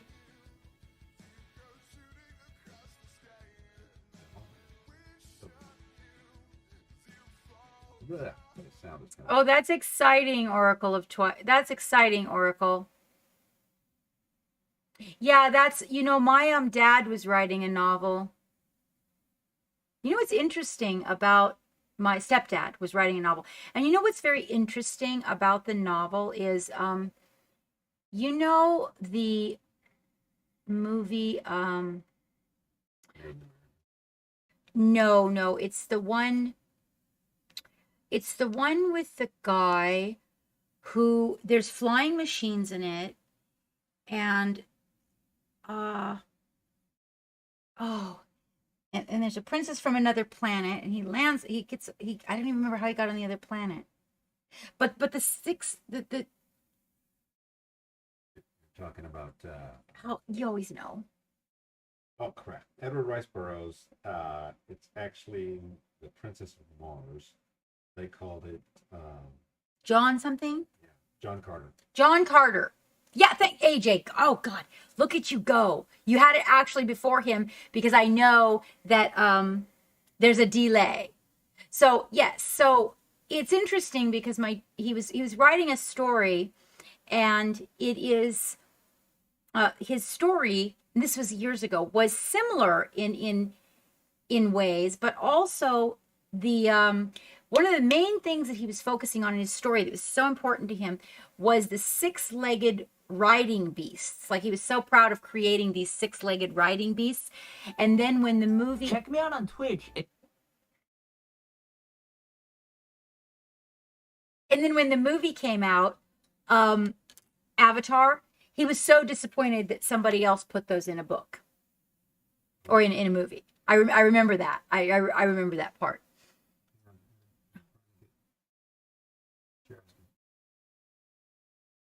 Which is sound? Yeah.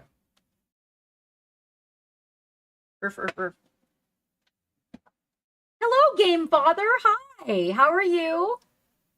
Coming in guns blazing. It's coming in guns blazing. Check me out on Twitch. The thing is, AJ, is that there's so many writers out there and so many stories and so much fantasy and so much creativity and so much inspiration. I mean, the world is just chock full of it, that it's difficult to be the first to think or do anything, you know? I mean, it really is. As I was telling him, you know, that happens. Don't be discouraged. But I don't know, now that he's gotten a little older, I don't think that I wished that he, I mean, I remember hearing about the story, and he had these big maps that were all laid out over the dining room table, and this sketchbook full of all these characters. It was amazing. Like, just if it was made into a movie, like, that's actually what I think would happen to it. I think if he wrote that the truth of the matter is, it would be picked up for a movie, because it was just really good. And it had all those good backstories that all the D&D players like and everything. And I told him, I says, you know, I said, now that you've gotten on in years, you should just take some time. And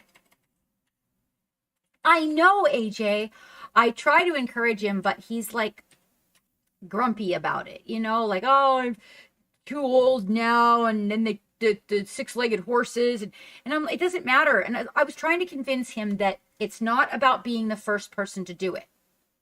It's not, because there's so much that's already done. It's just about doing it in a way that people love, and then you get all the attention. That's all that matters. Nobody cares if there's a six-legged horse in this movie and a six-legged horse in that book, and then you have a six-legged horse in your book. Nobody cares.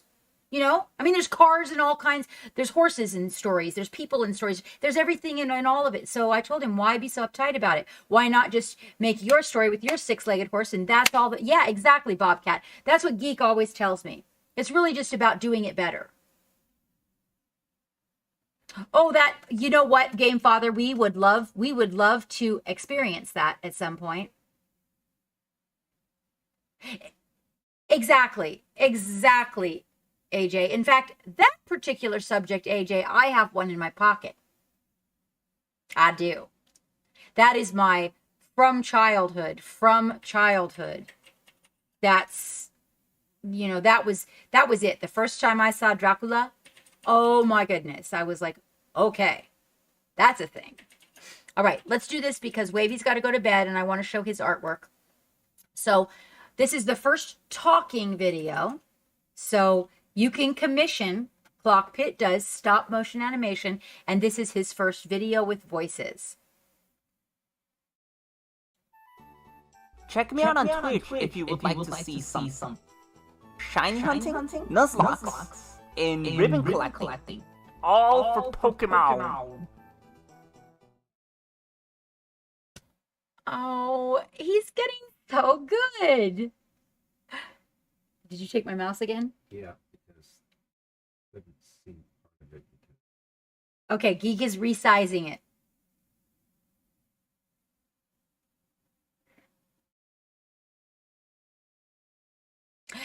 It's okay, Game Father. Oh, you wait. Oh, what way? Oh my gosh. That is not something you want to happen. Geek's gonna resize it. Oh, wow, Game Father, really? A cat that's allergic to crabs. Check me out on Twitch if you would like to see some shiny hunting, Nuzlocke, and ribbon collecting. All for Pokemon.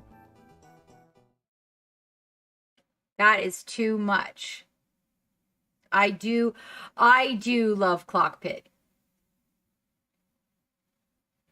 Okay, are we done? Yeah. Okay. All right.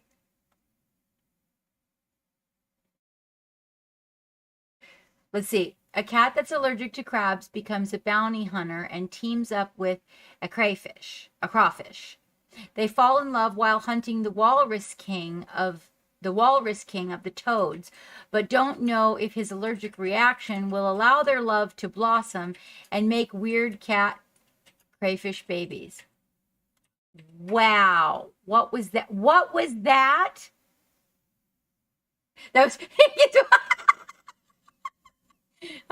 see? See? All right. We're going to go all the way down.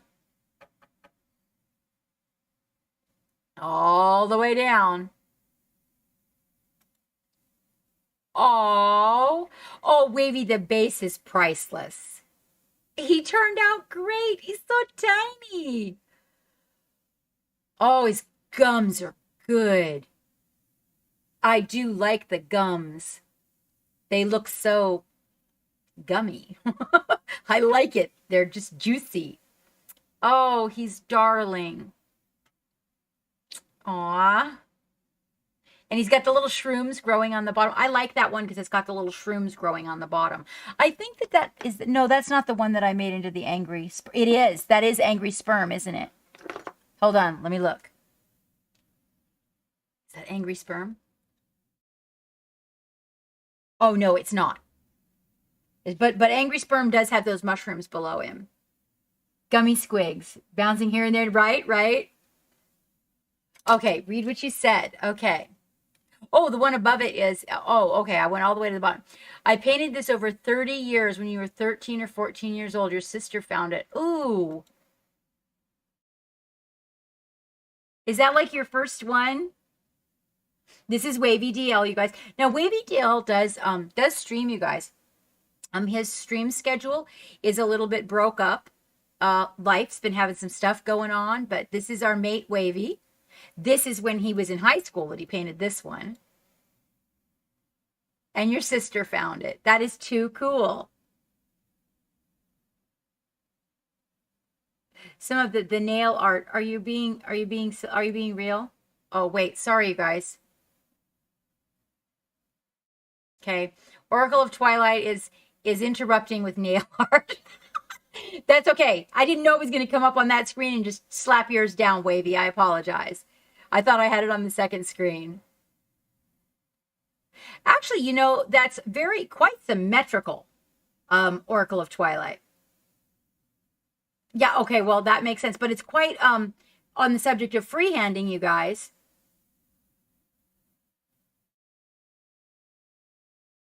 I just think that that's super cool.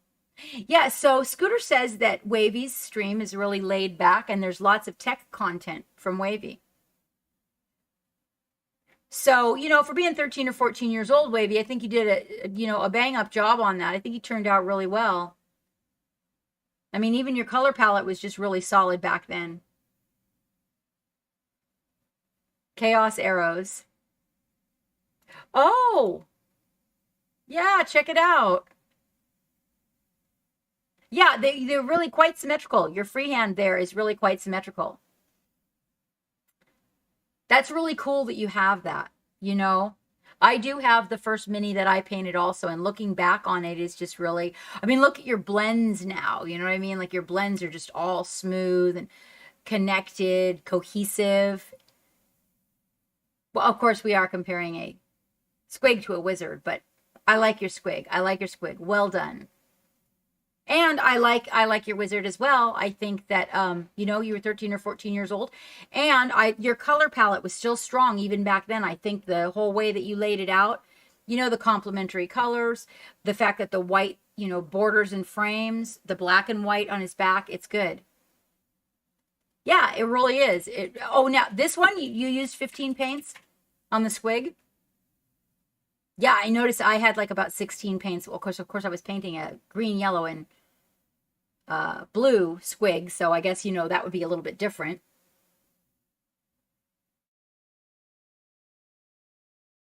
Well, I hope to see you tomorrow, Wavy.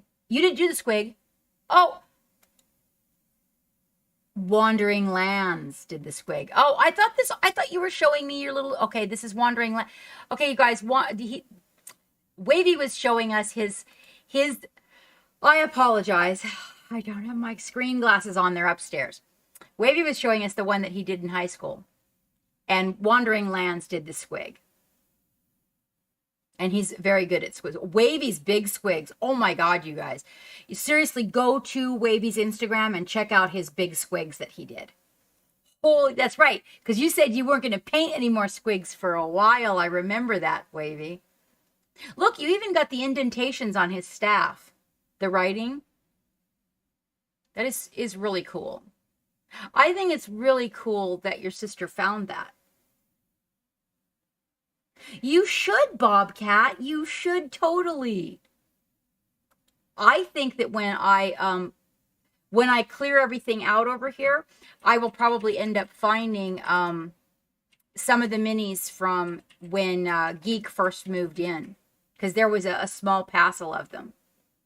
So this squig is actually Wandering Lands, you guys. Otherwise, you know him as our mate Ghosted Wolf. He rebranded himself. But the base on this one, I got to tell him, I got to make sure to tell him that the base really turned out well. I like the way he did it. Yeah, you guys go to Wavy's Instagram right there and check out that big squig project that he did. OMG. So much fun. All right, now let's go all the way back up to where we left off, which was Samini finished The Nun. And you guys definitely want to see what Palooka's working on. Yep, because that was the last one.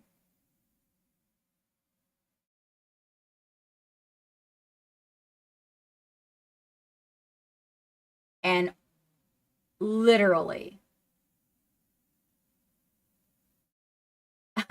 God is in the blends, the devil is in the details. Oh, well, then you know what? Samini was having a hell of a time painting this one. I don't know Oracle of Twilight. I don't. It is a bust. No. It could be. It could, but it's a nun. He did specifically say that it was a nun. Look at the colors in the fabric on her hood. Good night, Juju. Hopefully I will see you tomorrow. It'll be a long one, so pop in if you get a chance.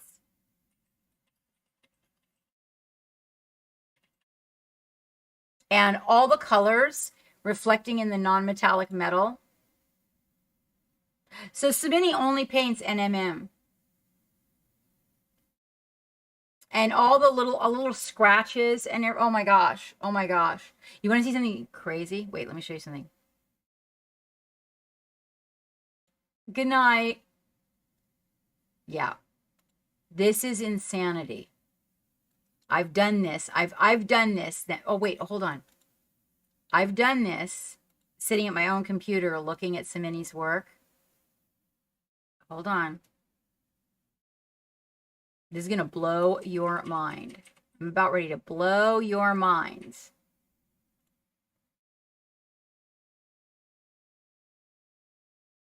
Hold on. First, I got to find her.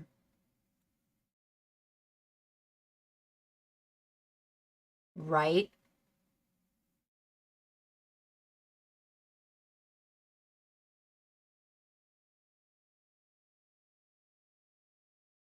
Insanity. Oh, it's still not done. It's still not done, he says. Is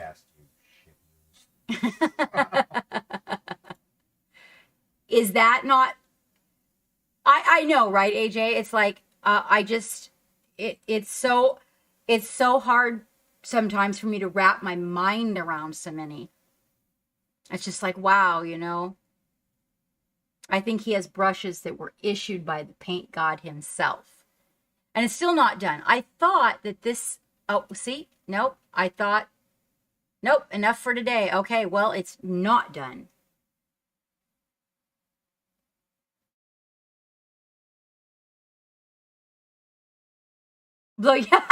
Raven Cat. All right, let's see. Hold on. Let's bring this up. There we go. This is Love and Music.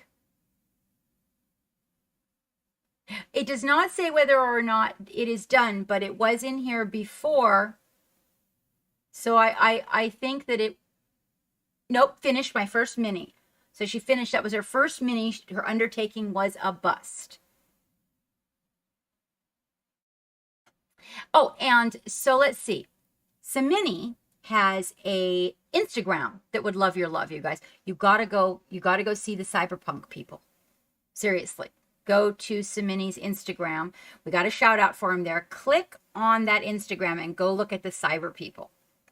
Holy whoa. That guy looks like he's going to step right out of the screen onto your desk.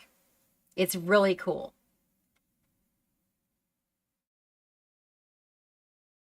Okay, we'll jump past that one then, and we'll go to the next one, Raven Cat. That works out just fine because we've got a pretty big one. So we've got a big one today, you guys. It's a big one.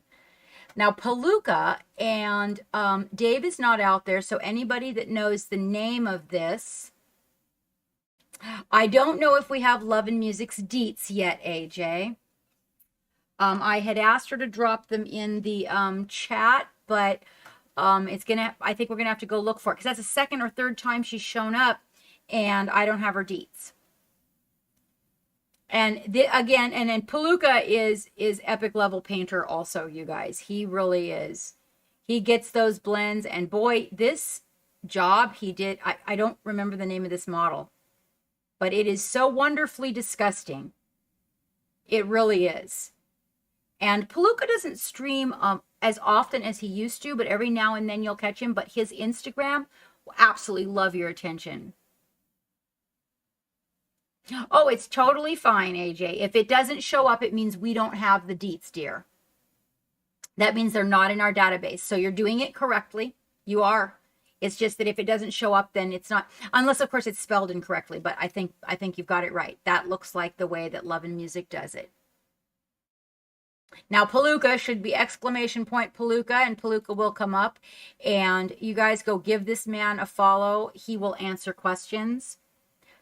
He's just full of knowledge. Watching him paint will definitely teach you to paint. But it really did. Boy, you know, Palooka, I know that if you're not out there, but when you come back later, so your blood, the streaming blood on the body, really, really nice detail. Powerful, really good. I love it. Hello, Demon Slayer. I do, but it is not up and running yet. I mean, it's there, it's out there. It's just that we have not put any, we have not started it yet. We just opened it as a placeholder, and it's in the works. But just let you know that it will not be lewd and nude. It will only be classy and sassy. Oh, there's Palooka's information. There you go. So I think this turned out absolutely sensational. I think probably one of his better pieces. It's really intense. You know, it's got so much. It's like 5 or 6 miniatures all in one, right? And I think that it just, I love the way he organizes his colors too. You know, all the shades variegated. I absolutely love that. So yeah, if you get a chance to pop in there, you know, and you got paint questions and stuff, and just watching him do blends and things, you guys, it's a really good place to be. Plus, Palooka's one of our family members, so it's pretty comfortable, pretty laid back. Okay, let's see. This is Zelia. So this is the stages of process with the Great Horny One. Yes, Oracle. I was told by one of the, so I'm taking courses from 3 different masters right now because I don't want my students to outgrow me. So in order to make sure that I am improving my skills so that I always have something to offer, plus if I were to get somebody that was, you know, on the very high end of intermediate painting, they would have something to learn from me. One of them that I talked to about the bust told me to take the bust and put it away. That I had my mind wrapped around it too much, and it was not making me angry, but it was messing with my inspiration because I couldn't understand why I couldn't get it. So he recommended just setting it off to the side and leaving it. And so I'm taking some training in skin, two completely different styles. And then I am taking what I am learning and trying to fine tune my path. When I get that tweaked the way I want it, I will pick her back up and I will finish it. But I absolutely love the bust. Yeah, I love the bust. It is, I am doing a Bioshock theme on a rabbit by Great Grimoire. Have you seen Great Grimoire's work, Oracle? She's one of my favorites.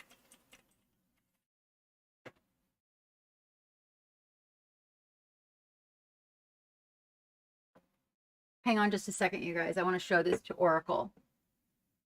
Okay, you need to look up. Can I get a shout out for Great Grimoire? You really need to look at her work.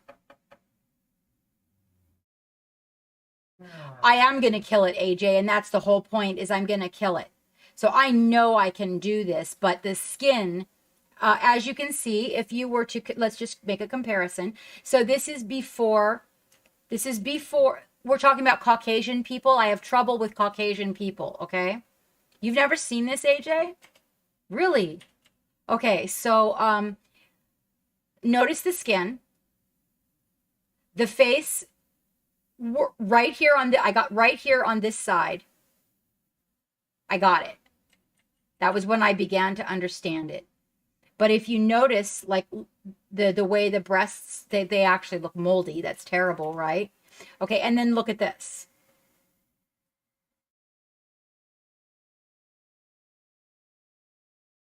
I mean, Simini, are you still there?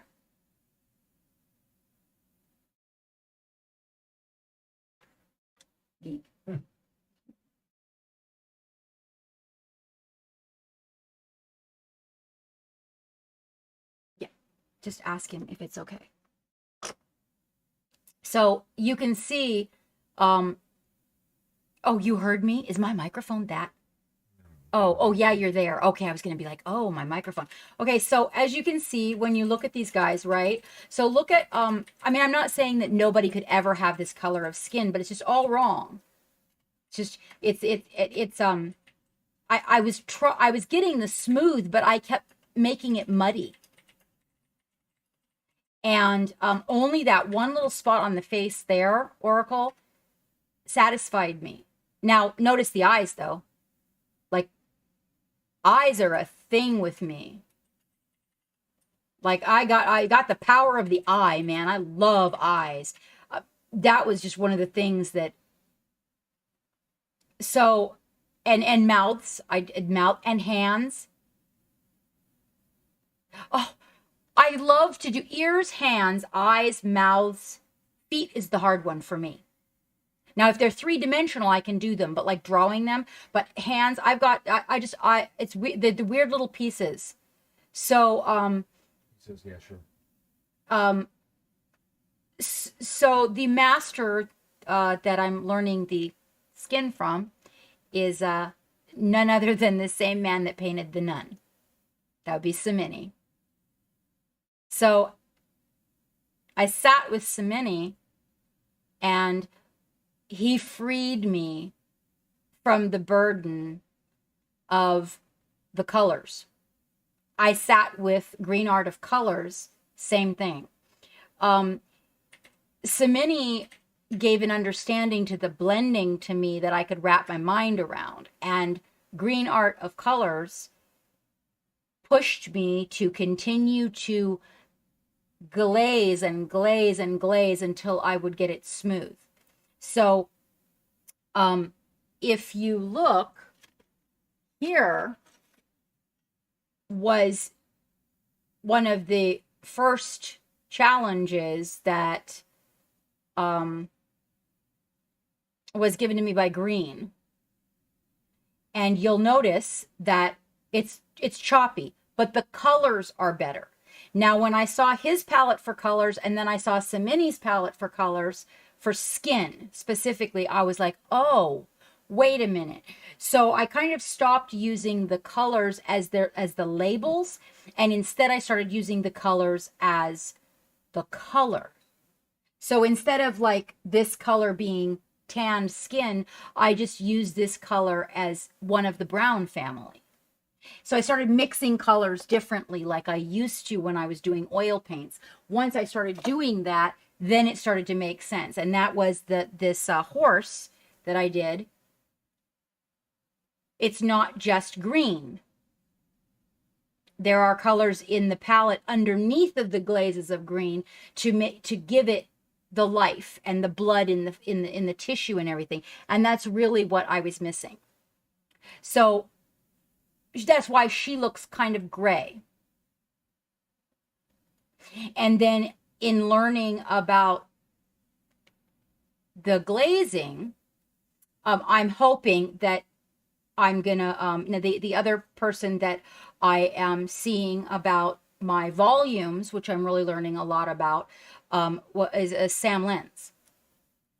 He has a very strong kind of a Frazetta-like feel to his work, and I like that on some things. So I want to be able to paint the thing the way I want to paint it, not necessarily everything the way I paint. If you can understand what I'm saying. I want to pick up a thing, and then I want in my mind I want to conquer something with that particular model, but not necessarily every single model being painted the way I paint.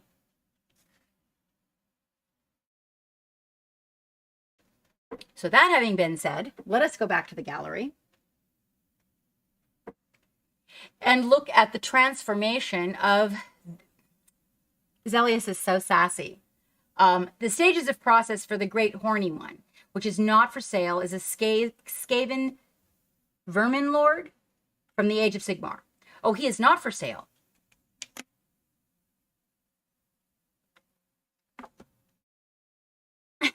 Raven Cat, he did a little bit ago. It was Ishin 1.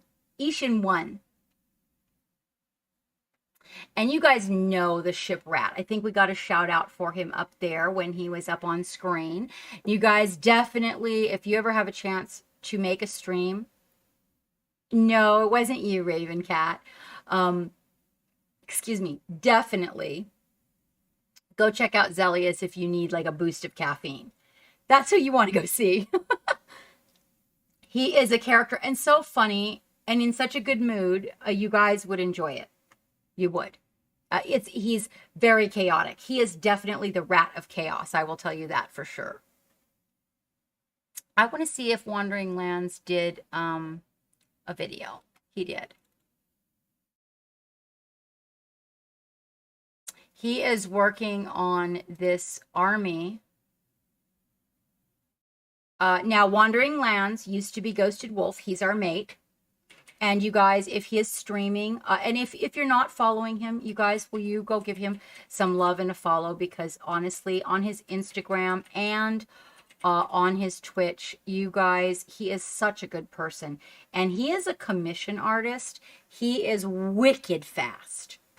And it doesn't look like the amount of time that he spends on things compared to what you see when he's done is pretty incredible. He's super fast with an airbrush too.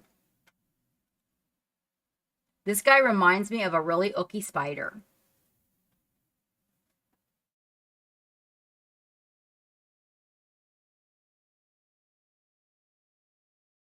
The base is so cool. I know, right? It's really ooky. But he did a really great job accomplishing it. And you know, as long as that would have taken any one of us, seriously, you would never have known. Do we have a Wandering Lands Information Geek? Yes. And if we do, can we get a shout out? And there you go. Now you guys go give him, if you would, some love. He needs that love. He's a hugger, that one. This is Grey Paladin. And you guys know Grey Paladin does stream. And it's a great stream to be in. Very talented artist. And I just absolutely adore this recent project of his. I was like, oh my gosh, that is so cute. I'm wondering if he's going to put OSL from that little lamp on it. He is Oracle of Twilight. He is. And you know something? So Gray Paladin is one of our very first crew members, you guys. Gray Paladin and I have known each other for almost the entire 2 years that I've been streaming. We have to have a celebration for that too. My streamiversary. This turned out so cute. I love the color that he chose too. I usually see a lot of these guys green. But he would, if you guys have a chance to drop in there, you won't be disappointed. He is a good person and just genuinely great to hang out with. And he has a lot of good tips about paint. Like he has lots of different kinds of paint. And he was the one that was, I think he had one of those really old pots of GW that was still good that he was showing me back when we very first met. All right, this is Pascal Ruse. And Pascal is working on a sculpt that is by Ritual Casting that is covered in armor. This is just a piece of it. And there's armor as far as the eye can see. Armor that goes over the existing clothes, which is really interesting to me. And Pascal is doing all the armor in non-metallic metal. It's intense. It's really intense. These are the beginning phases. We made some definite progress on it. If you guys have not had the opportunity to pop in and see Pascal while he is streaming, you definitely should make the time for that, especially if there's things that you want to know, like about skin and non-metallic metal, just a lot. He's a very good teacher. He's a patient person. And on the subject of good teachers and patient people, Samini will be joining me. I believe we're going to set up for a time next month, and he will be joining me in our Patreon stream. So just to let you guys know, that is coming in the near future. So that's let's see. Clock Pit is, right, left me a message. Wants everybody to know that he's making little commercials now. If you guys have, a stream. Yes, I'm excited about it, Samini. We need to block in some time to chat as well, just to be the painters that we are. This is one of, I haven't seen one of Snake. There's a few finished pics of Magnus, and I believe he got Magnus last year as a Secret Santa gift. No, I don't think painted. He did the painting, I think. Well, it says I received him for a Secret Santa gift exchange at his local game shop. I wonder whether or not, now he doesn't say whether he did this painting, but I would assume he did. It's been so long since I've seen a work of one of Snake. I cannot honestly tell you. I can say that this work is beautiful and really good job on photography of the mini too. That's a large mini and they're very hard to photograph. And he got really good positioning on that. I am looking at a lot of the miniature photography now and really, yeah, that's lovely. I do like his weapon a lot. Good job on the fire. The galaxy wings are beautiful. There's a lot of depth in them. I can appreciate that. The palette is so complimentary, but it works. It's like it's crazy. I like the colors that you chose. And I don't think I've seen one done like this.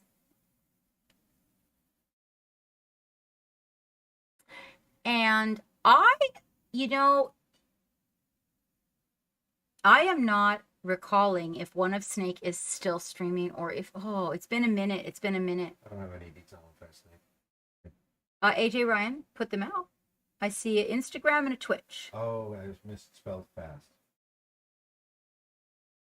Oh, I call him One of Snake. It is One Fast Snake. I'm sorry, you guys. One Fast Snake. Ooh, no noises because we're in a different thing. Hello, Valendar. Welcome, welcome.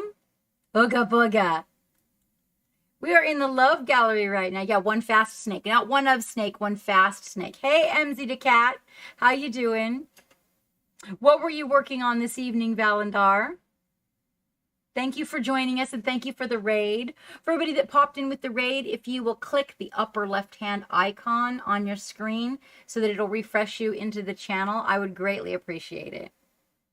Gamefather, you're still out there. Here's One Fast Snake doing something ooky.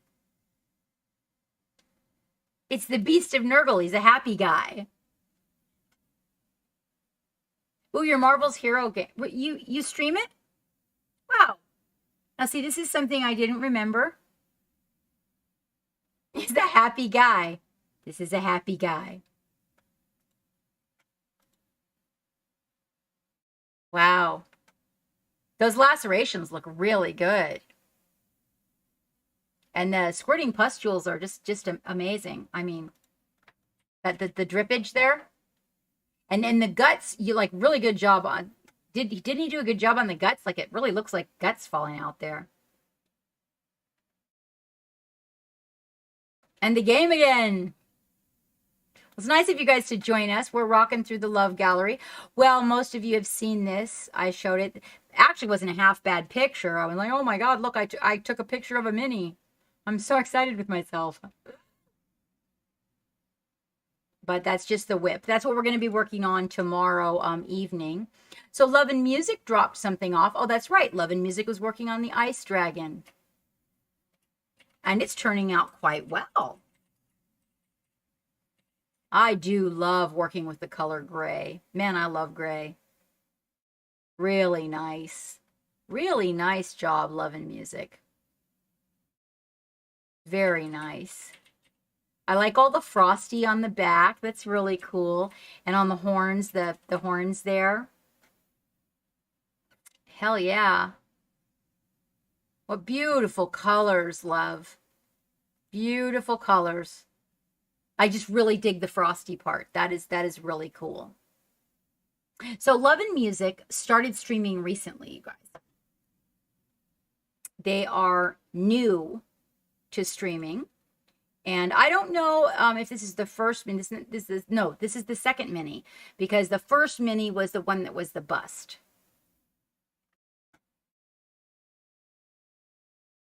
Yeah, really nice. And I like dragons too. I'm born in the year of the dragon. Yeah, her second, right.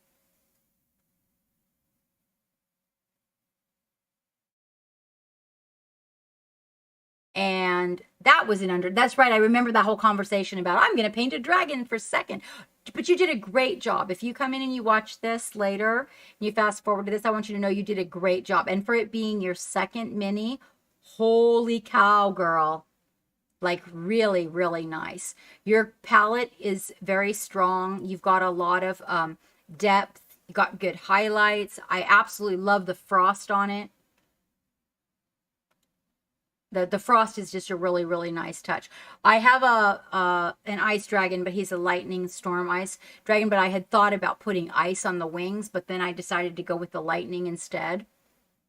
But I really like it. I like fire and ice a lot. And this is, let's see. Yes, this is put in here for Geek. Big J Customs made this one, yeah. And he put it in here for Geek to see. I was just, wow. Killing it, Big J. Loved it. Absolutely loved it. This is too good to be true, Big J. Just, it's so good, man. So good. For those of you guys that are fans out there, so good. Yeah, I am absolutely love Daniel. Daniel's like, so I'm a fan of my Big favorite. Guy. Daniel. Big J? Teal'c. Big J's okay too. It's good. It's really good. So Big J does stream, you guys. He's very multifaceted too. So he prints, and I think he might collect and hoard STLs. Oh my gosh! And then he does these custom pops. And I've seen some of these. You guys should go to his Instagram and check out all the people he's made the custom pops of. You love this show, Ishan. Did you get the message that you won the dice? And that's our Big J. Big J is a member of our crew. You'd be in all, yeah, see? I had a feeling about you because when I ask you a question about certain things, you'll be like, oh, I saw an STL file of that. I saw an STL file of that. I think I have an STL file of that. And I'll be like, uh-huh. And this is AJ Ryan. This is based on the colors from Starship Troopers. You get that right. I really like the way the leather came out. Well, and I'm hoping that was the intent, was leather on the, but I really do. I like the shades of gray and the deep gray in the shadows and the gray. I think it worked really good. It makes it look like leather.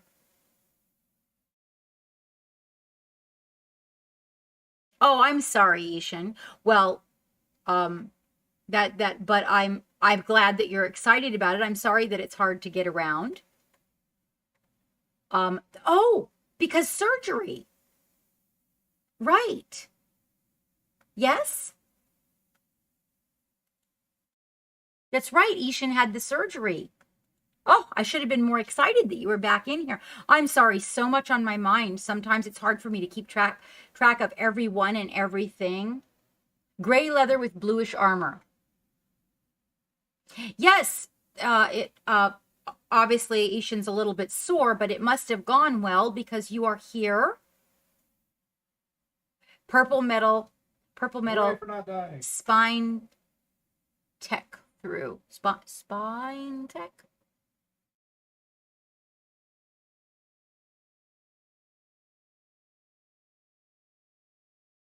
I see the blue. I see the gray. I'm missing the purple. Yes, surgery went well. Very sore. I figured, right? Oh, Ishan, I really appreciate it. Thank you for showing up. And hopefully it's some positive entertainment for you while you're not feeling well. AJ, you did a snap up job on this, really. I like the way it turned. I like the way that it turned out. I most certainly do. I can't wait to see are you doing more? Now, AJ has an Instagram. No, wait. AJ doesn't have an Instagram. Oh, okay. But does not stream. And would absolutely love some love from you guys. Right, Insta. Oh, well, that's really good. That's really good to hear, Ishan. Ooh. Uh-oh.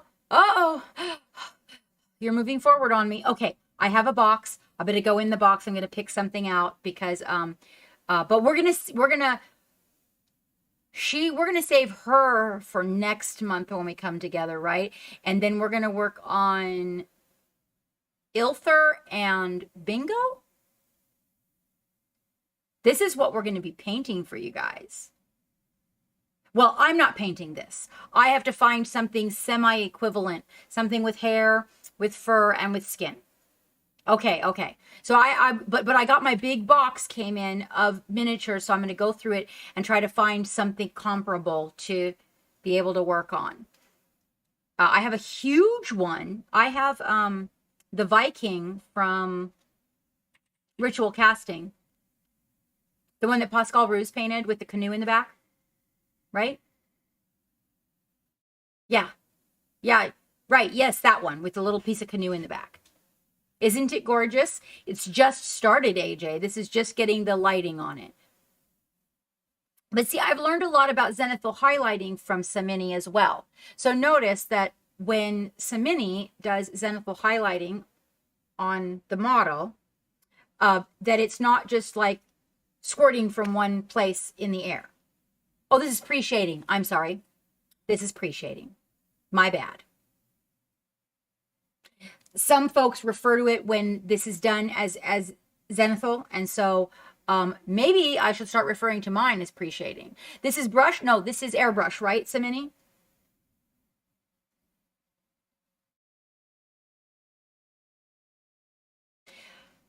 Oh, right. That's true, Ishan. But you know, okay, so this is airbrush work. And a lot of folks refer to this as zenithal highlighting, but I see where he's coming from with the pre-shading, so that makes a lot more sense. Geek, are you able to rip the battle over this screen? I don't know if you can rip the battle oracle over this screen.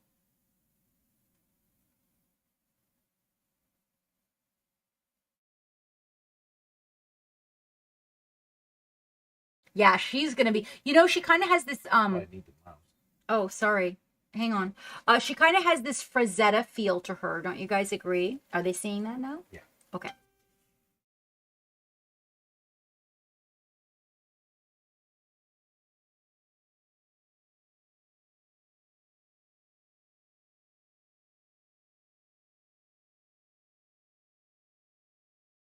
Right, so I can see where I see what you're saying, Valander, and I see where Samini has gone in with the airbrush, but and placed the lighting. What I wanted to draw to everyone's attention was the lighting is not just in one area. You know, it's not like just boom, there's some light coming from the top, but rather you get lighting on the miniature where the light is coming from, in the direction the light is coming from, but in all the areas so that you can see the miniature better, you know?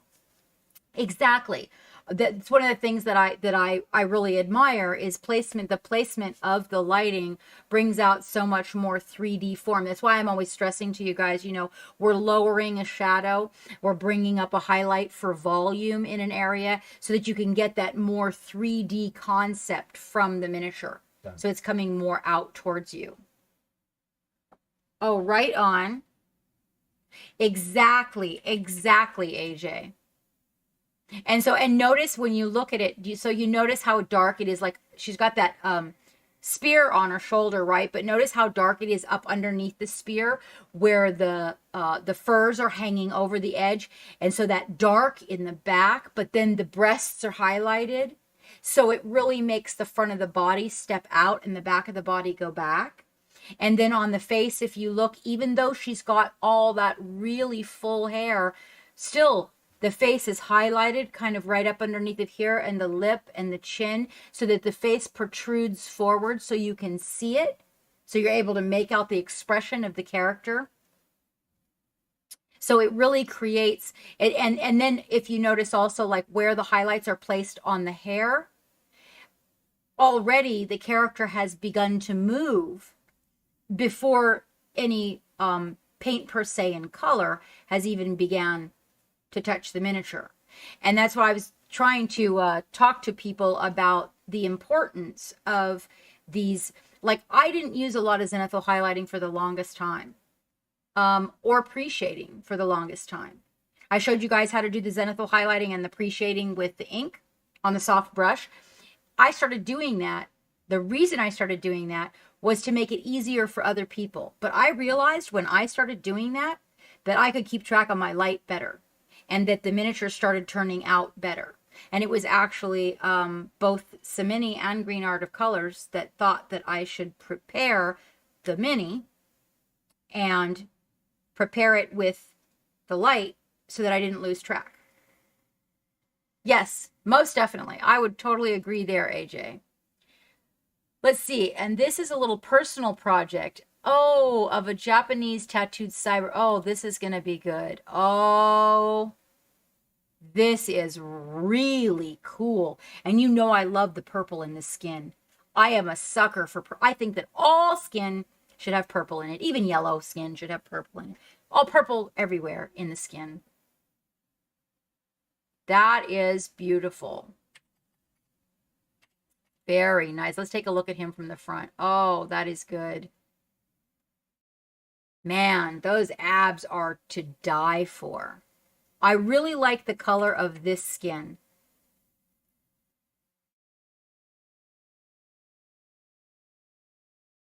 Sorry, it's a really big one, Valander. We got a big one tonight. It really is, because I was gone, so I think we've got 2 Fridays in here. And all the Raiders that we've had, too. Oh, Koi. Yeah, that's really good. Really, really good.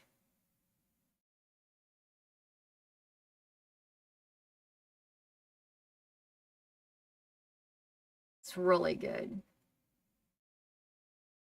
I like how vibrant the ink is, but at the same time, how the background ink is diffused. As usual, killing it. Absolutely killing it. Let's see. Okay, so this is Pink Chaos, and this is the Xenomorph Queen on Baltic Birch. Little bit, little bit.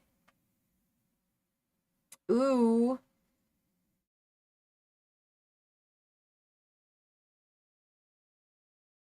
You guys can see it a little bit better. It's kind of dark on the screen. Pink Chaos is one of our Xenomorph. I got it. Xenomorph Queen. One of our longtime crew members. We don't see a lot of her, but she's been around. She's been around the crew for a long time too, you guys.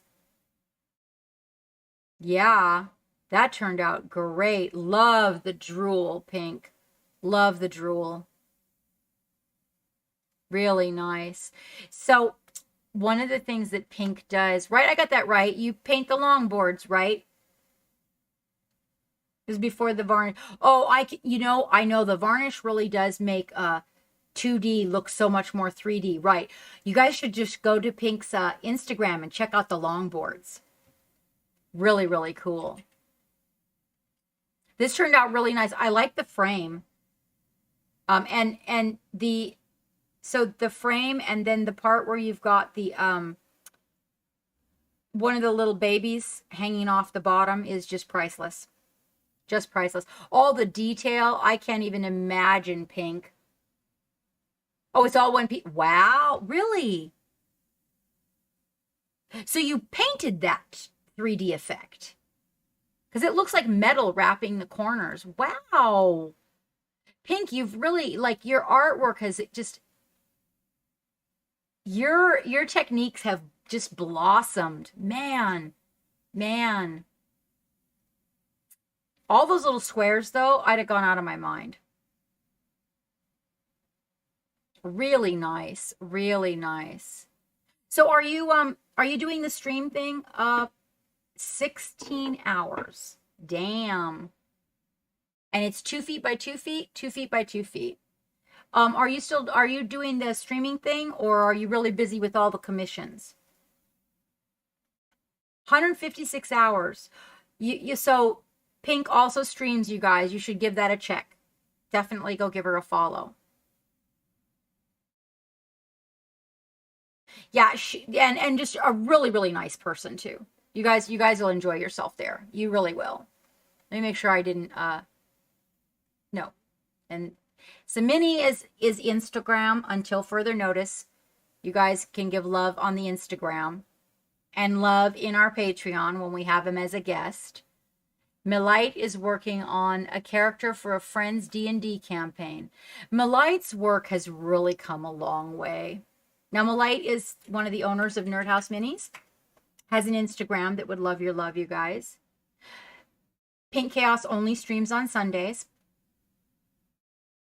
But Milite's gotten a lot better at painting. She's had more time for painting lately, which I'm really enjoying.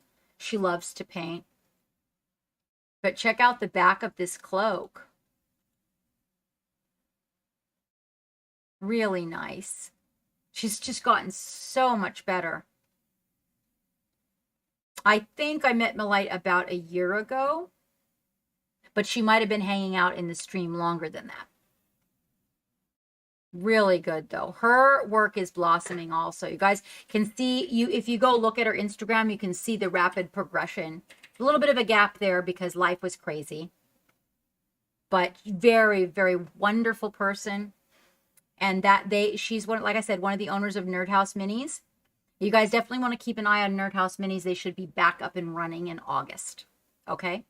And high quality resin miniatures. It's an on-demand studio. Oh my gosh, you guys. Oh my gosh. Joe Skynet came in. With purple skin. Purple in the skin. Wow, Joe. Really nice. It turned out wonderful. Oh, your non-metallic metal looks so nice. I love all the colors in the metal. That's so juicy. I love the old, worn, beat-up leather. And the clumps of snow in the fur. You guys, I have never, if Joe Skynet streams, I have never made a stream. I want to say that I met Joe Skynet on Instagram. I love the way he captured movement. Where he's got the shadows in the fur and the beard. It's got the movement of the wind.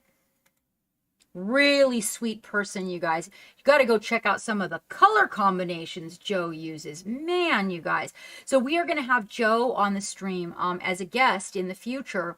So he's going to show us how to paint those crazy orc-mobiles that he paints. We're going to do an orc-mobile. We're going to do something orky together. He's got this really super crazy colorful palette that he uses with these really deep, intense. I do have that right. I better have that right. Hold on. I want to make sure I have that right. I've been a little off key. Hold on.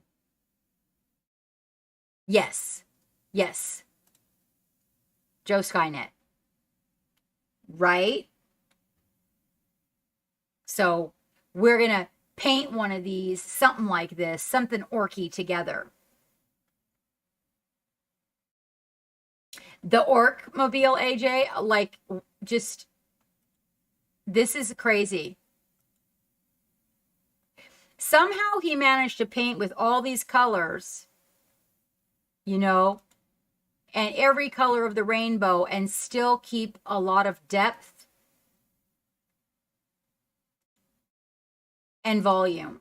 It looks like it wrote out of a cartoon, a comic book, doesn't it? And then the same person painted this.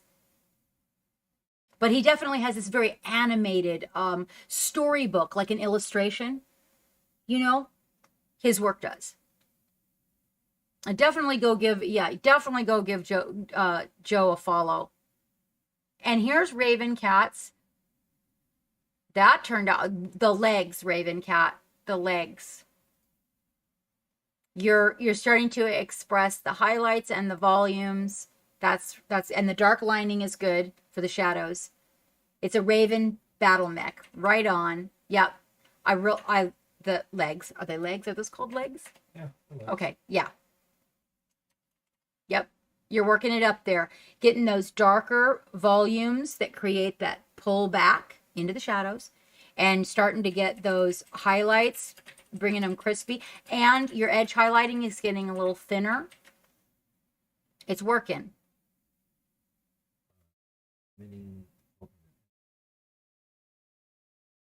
Ooh, so Minnie, we have to add your Etsy store to our shout out. There you go, guys. That's what Samini's got for sale there. So you might want to go take a look at that. Oh yeah, I see that. I see that right there in the window. Raven Cat. I like it. I like it. And I think that the crackly ground is, you know me, I love the crackle.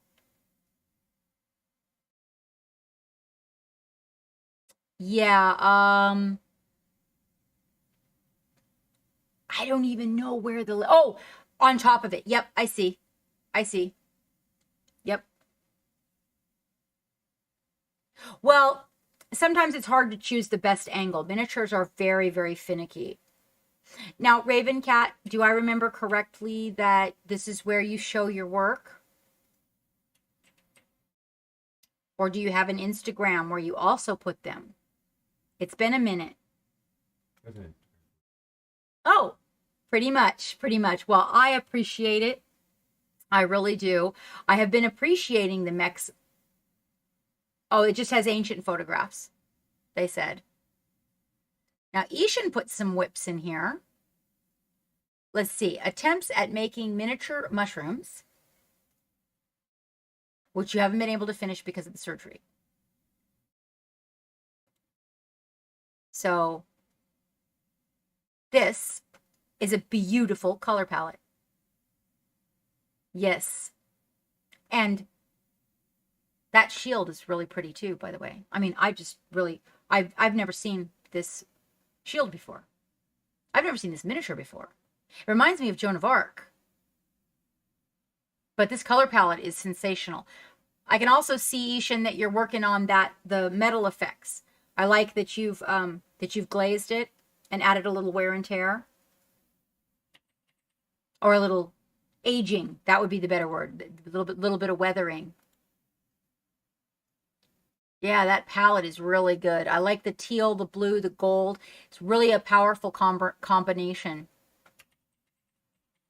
Good night, Simini. I will talk to you soon.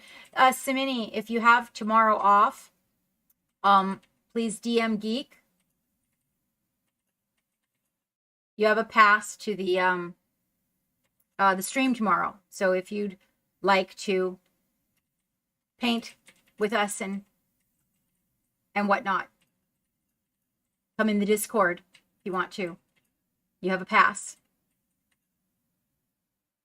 Maybe I will see you tomorrow.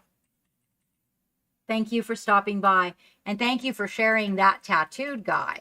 Yeah. Just, like I said, we're going to be 1 to 3. That's the Green Art of Colors. And then we're going to be 4 to 11 p.m. So just DM Geek at whatever time.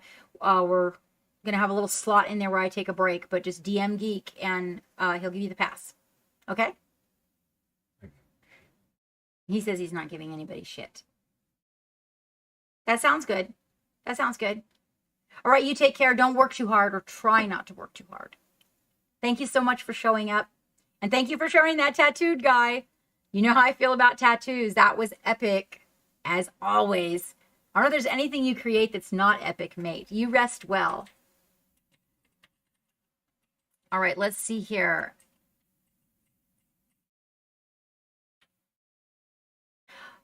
Well, Ishan, that makes me feel really good. Thank you. That's very nice. I like the green on this one. So this one's a really strong complementary palette with the red and the green, and you managed to not make it look Christmassy. Yeah, so on your, I'm guessing this is a whip before I interject. Is this a whip, Ishan?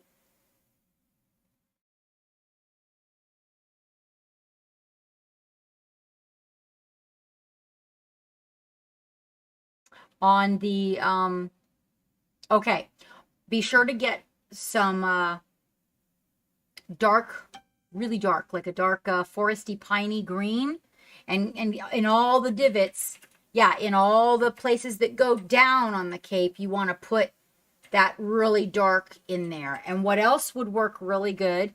Let that dry and put a very thin glaze in all the wrinkles, in the wrinkles, not on the wrinkles, in the wrinkles. A light glaze of purple, and that purple will really suck your shadows in on both sides, this side too. Make it darker, like up underneath the groin area where he's got the armor, where the armor and the green cape come together. Put like some purple glazes in there. I know it sounds insane, but put some purple glazes in there, and then come in with a nice deep green and put some deep green glazes in there, and it'll really power up the shadows. It'll pull them back, and then take your main green that you're using as the color and go back over everything and glaze it, and it'll diffuse it.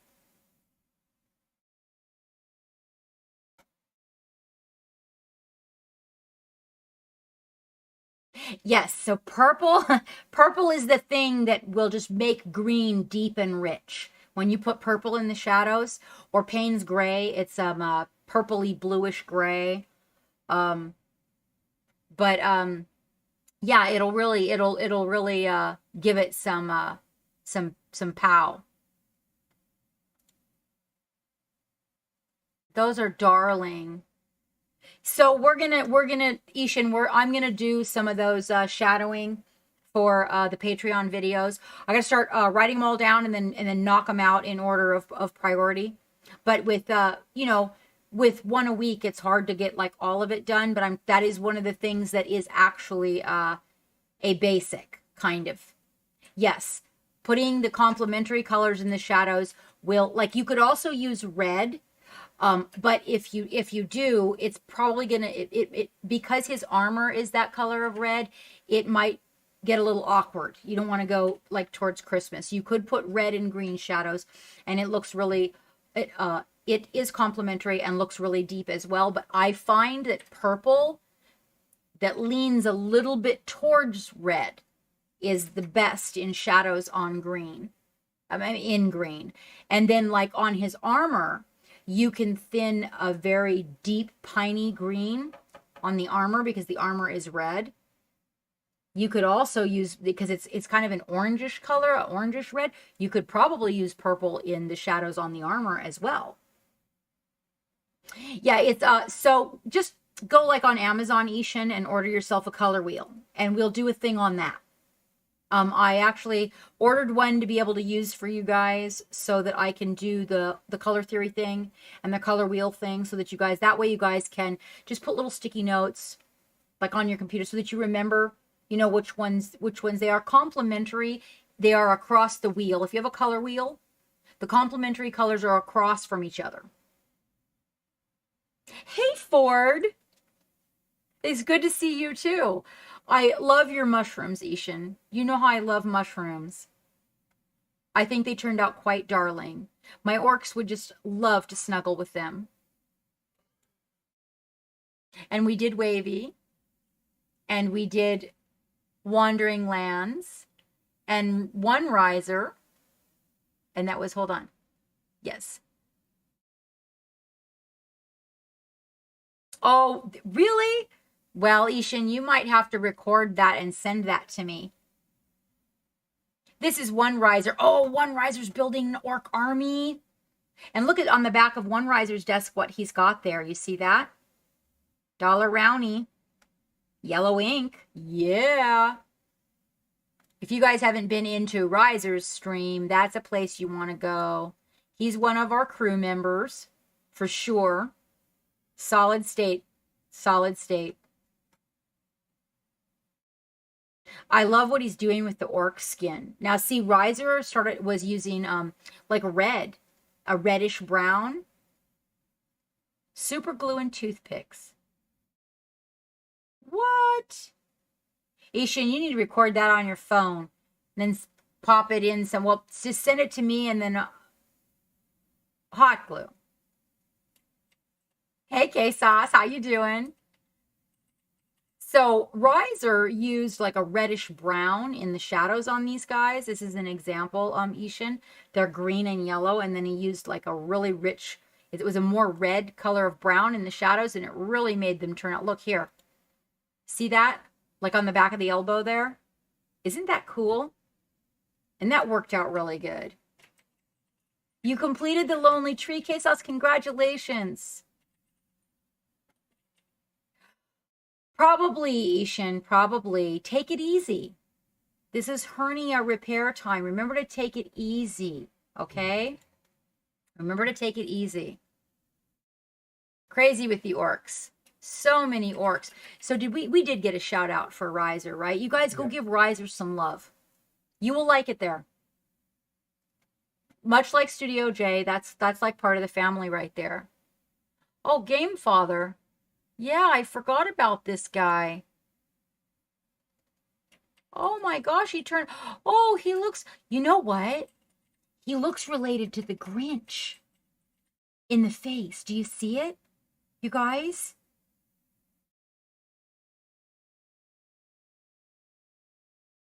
That's crazy. He turned out. Oh, what? Wait a minute. What is this guy doing? What is this guy doing? Ooh, Valendar. I wish I lived next door to you. Is this guy holding a mic or a weapon? Geek, what is this guy doing? Do you know? Yeah, the hell that is. This is really cool. I have never seen this one. I love when I see something completely different. He's a boom operator. Right? That's what I thought too. That looks like a boom mic, doesn't it, guys? He's just standing there, so. It is a boom mic, says Valendar.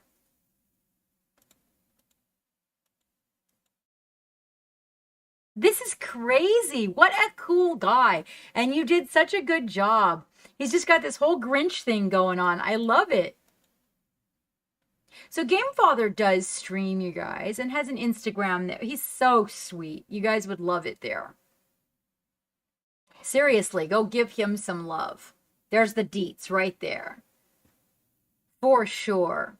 Plus, obviously, he's painting some really crazy stuff. That's too good.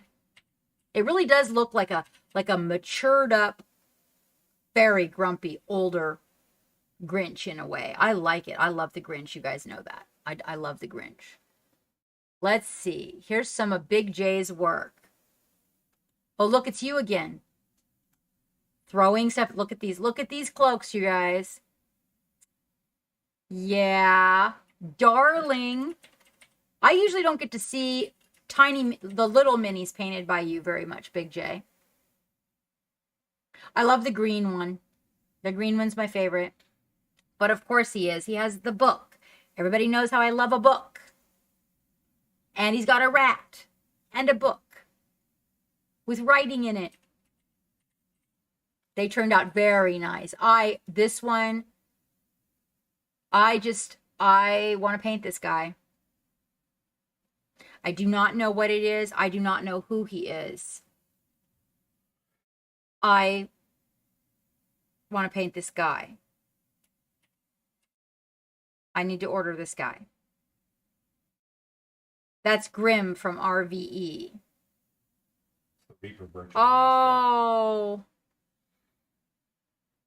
So I can't get him because it's over. Oh, that's a good guy. I really love his horns. You know how I love some horns. Love some horns. Oh, Valendar. Wait, first. Big J streams, you guys. Go give Big J some love. For reals. All the stuff. The painting. I don't know that he actually streams the 3D printing, but he does 3D printing while he's streaming. They're still for sale. They're still for sale. And I do kind of have to make a Reaper order. Oh, and this is the same guy, only without the cloak. Oh, the mouse is unimpressed with him. Oh my gosh. Oh my gosh. That is awesome, Valendar. What a grumpy mouse. I'm into Grumpy right now. Grumpy's got me going, you guys. Yeah, I know he does stream sometimes, he says. So Valendar painted that wizard. This is the Reaper, right? This is Reaper? Yes, it says Reaper. And look, if you look very closely, tell me you can see that mouse. He's grumpy. He's like making the grumpy face. Oh my gosh, it's amazing. I love what you did with the tiers of fabric on the front of the wizard, his gown. I like the way the fabric tiers. That's really cool.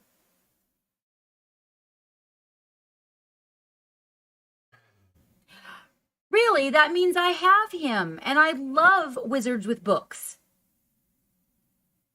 I think that means I have him. Isn't it? It really is. And here's his book. Ah, the writing in the book.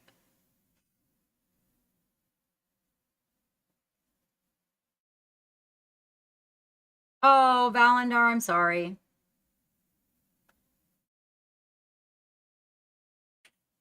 Love the writing in the book. Oh, lovely job. cloak blends, the cloak blends. Ishan, if you're still there, this is what I'm talking about, where the dark color goes in the wrinkle, in the recess, and then the lighter color comes to the top. And then if there's any place that's underneath anything, like see where his hair is, that we got the shadow underneath the hair. So like where the armor is on yours, there'll be a gradient like that. Use red and black inks to paint the writing. I love writing in the books. Whenever there's a book and there's writing in it, it's like, I have that book in the hand of the girl that's dancing on the Dance Dance Revolution from Nerd House Minis. And I don't think I'm going to be able to leave it without putting part of a title on the front of the book. Because every time I look at it, I go, I got to write the title on the book. I got to write the title on the book. Oof, oof.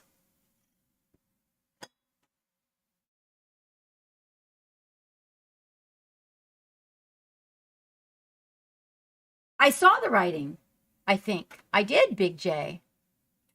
I said he's got a book and it's got writing in it. Oh, I know. I'm sorry, Ishan. I was trying to give you information. See? I said there's the book and there's writing in it. I said that was my favorite one because he had the book and there was writing in it. Oh, well, I'm looking at it. You're not looking at it, but I'm looking at it. Good job. Yes, I know. Good job, Captain Wright. Good night, AJ, my dear. Thank you so much for showing up. Thank you so much for showing up. And if you're out and about tomorrow, AJ, if you could send a DM to Geek, I need to talk to him about something this evening. Okay? So if you happen to be around at that 1 o'clock Eastern Standard Time, if you could give us a DM, there's something that, oh, good. So there's something that if you are available between 1 and 3 tomorrow, there's something that I'd like to tell you. Okay. So just give us a DM at about 12:45. Okay. In Discord, of course. Excellent. Okay. So at this point in time, you guys, we've had a huge love gallery. We've given away a set of dice. We are probably going to do a little Patreons giveaway tomorrow. Not during class with Green Art, but you know, in the aftermath part. In the late night thing, I think we might do a little giveaway. So for everybody who wants to make that, yes, AJ. 1 p.m. Eastern Standard Time. Right now, my time, it is just about 11 p.m., AJ. Because we have the, I don't think you have the daylight savings, but we do, right?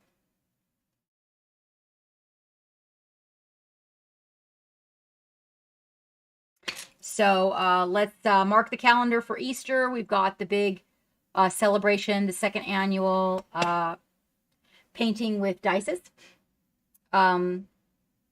For Easter. We're going to be doing that paint along, so you guys want to mark your calendars for that. And then tomorrow for our Patreons, we've got our late nighters, so that should be really exciting. And of course, that slot with the Green Art of Colors. So hopefully you guys will make it. Oh, let's see. Valander, to give you an idea of the detail on the figure, the cloth texture on the inside of the cloak is in the mini, and the palm of his hand actually has the heart and mine lines and the covers. Wait. I'm sorry. I have to go look at that again.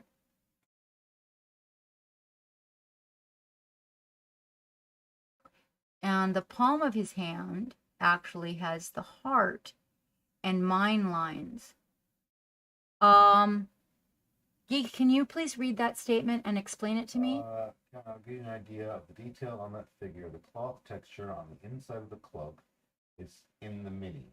And the palm of his hand actually has the heart, and mine covers the light. Okay, so can you explain that to me? No. Okay, so Geek doesn't understand it either, Valandar, so just so that I'm not like a big dummy over here. Good night, AJ. Like reading palms. Oh, so you put lifelines. Oh. As the heart and mind line. I think that's mine line. That's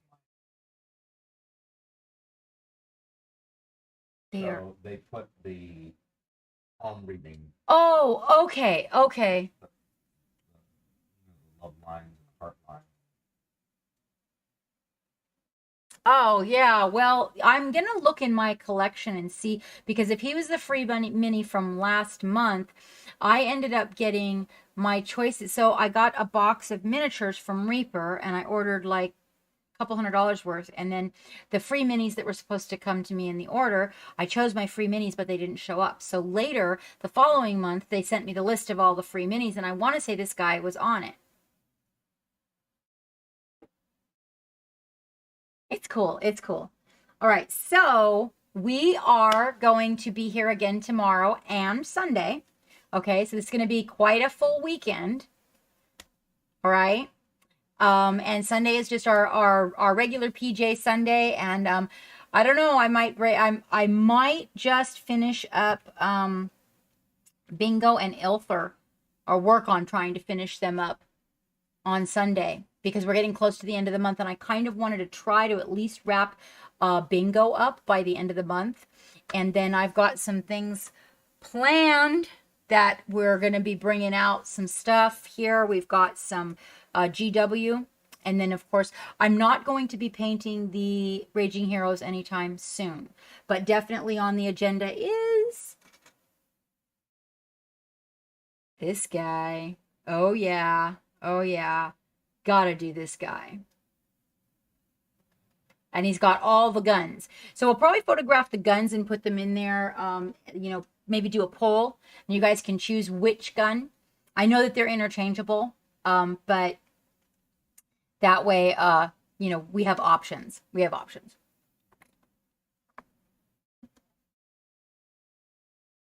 Your brain is dead. Okay, okay.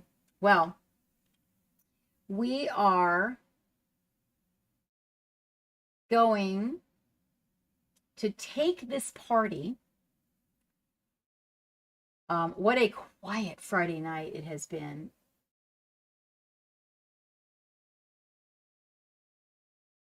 So, you know what? We should take this party. Let's see. We've got choices. We've got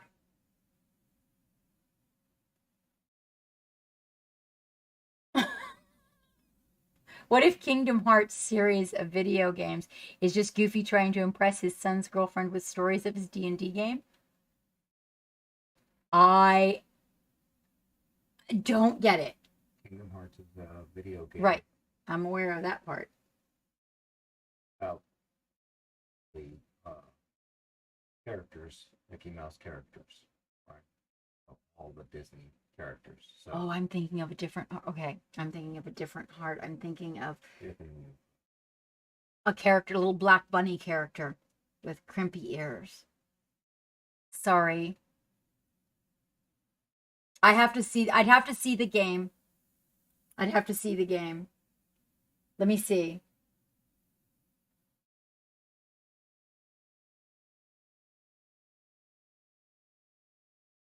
I feel like.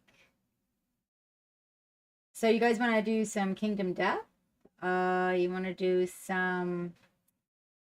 24/2 equals 2 12-hour streams. Why is Zombie Brush doing 12-hour streams? Anybody know? Zombie Brush paints some beautiful. Have you guys seen his work? It's beautiful work.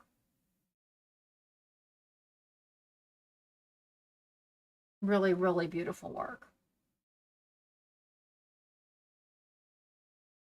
Let's see. A new meta design is painting. New meta design is painting Kingdom Death.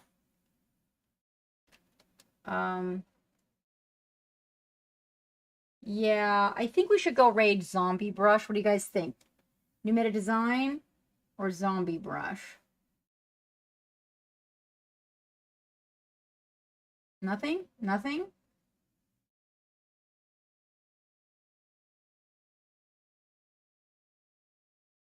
New meta design's so cute.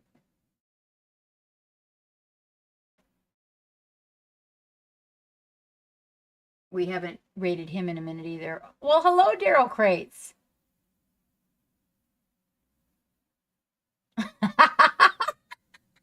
Oh, that's good. Zombie. Okay. Let's go give our love to Zombie Brush. He needs the love anyway, you guys, okay? Thank you. Thank you, Decro. Thank you for that dad joke, too. I appreciate... Darrow. I'm sorry. Darrow Creates. I am sorry. Oh, wait a minute. Oh, I can't click on you. Darrow, do you stream? Do you paint minis? If you do, can you put your deets in the chat for me so I can have them for our database, please? Thank you for the follow.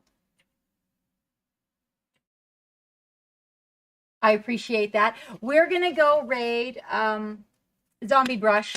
Really talented painter, you guys, and totally willing to answer questions. And that's what I think I want to do this evening.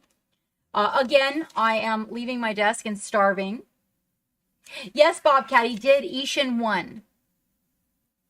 Ishin won. But are you joining me tomorrow, Bobcat? Are you going to be here? Because we're going to do another little giveaway.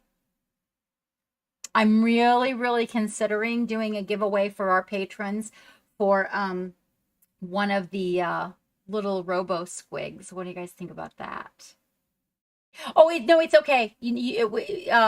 Because so the our patrons don't have to be here, Bobcat. Yeah. We have a thing where we figured it's any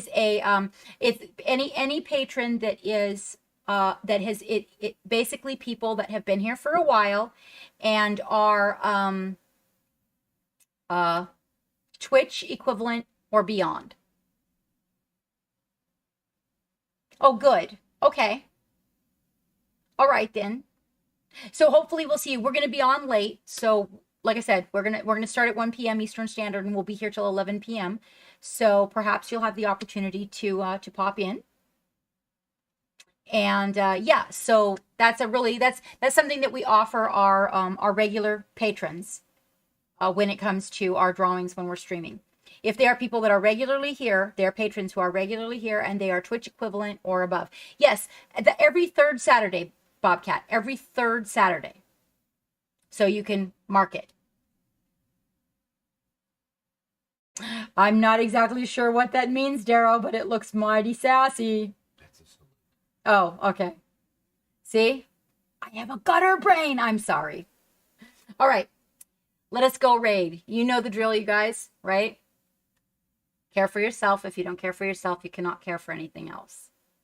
And between now and if you're seeing me tomorrow as a Patreon, or if you're seeing me Sunday in your pajamas, either way, we will be back. And you, between now and then, the brushes, the minis, the paints. Did I do that in the right order?